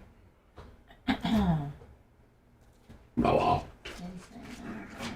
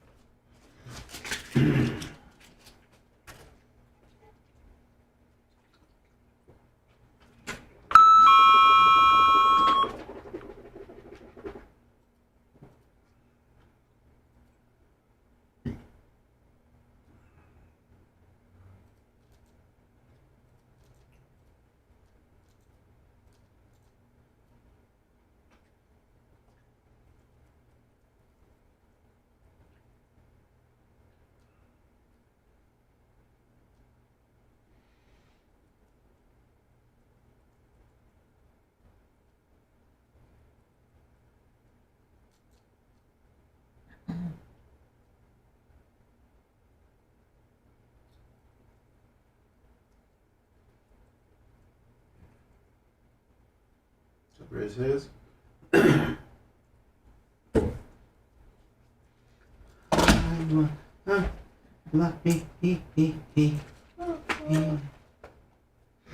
shut this down.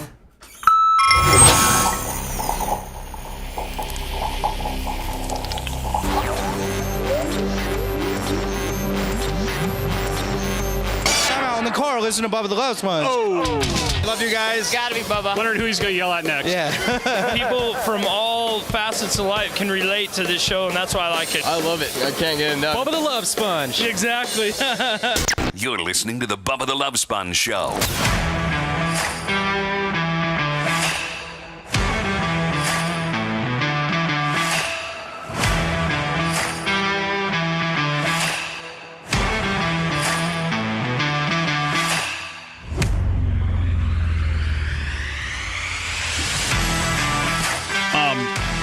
The Bubba the Love Sponge Show. Supported by you, the fan, the listener, the mark, the grunt, the lieutenant, the captain, the Hall of Famer, the barp, the royalty, the inner circle. Let me, we got all kinds of stuff. The sleeper cell. Oh, yeah. PayPal, Venmo, and Cash App. Right direct to the main vein.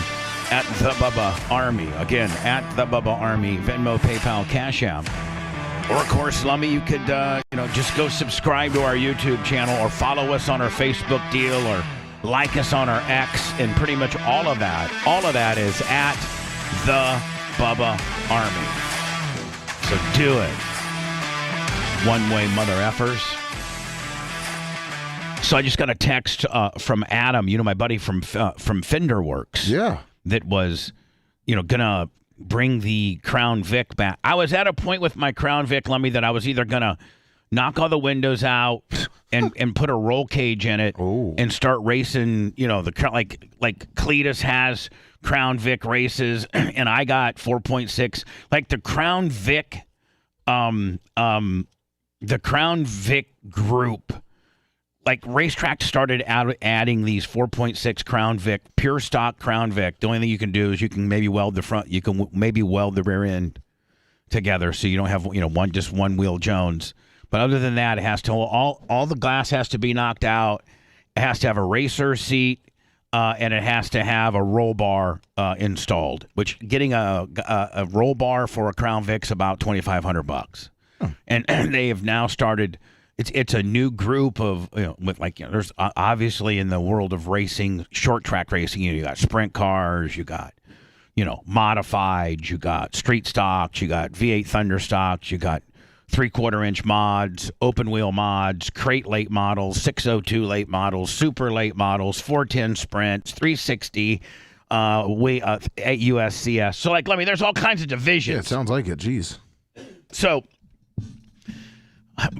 or I could. There was a dude that emailed me about a year ago, and he was like, "This is my home phone. This is my cell phone, and this is my business. It's called Fender Works, and it's over here in the Clearwater Pinellas Park, like 118th.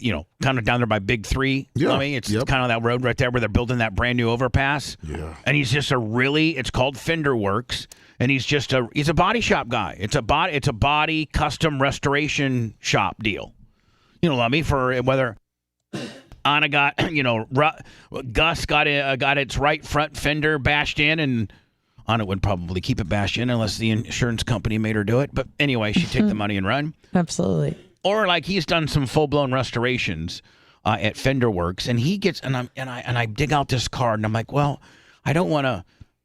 Because the Crown Vic, Lummy, other than the way it just looked horrible, the paint job. Ran great.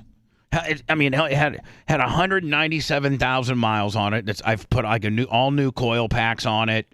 It's got new tires, courtesy of our boy Rick at SOS. I change oil every 5,000. Lummy, it's solid. I would drive that car to Indiana. Oh, wow. I literally, no problem. That car, there's only one thing wrong with that car, and the air conditioning only could be on low or high. That's it. And I'm sure I could probably get somebody to fix that. Yeah. But, so this guy named Adam from Fender Works emails me and says, hey, I heard, I listened to the show, and I'd be interested in, doing your reviving or painting your Crown Vic for you for free. Bubba Army, and maybe promote my business or something. So I drove it down there, Lummy, and it's kind of embarrassing. It'd be like if you're a parent and you took your kid to the doctor with head lice. It's kind of embarrassing as a parent. Maybe I am not a very good parent and I caused my kid to have head lice. Right? Yeah. It's like taking your kid to the doctor on something that you were negligent on. Yeah, it's your fault. So here I am. I'm taking this. I'm kind of very embarrassed. Even though Adam is Bubba Army and he won't judge me, it really looked bad. It was bad. It was like you know what it was like, Lummy? It was like a really heavy, really, really, really heavy girl vagina. Because let's say you're at the Dallas Bowl at 3 o'clock, they turn the lights on, and all there's left is a 290 or 300. Ogres everywhere. Just a really, really, really, really, really, really, really big girl butter tooth bitch, but that she'd take you out back and maybe give you oral. So that's what that's what you felt like when you pulled up in the Crown Vic. Mm-hmm. I had I'm with the big girl. The buttered tooth. You don't want your boy seeing you walk out of the club with her? No, you tell her to meet you around the dumpster, and you'll pick her up. Go meet me around the dumpster. I'll pick you up. She can pick you up. So I take Adam down at Fender Works there, man. He's been sending me progress pictures. It's done. Nice. It's completely done. Now I'm going to pick it up tomorrow. And then I was going to do a video, but then I was thinking maybe, Lummy, I think the Merch Crick knows who our window tint guy is, because I'm thinking, because it's got that old ass, Lummy, the window tint's so bad that it's crinkled, and when you look out it you actually have to roll your window down if you're going to look out, because it can make cars look like farther away than they really are. No, it's really dangerous. And the window tint off the back, I think, is completely rotted off. So it has patches of window tint. I wonder if Lummy, if I'm going to do it right and I'm going to roll this thing around, maybe I need to put some nice looking window tint on it. I think it's Advanced Film Solutions. I know you used to call him Tommy, but he doesn't like that. Yeah, he didn't like it. I think his real name's Adam. Yeah, Adam. I think it's Advanced Film Solutions. I believe. Yeah. Let's see if we can reach out to him. Maybe get it tinted, right? Mm-hmm. And then do we put wheels on it? Well, did he paint it black? I think he did. So, do you think the flat black with like the stock black wheels might be the ticket? Well, we'll see. I mean, we'll see. And if it looks good, just with the wheels painted flat black, then we'll go with it. But maybe we could get somebody to throw in some wheels. Oh, that'd be nice. Rent and roll. Oh yeah, rent and roll are those are my boys. Then it's a full blown promotional vehicle. So thank you, Adam. Thank you so very much. Can't wait to see it. And it's got the light package on it. Oh, nice. And everything. I can't wait. We're gonna make Anna drive it home one day. Please don't. Can you imagine Anna that's parked in your driveway all night? Bubba Army lights on top of it. Looks like the Ghostbusters deal. Would you be so embarrassed?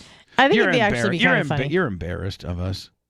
Let me. You know what? We're Anna's fat girl. She's embarrassed of us. She wants to say I'm in radio, but I'm on the Bubba the Love Sponge show.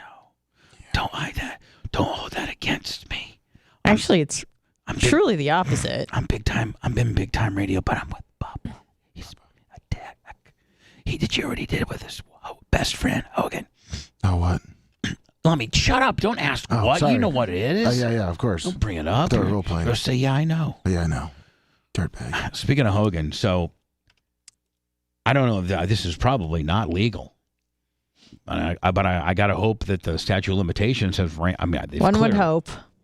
Yeah, and I mean, at the end of the day, I don't think I did anything wrong. He might get more in trouble. Being with me. a good friend, that's all you're guilty of. So he went in for hip surgery at Morton Plant, and he calls me. He goes in, and then the minute he gets out, he calls me, like because he has no family there. I don't know what I don't know where Brooke and Nick either were in school or Linda was in L.A. I think Linda was in L.A. and Nick and Brooke might have been in school, and so I think the Morrison family was like kind of they might have been staying with the I don't know. Or it could have been during the summer when Brooke and Nick were with Linda in L.A. But anyway, he was divorced, though? No, he was on the verge of divorcing. But they still lived together. But I think she was doing her big L.A. hiatus with the kids at this particular time. Might have been summertime. And so he didn't have anybody. So I'm on the air. Like, I have a job. Like, there were times I hung out with Hogan and I was, for the... all of 04 and for almost all of 04 and all of 05, I was, you were there. I was not working. I was getting paid. Clear Channel was paying me my contract, but I wasn't having to work. I was, they were paying me to stay off the air, and I'd already had a commitment from Sirius XM, but they're like, listen, we don't start till January 6th of 2006. So they already committed to me in 05. So I was rolling around 05 hard because I knew that I had my Clear Channel money coming in, which was $45,000 a month. Pretty good. Yeah, but I gave Manson $10,000 a month and Hatley $3,000 a month to stay with me. So what's that? 10,000, 45, 35. So I was doing like $31,000 a month. And I could pay for my big ass mansion, and I could live life on. I can live life on 31,000 clean, right? Anybody could, not on 31,000. Meaning that's 31,000 clean, like that's net. So I'm rolling around with 30K. I'm making 30K a month. So I'm just hanging. Rolling with Hogan. Yeah, well, trying, but now he's in the hospital. I'm trying to roll around with Hogan, and he's like, I got him for a full hip deal, dude. So I take him to the hospital, get him admitted and stuff, and they're like, this isn't. No, and a couple times Hogan, Lummy, I went in the operating room because he was afraid of people taking a picture of his wiener. Yeah.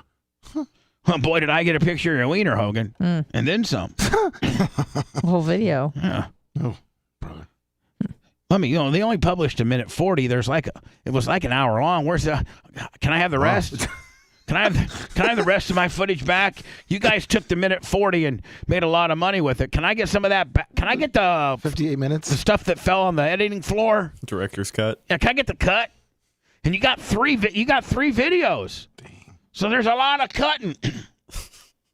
So Hogan goes in for hip surgery, and I just go back to his house because his house was literally from Morton Plant, the place he had his surgery, like from here to the 7-Eleven, Lummy. Like it wasn't very far at all. So he's like, just go down there, just go. And so I was talking to the doctor, which, by the way, was one of Hogan's good friends and his neighbor. He lived right. The hip surgeon was literally his neighbor. Oh. And so I'm talking to the doctor because I know him, and Hogan's like, so the doctor says, listen, he'll be out exactly at this time. And so Hogan's like, make sure you wait for me in the recovery room. Like, okay. So then he takes me. So he goes in for surgery. He gets his hip done. And I'm not waiting for him because I never got the phone call from the doctor. The doctor said that the nurse assistant was going to call me when he was in the recovery room and I could start heading that way. Well, I never got that call. So I'm just hanging out, Lummy, right? Thinking, oh, maybe they're having complications or something like that. Yeah. So next thing my phone's ringing. He's like, where are you? I go, I'm back at the gym. I'm at your house. I'm actually in the gym right now. Are you training? No. I'm just hanging out here looking at the fish. He had a couple fish tanks. That was his little buddies. He had these. At the end, that's his only two friends he had was his fish. Two fish? He had these two fish, these two little goldfish, and he was always obsessed with feeding them and making sure their tanks were clean and everything like that. So I go, I'm down here looking at the fish, and he goes, all right, listen to me. You know where we keep the Diz Octor Prez Hopper Grizz oath, right? And I go, yeah. He goes, all right. Pizzle is out about one sizzy in a 31 giz age insulin syringe and bring it to me. Okay. How am I going to get down there? How you're going to get it? You're going to put it in your bag is what you're going to do. Okay. I'll be right down there. So I pull out one zizzy of Diz Octor Priz Hopper straight Grizz oath his or Miz own. And I head to Hogan's. I had a video of him and I singing right after when you have hip surgery, like they try to get you up and walking. Like it's unbelievable their mentality. Remember back in the day when grandma would get a hip surgery, they'd be like, man, grandma's got to stay in bed for like 9 days before she can even think about getting out. Remember? Yeah, that was like the death penalty for him. Yeah, now. Like, I don't know how long it's been, though, but your mentality is like, man, the faster we can get you up from surgery within, like, literally hours, the better recovery, the better result you're going to have.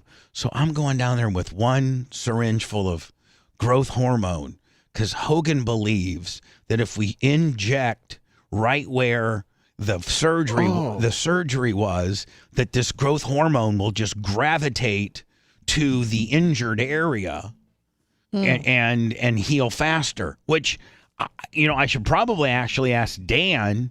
Hogan was a street pharmacist by far. Like, let me, I got my street pharmacy degree from Hogan. Oh, did you? Oh, yeah. You know as much as I know, the antibiotics you're supposed to take, I just know a lot about pills and prescriptions, and I was taught that by the great Terry Bollea. Nice. So anyway, and all about the, growth and test and HCG and just what you're supposed to mix and take and how when you if I was like what Macho should have did, which he didn't, is Macho should have started taking, like when Hogan was getting ready for pay-per-view Lummies, he'd start like taking a couple water pills a day 2 weeks out to really try to get all the water out of his body. Now, he would be taking like 1,000 milligrams of potassium and eating like 3 or 4 bananas a day too, because you can literally dehydrate yourself and die. Like literally kill, like lack of, for real. Like if you dehydrate, you will give yourself a heart attack at least. I mean, you don't die of instant dehydration. You die of having a heart attack from being dehydrated. So Hogan, like when he was getting ready when he was getting ready to, when he wrestled The Rock in Toronto? Yeah. Well, like a month before that, he starts taking the water pills and just getting ripped. So he has all types of regiments and things that he does and things like that. So he's got it in his head that if we inject 1 cc of growth as close as we can to the wound, that growth hormone is going to go and seek out the body turmoil that he's having in that particular area and fix it. So every day he would call. I would literally be driving to his house, and he's like, "But where are you going?" I said, "I'm headed to your house." Because he wanted to have he wanted me to be there like every day, like at 9 o'clock. So like I have to leave my house at 8, and I was back then like I was a commuter fighting traffic. You know what I'm saying? Back in the day, trying to go from Tierra Verde to Bel Air to the more. But then once you get to Bel Air, then you got to go down to the gym. You got to pull out all the stuff, get it all, put it all back, then go and sneak it into the hospital. And then I'd shut his door, and he would be like, "Okay, hurry, let's go." And I have to shoot him in the hip. But how long did you do that for? A week? Oh, okay. No. I take that back. I think 4 days while he was out of the hospital on the 5th day. So then once he got home, he could do it himself. But he couldn't really do it himself because the gym was like 2 floors down from where his bedroom was. So you had to still keep doing it? Yeah, when you got a new hip, Lummy, I don't think stairs are your friend. No, probably not. You know? So then he'd call me, and I'd be like, and see, he had to keep it refrigerated. So I just couldn't bring the stuff to his room and keep it in his room because he didn't have a refrigerator in his room. Unlike me, I did. I had a refrigerator in my room. You know you're a pimp when you got a refrigerator in your room, in your bedroom. Didn't you have like a full bar, like a bar too? Could you reach it without getting out of the bed? No, I had to get out of the bed. Well, that's I had to get out of the bed, but I had like a mini bar. I had a mini you bar. don't even drink. I had a mini bar in my master bedroom with a sink and everything, with a 31-inch elevated fire screen. Remote control fireplace on it. So I just hit the control and go. Did you ever play bartender, Jones? No, A little martini action? No. I played, listen, I think you've had too much to drink and you're going to be not that good in bed. Time for you to leave. Yeah. We should probably burn one before we get to Alex, right? Yeah, we probably should, yeah. Well, there's my Hogan, growth in the hip story. Nice. Make a short of it. I mean, you can't get sued if it's the truth, can you? No. I don't think you can. We deviated from the norm, and look what came of it. You have some issues, kid. Bubba the Love Sponge. The Bubba the Love Sponge show returns after these words.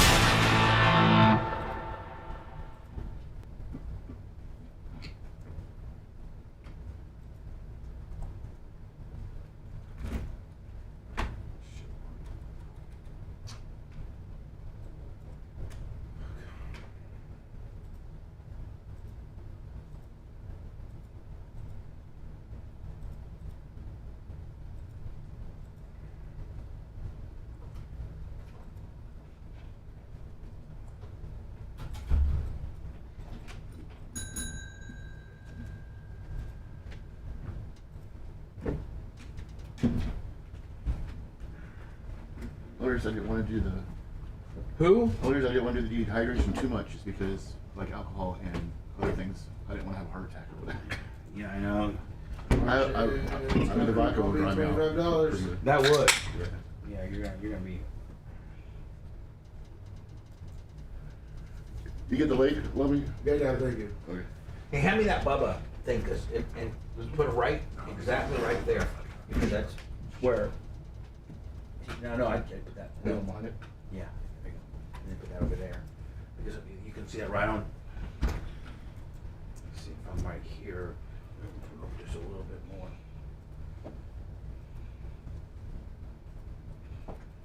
more. There you go. I got to go through the guest pods for Lummy and all them. I was sitting at Dan's headphones and it's still fucked up. Their headphone jacks. I don't know if Anna's is scratchy, but I forget what's going on with that. See, we'll take a break. We'll take one more and then go to sign. Taking 2? Oh, we probably need to. Okay, I'll just let her know. So, I'm gonna do. I'll do Joe Rogan. Okay. A quick Joe Rogan. It'll be like an 8 or 9 minute. Okay. And then we'll go into Stein. Okay. Okay. Do you need a computer for that? Yeah. You can minimize that. Just minimize that screen. Or do that. You can close that window on the left. Okay, well, let me see here. Okay, boom. Close this, boom, and then Right here. This, and then I'll minimize. I'll get out of this when we're done, and then bring that back over. Yep. Okay. And you should see him pop up if you want to let him in whenever. Okay.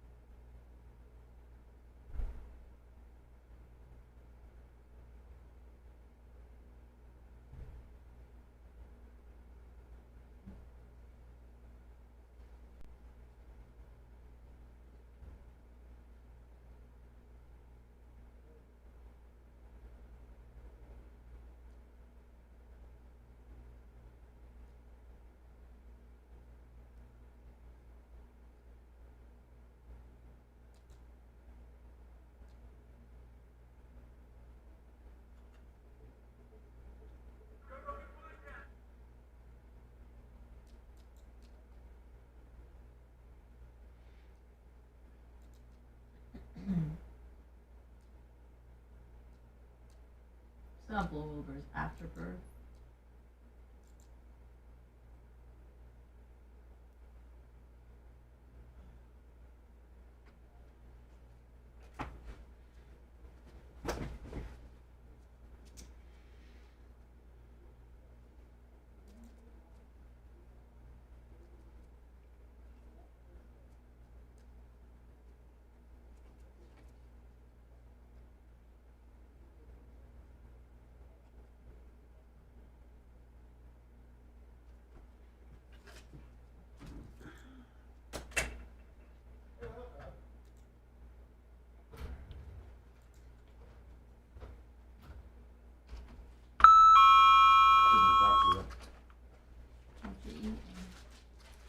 Cracker.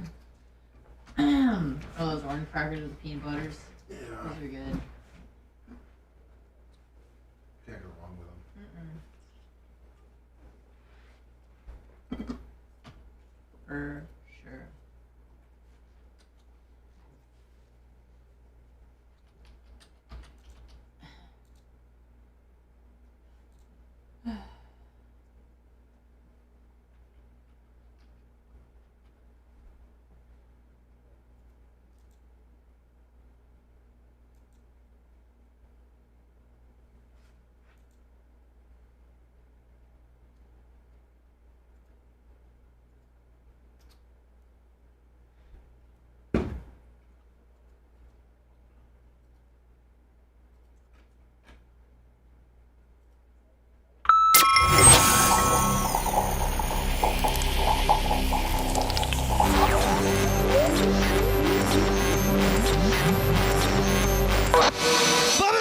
I love everything about the show. Every day for 4 hours, man. It just makes time fly by. Gotta be Bubba. This is awesome. I love it. And I spent about 2 hours in my car when it's supposed to be a 20-minute break. Yeah. Bubba the Love Sponge. You're listening to the Bubba the Love Sponge Show. We'll do Alex Stein here in about maybe 11, 12 minutes. I wanted to get into the Joe Rogan thing quickly. And then do words and then not be that far late for Alex. Be able to take him to like maybe 52. Lummy, and then a quick short space Willie on that deal. So the headlines today read that Spotify may lose Joe Rogan. They're saying that Rogan holds all the cards as his Spotify podcasting deal is set to expire. This is so good for people that create content digitally in general. And that is a couple of things. One, the king of one of the biggest players in the digital electronic streaming / content space is Joe Rogan. He's the equivalent to what Howard was to terrestrial radio, the king of all media. I would say Joe is pretty close to being the king of modern day media. And I'm not trying to be disrespectful to Howard one bit. I love Howard, but if you were to be intellectually honest, Joe Rogan is probably the king of modern day streaming / media. Yes. Absolutely. And so Spotify was lucky to have him for the 3 or 4 years that they had. Was it that long? Yeah. I think it was 3. I think it. No, you're right. In 2020. Of course I am. Thanks. Love being right when you try to make me wrong. I just feel like time has been warped since the pandemic, so Right. It could be a year, it could be 6 months, it could be It's 3 been years. 3, just as is fine. Just like I said it was. So his deal is now reportedly coming to an end. It was about $200 million for 3 years. Good job, Joe. Yeah. Now, if you know anything about Joe Rogan, maybe you don't, but you probably do know this, that he has Elon, I like to call him Elon. He has Elon Musk on all the time. They're really good friends. They just rip it. Like, Elon does not hold back. Where Elon sometimes in other situations holds back, he lets it out. Joe brings out the best of Elon. They get into some great topics. Some great weed. They get into weed, whole 9 yards. And so a lot of people are saying that Joe Rogan will not stay with Spotify. And there's no way he can. Because and I hate to, and I'm not trying to be a dick to Spotify, but Joe Rogan's bigger than Spotify. Like, Spotify having him as an exclusive is great for them, horrible for Joe. Joe has so much more potential. Whether he could, like what Joe should do, Lummy, is what we're trying to do, and that's just give it, put it across as many forums as you can, right? Yeah. But when you're Joe Rogan, you're gonna get, maybe a Google, with a YouTube, or maybe a Kick, or maybe a Rumble, or maybe maybe an Amazon. Somebody. Joe could go into, I can broadcast across, all of those and scrape together a really good living, 30, 40, 50 million per platform, probably, something like that, not higher. Or Google comes in and says, we want you. No, Google's got a lot of money now. A lot. Yeah, they do. They own YouTube. They own you. They own everybody. Google, you know what Google owns? You. Yep. Period. Your data. Some way, shape, or form. You may think that you got an Apple phone. Google owns your little bitch ass. So Google's got more money. Google probably has the most money of anybody. But let's not forget who Joe Rogan's best buddy is. He's the guy that really has all the money. Right? Elon Musk. Yeah. George Soros. Well, let's take Putin and Soros out of the equation. Oh, okay. And Elon is that to us. And so Elon may say, Joe, no, I don't want you on YouTube. I don't want you on Facebook. I want you exclusively on X. And here's, a lot of money. Because you know what? I got a lot of money. Or here's a lot of money and ownership of X, where now the truly uncensored forum is you have equity in it's kind of like having equity in what you preach, what you stand for and what you preach. You now have the forum to do it and equity of that forum. Mm-hmm. That would be huge. And it will be free for listeners to listen to full episodes. Sure, yeah. Because you don't have to have, it doesn't cost anything to have an Joe account Rogan with X. and Tucker on X. Yeah, Oof. he already, I think him and Tuck may have done that.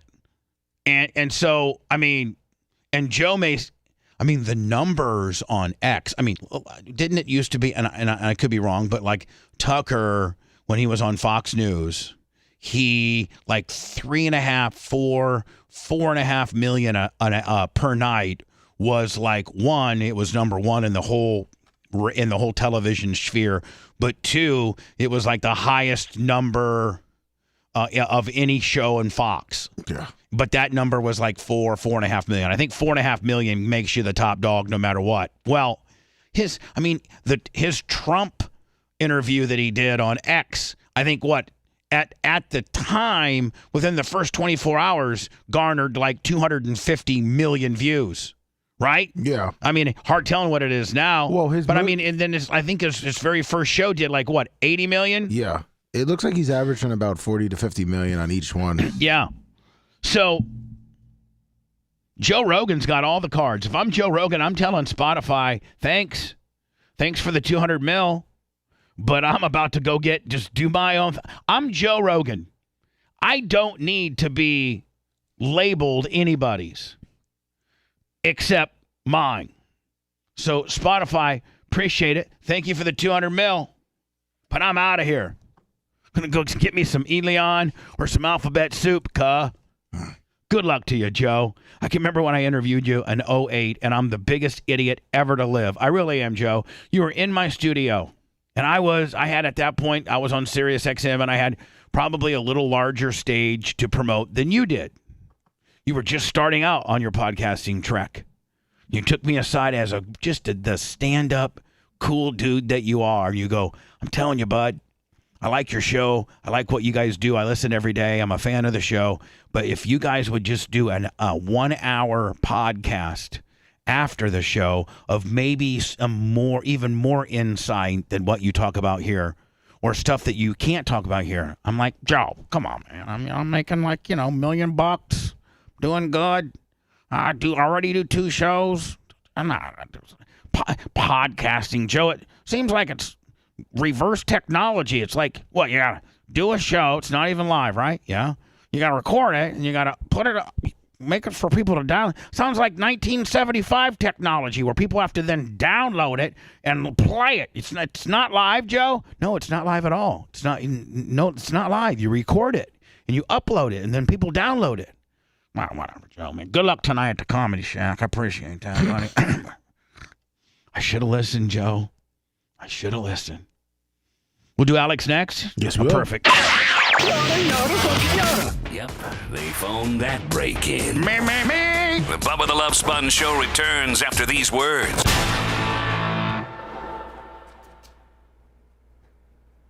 Let me make sure I get that Miller thing. Yep, no problem.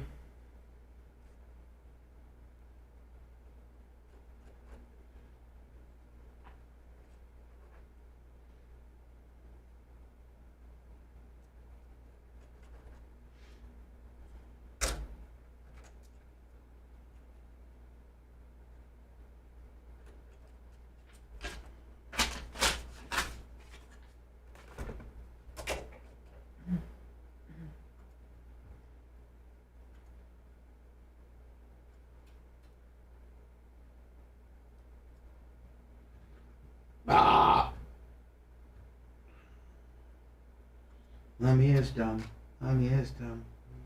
Science said he was on. Oh, there he is. He's in the waiting room. What do I do? I think you click on and emit. Yeah.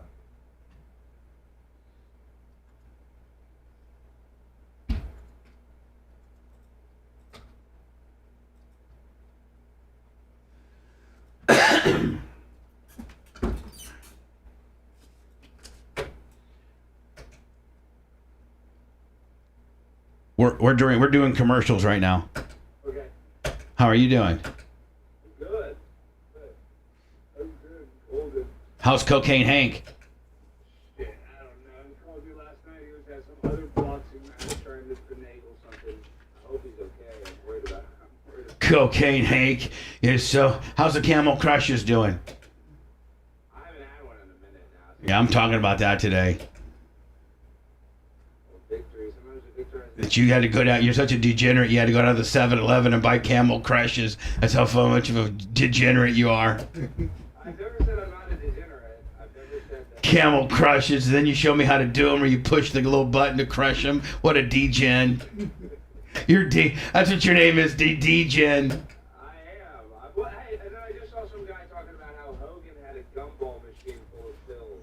No, we've already just rumored that. I know, so that's BS. Yeah, it's BS. Yeah, nothing's more geekier than having cocaine fucking Hank with a fucking Camel Crusher. I mean, think about it. We're in here eating Longhorn, just really enjoying ourselves, watching some backyard fighting, and then you two guys roll in here like a Cat 5 hurricane, Cocaine Hank, and Camel Crush Willie, and we're just trying to get our food on. I know, and poor Rob Kahn, that's Hank all night. But I mean, you know, that's what you get. When you get Alex Stein, you get a little bit of extra. You know? Oh man, I don't know. The Cocaine Hank. Thank God he left, because I could see he was posturing to stay, and I am glad you got him out of there. I don't know if you went to sleep that night, honestly. Did they meet you? Were they late at the airport? Were they good? No, everybody made it to the airport, but Hank immediately went to the payway. That's like there's not that many bars on the west side of the Tampa airport. You know, it's a nice airport, but it's all spread out. And I'll say this on air, Hank's at the payway pounding liquor. I've never seen anybody drink. He was so geeked out at the fight. He was so. People in the comment section are saying, "Josh, the towel guy needed the towel more than he said the towel guy needed the towel more than I did." No, they didn't. He didn't. Well, listen, we probably need to be quiet because we're talking about stuff we need to be talking about on the air. We're going to lose the spontaneity. So I'll see you in 2 minutes and 40 seconds. You can pet your pussy or whatever. Yeah, pet your pussy.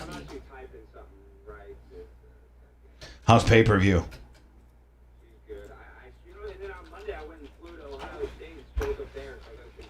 How did that go? Did you meet any Buckeye bitches? Actually, there were some cute girls there, but I flew back. I was so lucky that I got to speak at 5. I was in at 6, and I had a 7:30 flight. And because Columbus was so easy, I just went straight to the airport. So it was a really good gig. When are we gonna change your background? I can change it to anything. This is just my gimmick. That I've been doing this for too long. I need a background. Yeah, we need something. Like maybe a men's gay spa behind you. I can do that. I can make it anything. Like guys in booty shorts lifting weights. So you talked to pay-per-view? Did you talk to pay-per-view and tell her I said hi and I missed her areolas? Yeah. I think you told her that. You talked to her? Did you sleep with her? Have you slept with her since you're the champion of Tampa? Yeah, the Tampa champion. Did you sleep? Have you slept with her since you've been home? Yes. You did? You actually were inside of her?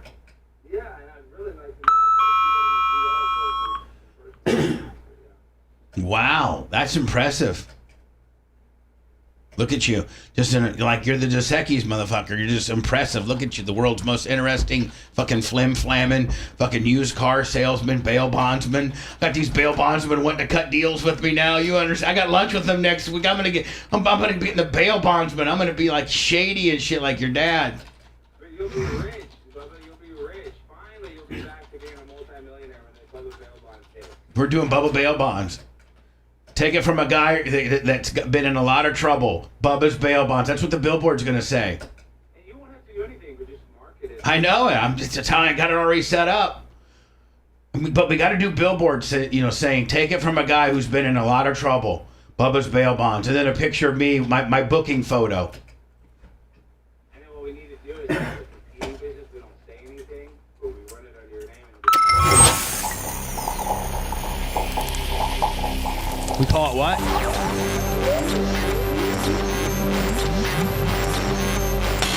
Live from Tampa, Florida, home of the big, fat, greasy bitch. It's the Bubba the Love Sponge Show. And now, here's your host, host, Bubba the Love Sponge. Lummy, we got Alex Stein standing by. We have so much to talk about. I don't. In fact, I feel I almost feel like I shot my load during the pre-talk, like the 4 minutes that I was talking to Alex before air. That I feel like I pretty much released all of my comedic and funniness, and that I can't even really bring the topics that I want to bring up organically because we've already talked about them. No, you didn't take your own advice. Well, Stein actually broke the show's fighting because we had a couple losses every time a fighter would come on. We were in a little bit of slump. Oh, that's you're talking about like pro fighters. Yeah, but I mean, Stein's a pro fighter. Yeah, I'm a pro fighter now, but let me wait. Who? I didn't know this. So you guys had a string of losers interviewed? Yeah, like three. Yeah. Last three. Chandler. Like the last three people that we've had on the air, they've lost. Chandler guy, the Chris. The girl. Weidman. I think it was Chris Weidman who his fight he had like just an awful broke his leg shin. injury. And then like remember his leg disintegrated. Chandler, what's his name? Something Chandler is like 5'8", adopted little black kid. And he lost. And then remember the karate hottie? Yes, had she her lost. He had her on Karate 2 times. Oh, and then Arroyo's guy lost. Yeah. Yeah, like we're 4 like or 5 people. We're like 0-5 right now, and you're bringing our percentage up. You know, I reversed the curse, but hey, I have to be honest. Reverse the curse. I like that. Let me just have the platform for 1 second. I would not have won that fight if it wasn't for Bubba, and I'm not trying to kiss your butt. He was on the apron. He was yelling. He was telling me to keep my hands up. He was way louder than my trainer. And honestly, when they tried to screw me at the end, if it wasn't for Bubba saying, hey, look, you're not going to try to screw him, I think I would have gotten screwed because I was the bigger guy. There was a screwing coming. I'll tell you that. Until they knew that I knew there was a screwing coming, there might have been a screwing. They got real bent out of shape. It's on the video, too. Yeah, they were been out of shape, and like even his trainer after. Listen, I'll say it was a close fight. I'm not an idiot, but his even trainer said I pushed him around all fight. I had him, manhandled. Listen, there's no way to score that fight that you didn't win. Like he may have gotten lucky and maybe got 1 round, but you dominated for 2 and probably won all 3. There was no way to screw you out of there. So when I've already infused myself up on the apron, I'm probably where I'm not supposed to be because I want to see what's going on, and I can hear the referee comes around and says Harrington, and then Jason Ellis says, I gotta give Jason some credit, even though he kicked me out. Like I'm just telling you, he says, I can't do his Australian accent, but he's like, I don't know, it seems like Stein, might have got a little bit better of him. I don't know, but I could. Then he says, but I can go Harrington. But he was trying to he knew it'd be a screw job, and then I'm like, oh no, hell no. Are you kidding me? And then the fighter, Harrington, comes around and he's just like, ring the bell, let's go one more. And I'm like, bitch, you got your ass beat. And now you're asking for another round? No, that's not what the agreement was. It was a 3-round. It was advertised as a 3-round. The commissioner here says it's a 3-round. And then the commissioner, he's like this little Vietnamese guy or something like that, Asian guy, I don't know, kind of like a Hispanic Asian dude. Yeah, he was like an Asian mix, Asian hybrid. Let's call him a hybrid. Yeah, fusion, whatever. He was a fusion hybrid, and teeny tiny little guy, and he turns around and he was all dressed in black, and he goes, I'm not going to allow that to happen. Your guy won. So then I tell Cocaine Hank, we won. And Cocaine Hank, I don't know if he does another bump or not, and so until then, if they had not known I was listening and going to cause an absolute, I would have jumped in the mic and grabbed the microphone and gone crazy. Had they known, I think I might. You want it. By all accounts, this is not a favor from me. This is just I happened to have your back and was bird dogging for you because they were going to screw you. You won that fight fair and square, but they were going to at least try to make you go one more round.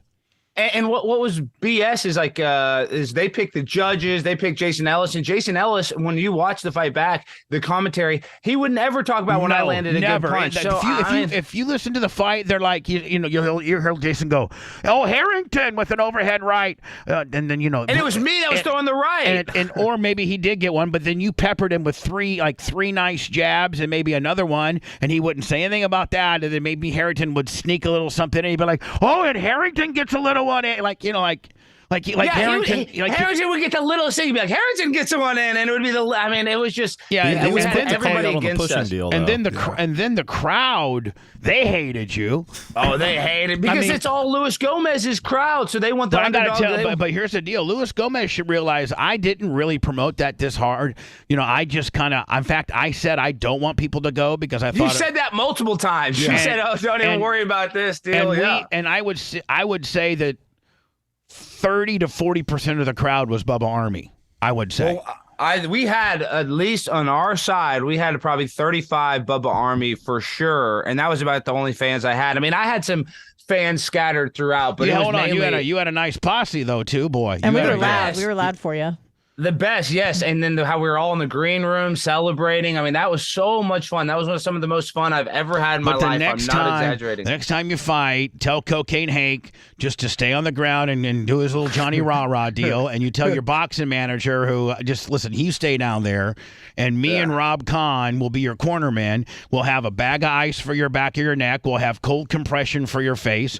We'll have cold water for you. And advice you can actually use. And Rob will re-Vaseline you because you're allowed to I didn't know this, but you're allowed to re-Vaseline after every. Nobody re-Vaselined you. And then Rob will tell you, we were the ones telling you what you won because of that constant jab that occasionally opened up the right. Yeah, and you were the one saying, hey, hit the jab, keep your hands up. Because the only time he ever got me is when I put my hands down. Yep. So no, I'm telling you, it was all because of you. And I think they're going to do it in Tampa again in a year. So I'm going to fight Harrington again. Oh yeah, you'll kill him. You will kill him. Next time I'm going to be in way better shape. But this is the other thing. You looked good though. No, but honestly, how much did you lose? Because you looked way thinner now. As bad as hard as you are on yourself. You looked pretty damn good. Would you lose like 30 pounds or something? At least right at 30 pounds. But this is the thing: is my cardio for my legs were great. I was running. I was doing a mile. I was running 2 miles. Fighting. Some days. That ain't fighting. I know. I need to hit a bag. That's what I'm saying. Here's what you need to do, honest to God. And I talked to Rob about it, and Rob was like, "Listen, in order to prepare for if you're fighting a fight that's 3-2, were you guys 2 minutes?" Yeah, 2 minutes, three 2-minute rounds. Then a month out, you're sparring 3 3-minute rounds every day. You're having that fight every day and like a guy that's really that's trying to not hurt you, and you both have headgear on, but is trying to snap you, and it's under real live conditions, and you would have had a month of that. So then you train for a month. You're training 1 minute more than what your rounds really are. You're training 3 3s instead of 3 2s. So you're just, you're $1 million when you're out there. Well, I actually did do a lot of sparring, and we would just do 2-minute rounds because that's what we were training for. Now looking back, we should have added the minute. But or at least 30 seconds. 30 seconds. That's But what I'm saying is once we got in the ring, it was totally different. My adrenaline was different. I don't know how to explain it. Like in the sparring, I would purposely, I'd be tired, but I said, I'm not going to sit on a stool. When I get in the boxing match, I don't care how tired, I'm going to stare him down. As soon as that first round came, I was like, where the fuck is that? I got you. He said that sort of. Where the heck is... Yeah, sorry. Where the heck is that stool? I was tired. So I don't know. Rob Kahn's the one that had to bring the stool out for your corner guys. Like, I don't even know that they know what the hell they're doing. I told him I don't want the stool. I'm going to stand there and look at him. Well, luckily Rob was right there. Rob was like, listen, the longer he stands, the more. I mean, it takes energy and muscles to stand. Well, and then you start building lactic acid in there. So if you can rest your legs for 52 seconds, that's 52 seconds that you're not having to stand. It's strategic and re-Vaselining your face too. Well, what I'm thinking, the re-Vaseline would have been big. So what I'm thinking about doing though is I'm taking tomorrow off, and I think Friday I'm going to go get back in the gym, see how I feel, spar a little bit. But I think I might go psycho mode and do another fight coming up against some tomato can. I don't know if it's going to be smart or dumb, but I kind of want to see how I feel. When is the fight? Would it be a local smoker or what? No, it's a real fight at University of Texas of Arlington, UTA, and supposedly there's this competing gym. They got this big 200-pound short fat black man that's liberal. Now hold on. Now hold on. You need to be careful and not get caught. I know. Like what I'm saying is like the only fights you're taking are fights that you're going to win. Because the minute that you lose, then the gimmick's over. Well, that's what Jorge Masvidal said to me, the UFC champion. I trained with him before the first fight that got canceled. Gosh, I wish I would have had that fight. Oh, man, this makes me sick. Jesus, you hot dog slinging. I know, because that guy didn't even train. Harrington had actually been training, been doing this for 4 years. You'd be 2-0 right now, and you would be in graces with the good company that's got all the good money instead of this job fest that you're part of. It was a job fest. It was straight job fest. But my point is, Masvidal said, take as many easy fights as you can when you get started, because you got to get as many wins. It just gives you credibility. He's like, do not fight people that you think.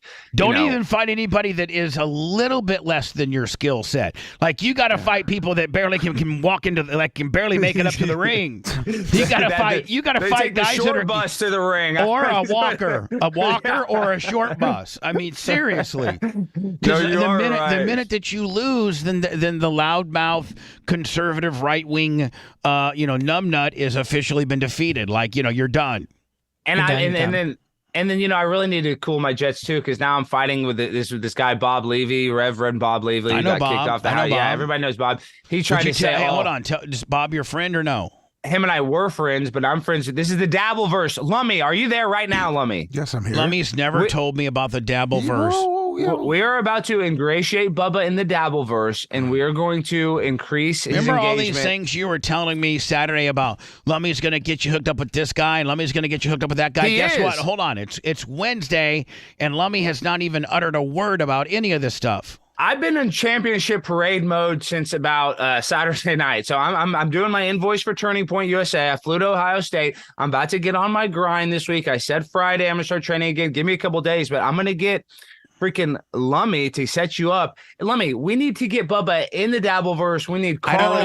Alex, you don't think Bubba's above the Dabbleverse? The hell is the Dabbleverse? Exactly. And that's what you guys would say. That's what you guys would say. But see, that type of egotistical. What is the Dabbleverse? I don't know. I'm looking it up. Well, Bubba, we talked to you about the Dabbleverse when like 4 or 5 months ago, and it kind of was your feeling when we started saying who it was. I'm not saying that Bubba has to be like talking about the Dabbleverse constantly, like Shuley or Bob or those weirdos. But I'm saying Bubba is like a royalty in the Dabbleverse. If you guys don't understand that, he is as connected to Howard Stern as possible. That's why people like it. It's a mushroom that grew from Howard Stern's fungus.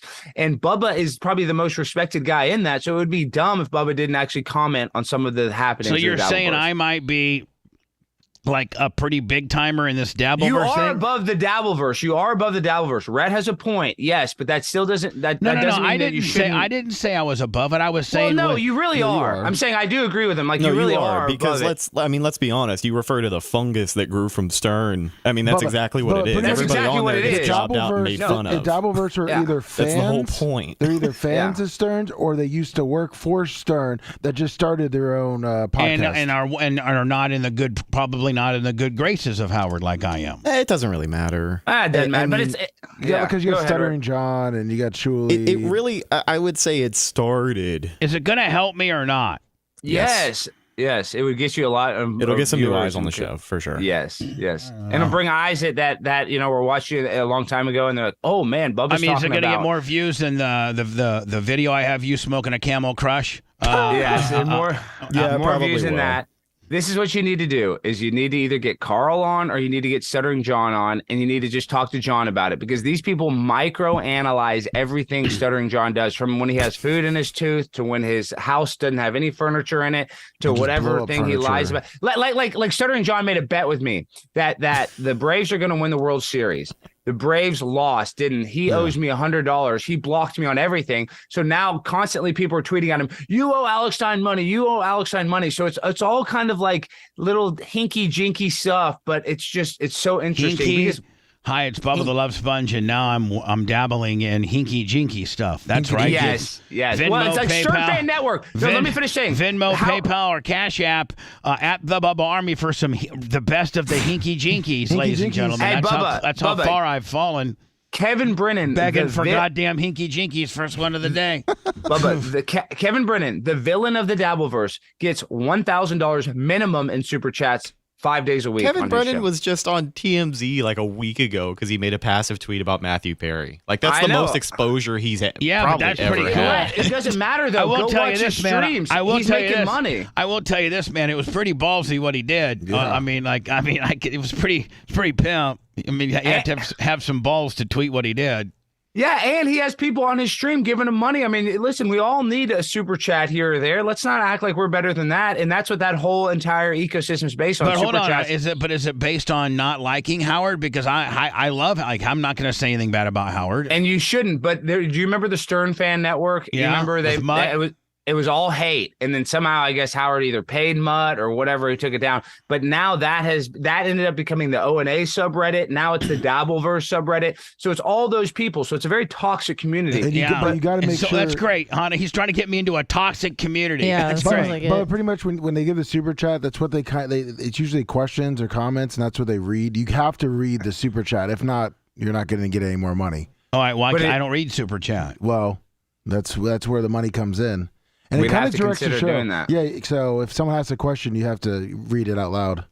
Oh, it's a very interactive show, which I think you would like. That's why I think Bubba's kind of above that, because we do an actual show. Like, I agree. You know, I try to watch a lot of those shows. I don't do Johnny Q&A. I try to watch a lot of those shows, and the first 25, 30 minutes of the show is just super chats, and it's pointless stuff. But you guys are you're using the stage, putting a new podcast studio. Bubba could do a 1 day a week YouTube show or 2 day a week YouTube show where he just reads the super chats like that, or he has on somebody from the old Stern era. It would be, look at what Shuli's doing. Shuli was dead on the vine. He had 14 viewers on his Twitch channel, 20 viewers on his YouTube. He started talking about Stuttering John every single day. Now he's getting 1,500, 1,400. He's totally revamped his whole thing, started a new gimmick network, all because of the Dabbleverse. Looks like we'll go ahead and book Stuttering John next week sometime. Well, so I think Stein wants you to do another show, Bubba, kind of like Joe Rogan was telling you. So he wants you to add to your schedule another hour I know, show. but like maybe one time next week we can do my regular show, and then like at noon we can do a Dabbleverse show, and it'll be me interviewing Stuttering John. Shuli, and you need to have on Shuli and Stuttering John, not together. They hate each other, but you need to have them separately. Like 1 week have Shuli on, 1 week have Stuttering John on, the next week have Carl from Who Are These Podcasts. You don't need to go all the way in. I'm not saying you need to make all your content. You don't need to be like them. But what if my show about the Dabbleverse is I don't understand the Dabbleverse? Well, then we can get you'll learn it quick. We can get Cardiff, the potato on. He's now is the Dabbleverse like just like a forum Cardiff among, is like a big in Bubba fan, Reddit? Yes, basically. That's basically what it is. It's his whole social media. But there's sphere. multiple. There's like Dabbleverse, the Hackverse, the whatever Shuliverse. They all have, how many people are we talking? And two, is there any money to be made on the deal? You're talking about probably only 20,000 super loyal fans, but I'm talking about diehard Bubba Army Barp fans, I mean, that's the best kind of fan. There's more overlap than you would think between the Dabbleverse and the Bubba Army. There's quite a few people that I recognize who chat in those shows and are up to speed on it. I think people would be excited to see Bubba get a little more involved with that. Well, maybe I'll do or at least have John on the show. I would, as a fan, I would be. I'm saying this selfishly as a fan too. I'm not just. What trying if I to do Dabbleverse and I'm dumb about? Like I don't know what. Hi, it's Bubba. I'm in Dabbleverse and I don't even know what the hell it is. But I'm here. That's I am. Funnier. That's even funnier. If you and don't I'm know supposed to what's hate going on. Stuttering John. I'm supposed to hate Shuli. You don't have to do anything you don't want to do. You just go with your gut. But you need to start talking to these people and hearing about their little idiosyncrasies and drama that they have between each other. Now, do they hate the judge? Do they hate you can be the Dabbleverse judge. I know, but they like you. Well, they like you. Well, no. There's not everybody always. People hate me usually. But sometimes people are going to be like, "Oh, blast, blah, Hogan, blah, blah." Some people are going to give you that grief for sure. I get that. I just get that to go into Publix. But you're respected. You're respected. But you're respected in the Dabbleverse. Right, I'm telling you. We're going to start doing the Dabbleverse, whatever that. You know what? Hi, it's Bubba, and I'm going to look at it right in the camera. We're going to start doing the Dabbleverse. Look at my little eyes. Hi, we're going to do the Dabbleverse. Oh, no. All right. Listen, we got to get going. All right, Lummy, I'm gonna be and Rhett because Rhett knows. Can you get my guys up to speed on what we're supposed to be doing here? Oh, we know all about the Dabbleverse. They know. Lummy knows exactly. Do we need to have a Dabbleverse meeting? I don't think you should have. No. Yeah, you can have. I think like the more we explain it, the more confusing it's going to be for you. That is true. Yeah. That's true. Right, but guys, we got to get Stuttering John. Who's our first guest? Really, John. it should be. It should be Carl, then John. It should be Carl because Carl can kind of explain it, and he has listened to the show. Yeah, he'll work in. Yeah, Carl respects you, but the problem is if you have Carl, then John might not come on. That's true. Good point. So you should technically get John on first. I've already had John on. So if I just do I if you tell get Carl on first and then you get John, his guard's going to be Hold up. on, but if I tell John that I'm interviewing him for the Dabbleverse, is that going to scare him away? Yes. Yes, I would just say you want to bring him on and just talk to him. Because I've had him on just my regular show. Let me say the last thing. When Stuttering John really was getting hit hard by the Dabbleverse, he went away for a year and then became a substitute teacher. He just couldn't take it, all the hate. But then he said, listen, I can't be a substitute teacher. I'm an alcoholic, basically. And he decided to jump back into the Dabbleverse and start creating content so they can comment on him. And now he's doing better than he ever has. He's making, according to him, he's making $8,000 a month, which I think that's $100,000 a year, according to him. That's great. Yeah.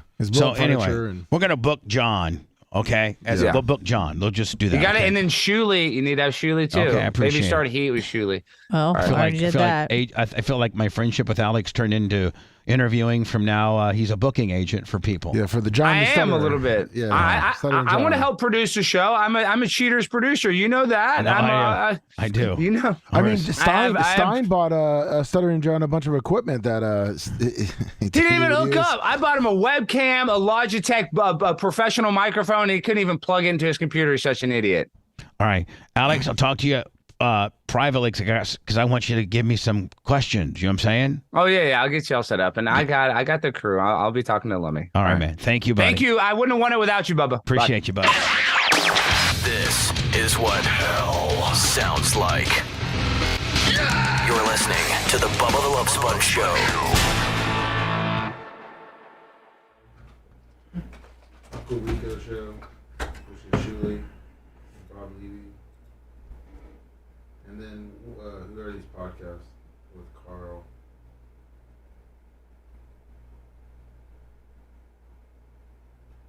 Those are the big three.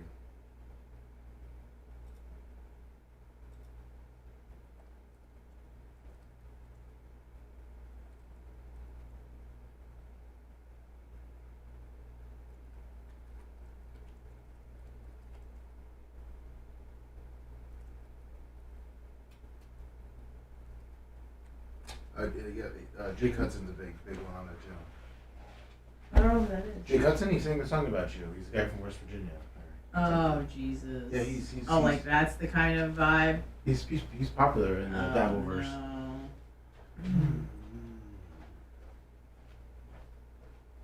This is his own channel. Julie puts him on.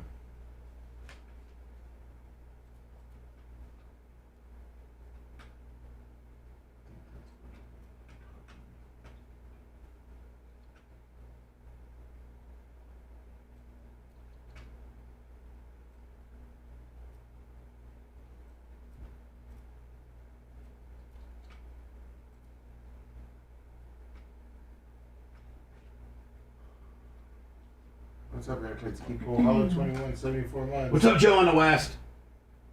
I love him. Joe on the West Side. West Side.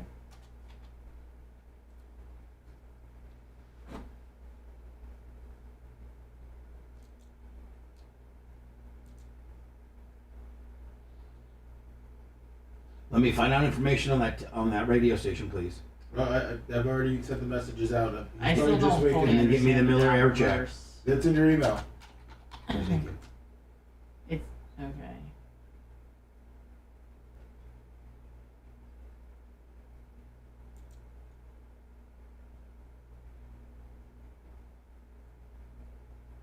Oh, Jesus. And you're telling me there's a lot of overlap with Bubba Army and Dabbleverse? I would say Bubba Army. Oh, no.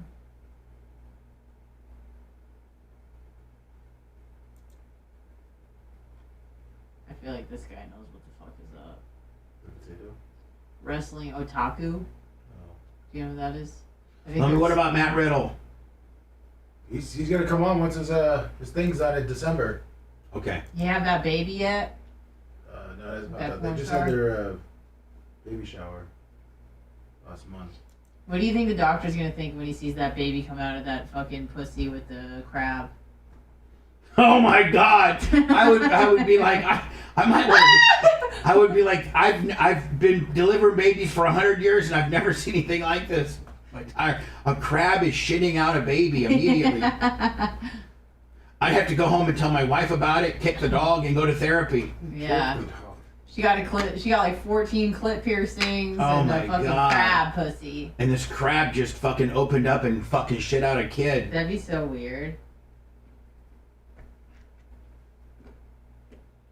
I feel like it's Friday today. God, I wish it was Friday today. It's almost Friday. It's baby Thursday, Friday. I think Brian's coming in tomorrow. Great. Why do you say it like that? Because I just feel like it's more work for me. By the way, Dr. Dan's changed on the web. It's co-host now. What now? It's no longer Dan is now a guest. co-host now. Okay, thank you. Regular guest. Babyface is a guest. Let him know. We need to do that group. Yep. So that motherfucker's coming in again? Take more pictures? No. Oh, it's superimposing. I'm thinking, yeah. Yeah.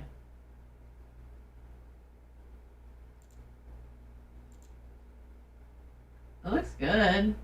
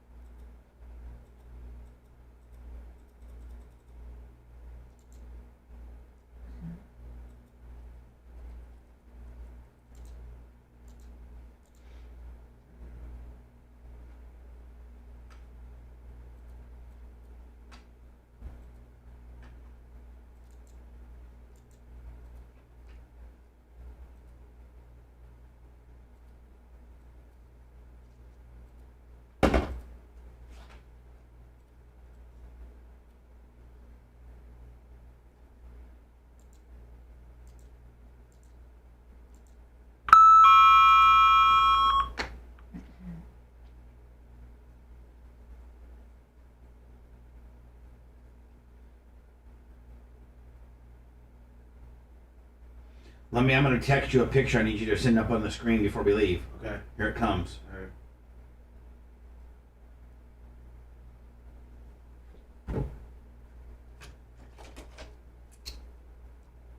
Got it. Aw.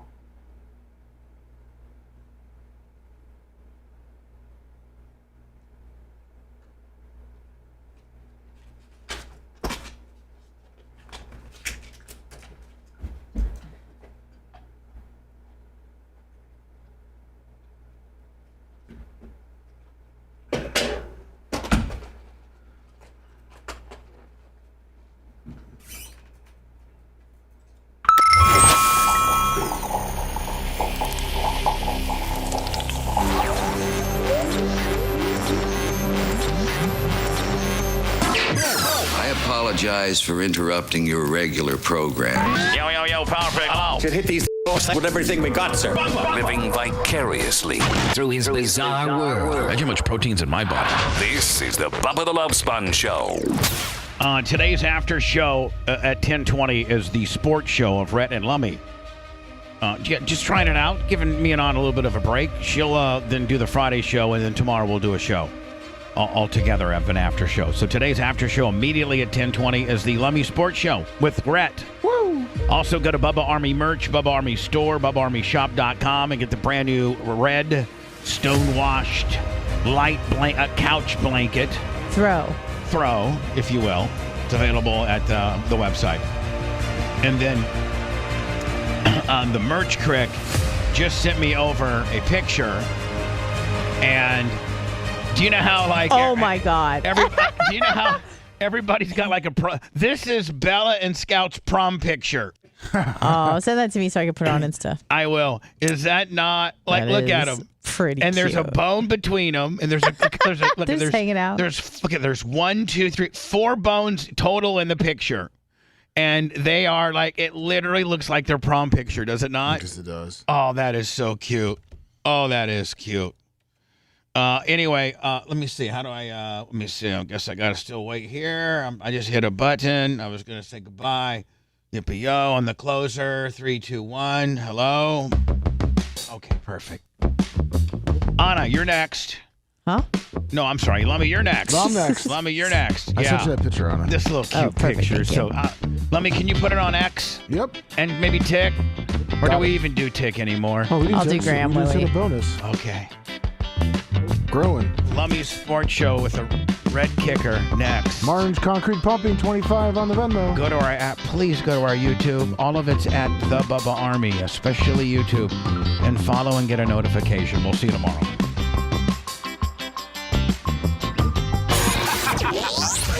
Thanks for letting me finish. You've been listening to the Bubba the Love Sponge Show, starring me, Bubba the Love Sponge. Co-host and show historian, Lummox. Co-host, Anna Hummel. Co-host, Dr. Dan Diaco, Esquire, of Council. Co-host, J. Diaco, Esquire, the Spitting Cobra, of Council.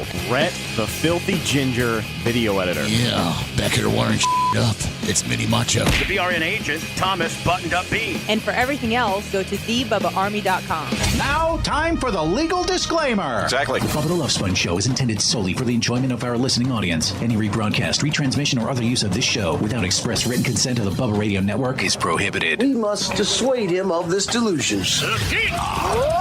Until next time, always remember. I'll repair hello.